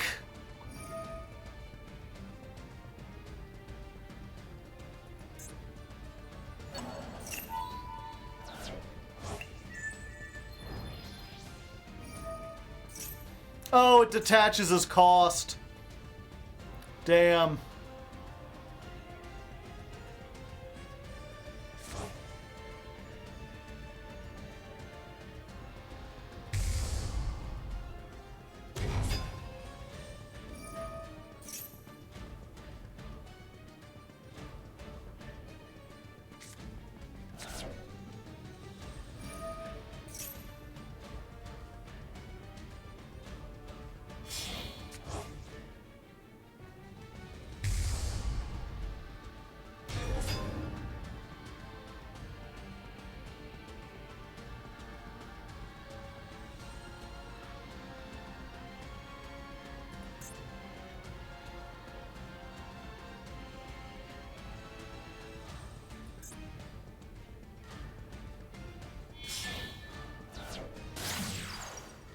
Bah.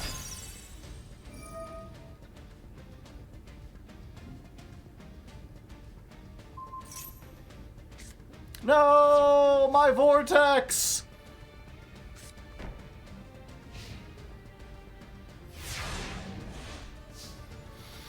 Ah, fuck. Do I have a way to get out of this? That might do it. I need something that gets over their card.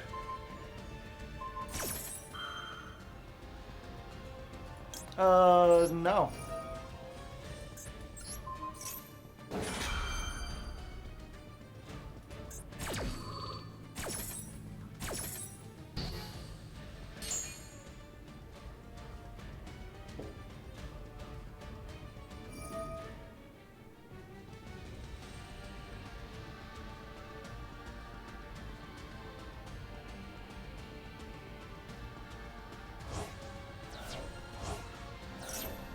Stupid snow!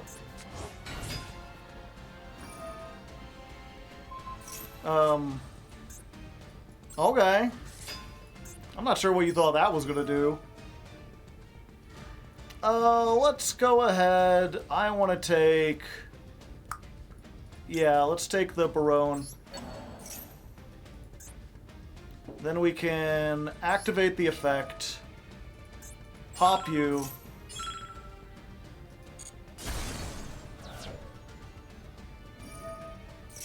No, no, no. You're being negated. Stop not being negated.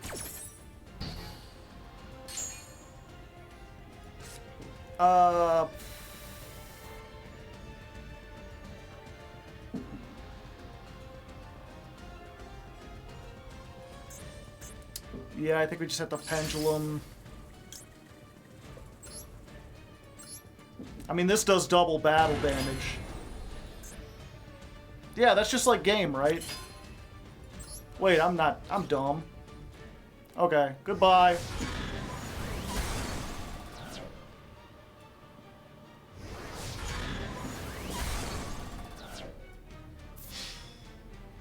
Unless, oh wait, no, they could just snow again. Oh, but they've decided not to. They're like, I'm done. This deck is stupid. I don't want to play it anymore. Get me the heck out of here. Cheese and crackers. These are long duels. Banger game, though. Yeah, I messed up a lot during that my second turn. I really should have just not used the SP and just tried to kill the hell out of them. But it's fine, it's fine.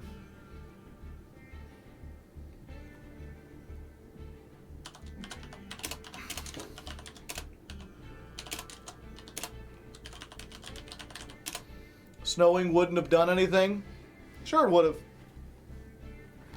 They can, they could have flipped the Persona Dragon face down. I didn't have any more attacks. And then the Persona Dragon wouldn't have been face up, so if they could somehow get an extra deck monster, they wouldn't have the negate. I wouldn't have the negate. Vortex is gone.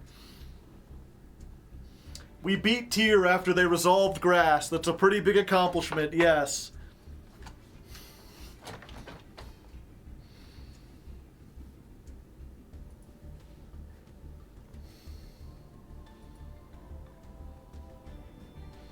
I guess we go and see if we can keep up this win streak. We'll go until we get a loss. We're already past our time, but it's a holiday, chat. We might as well.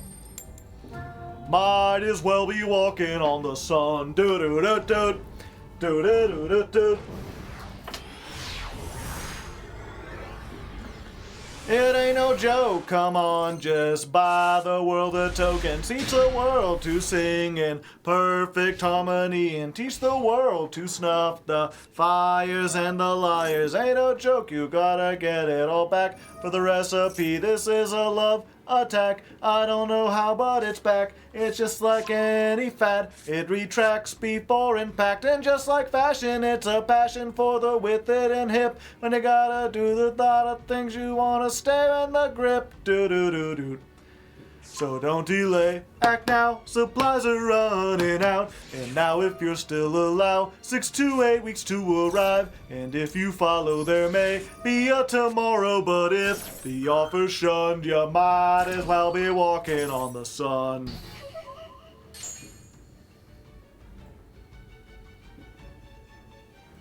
Yeah, anytime you can make them minus and hit them with the ash, though. Did you read chat to understand how Nibiru works? No? I missed that part.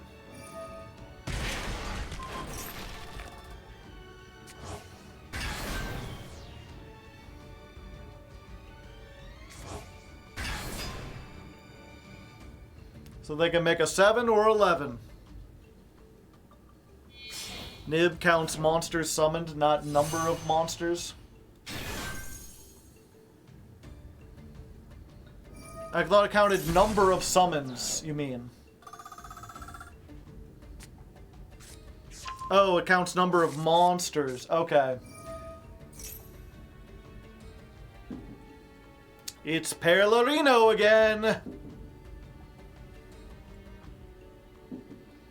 Everything's just a... I feel like, you know, a lot of people talk about Droll being a sign that the game is bad. To me, the game is bad when every deck is just like a 50 card pile of like a whole bunch of half engines.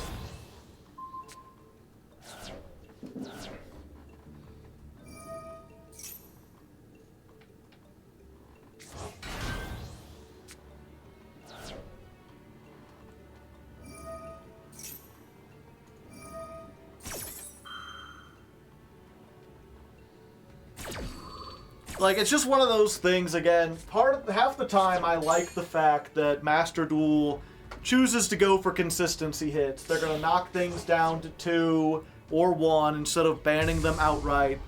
But unfortunately, it feels like after, like, every year or so, we eventually reach this point where they've hit all these decks to 1, and people just start putting them in a big pile, and you have to be like... No, we've got to hit the thing that allows this to keep going. Like, just hit Kit's Kalos. Just end Tearlaments.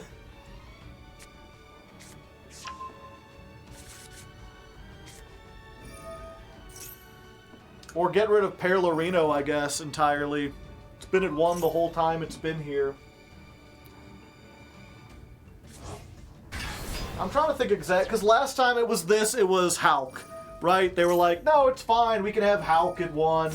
But everything just became like a Hulk Auroradon Adventure Thunder Dragon pile.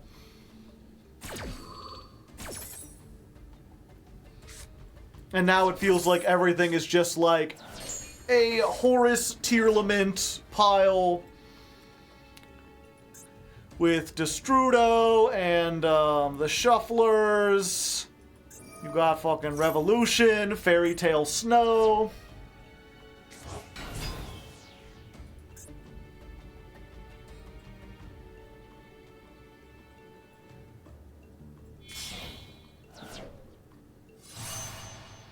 Visa Aramitas.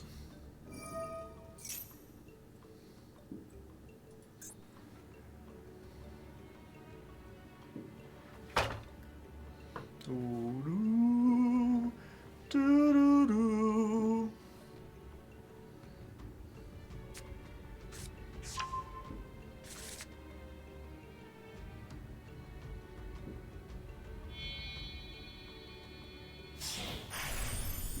The zombie vampire.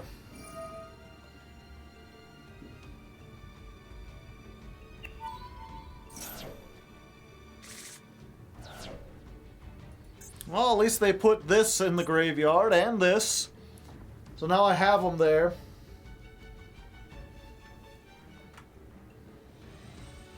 Yeah, that was last time. I'm trying to remember when we hit this again. It was around the time they hit that level 8 The darkness dragon of darkness who comes from the dark. My Synchron! You're a hoser!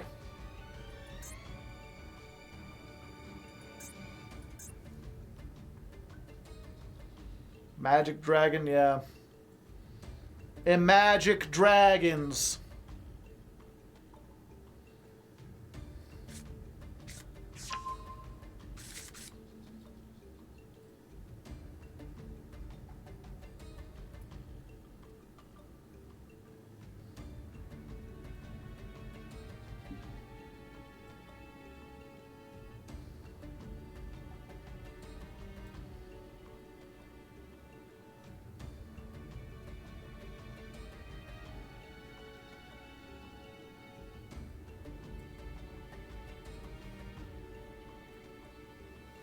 Salty.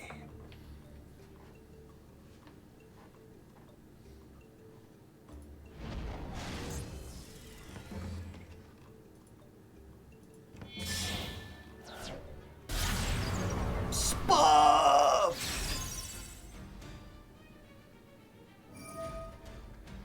What are they banishing out of my graveyard? Do they know, chat?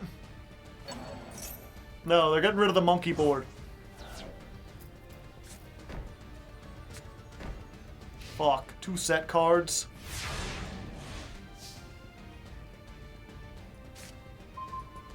Another one. I mean, it's not once per turn, so there's that. Let's pendulum scale this. Surprise, I had another monkey board anyway.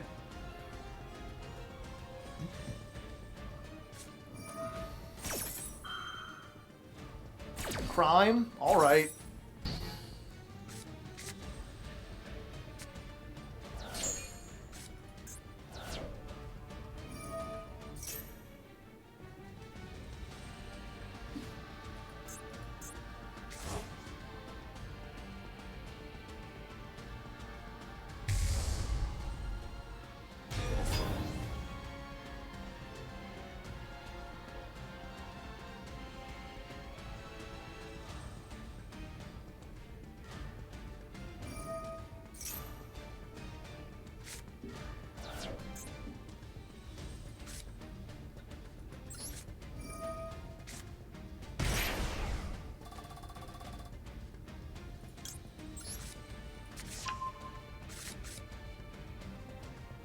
Okay, what's the pendulum effect on this again? Target 1, dragon, fusion, it has to be a fusion, synchro, or XC. Okay, pendulum scale.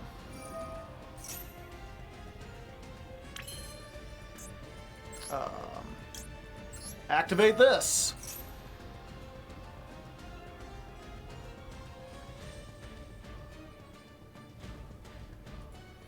Oh, okay, they just let it go. Neat.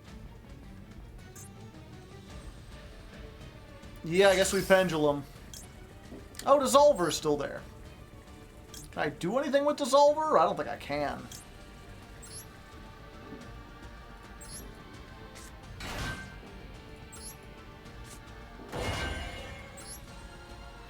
I'm a dragon, I'm a dragon, I'm a dragon.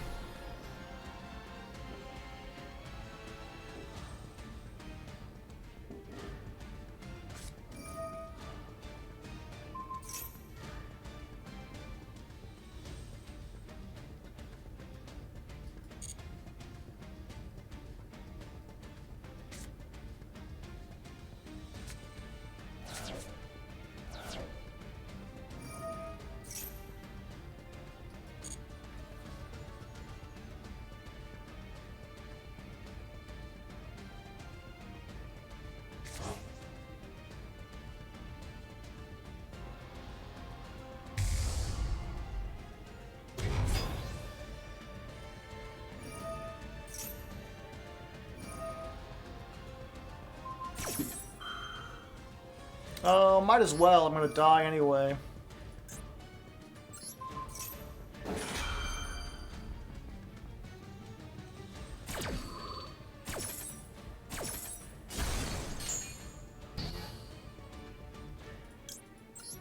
activate, and then I think they can just Rukalos this. Yep, unfortunate.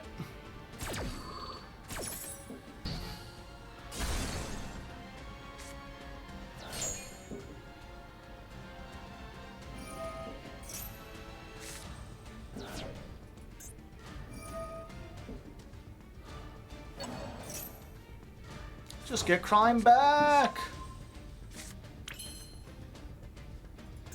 Wait, what can I special summon?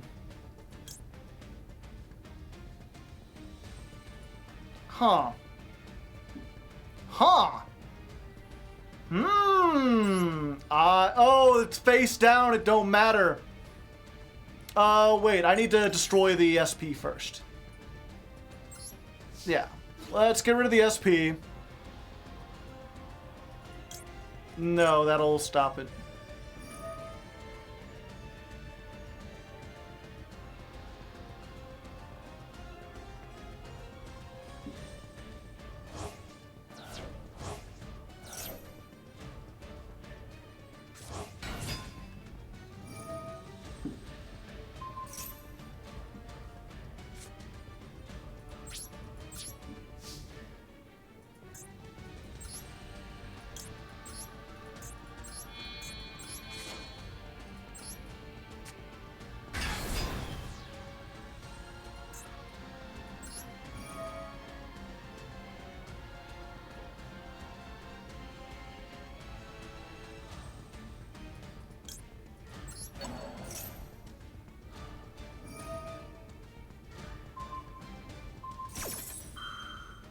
Yeah, I guess there was just nothing I could do.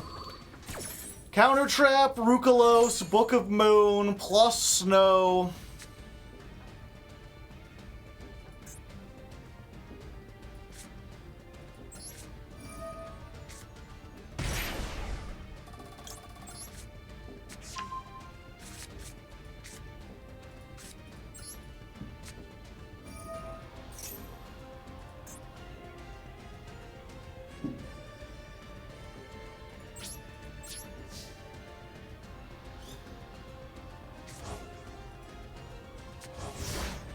So close. Yeah, I could have shuffled everything back.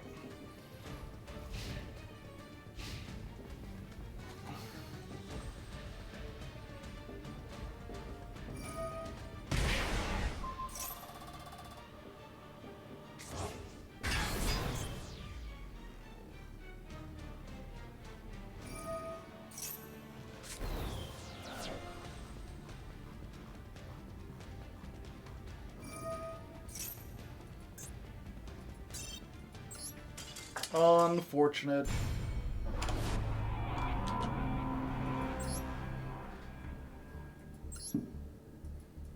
I tried so far and I got so far, but in the end I was just far. All the things. You'll get them next time, hopefully. Next time at this point will be next week, chat. If you're somehow new and you don't know, I stream every Tuesday and Thursday. Sometimes on Friday if you're lucky, but mostly Tuesday and Thursday. And every month I try to climb the Master Duel ladder with a different deck. This time it was dang old Odd Eyes. Still be going. So we'll be back here Tuesday. Stream on schedule. There will be, hopefully, no fireworks then. I'm really hoping that won't pollute the audio too much, but I guess we'll see. How's the deck so far? You could see the win-loss up there. We've won more than we lost, so there's that. We're in Diamond 4.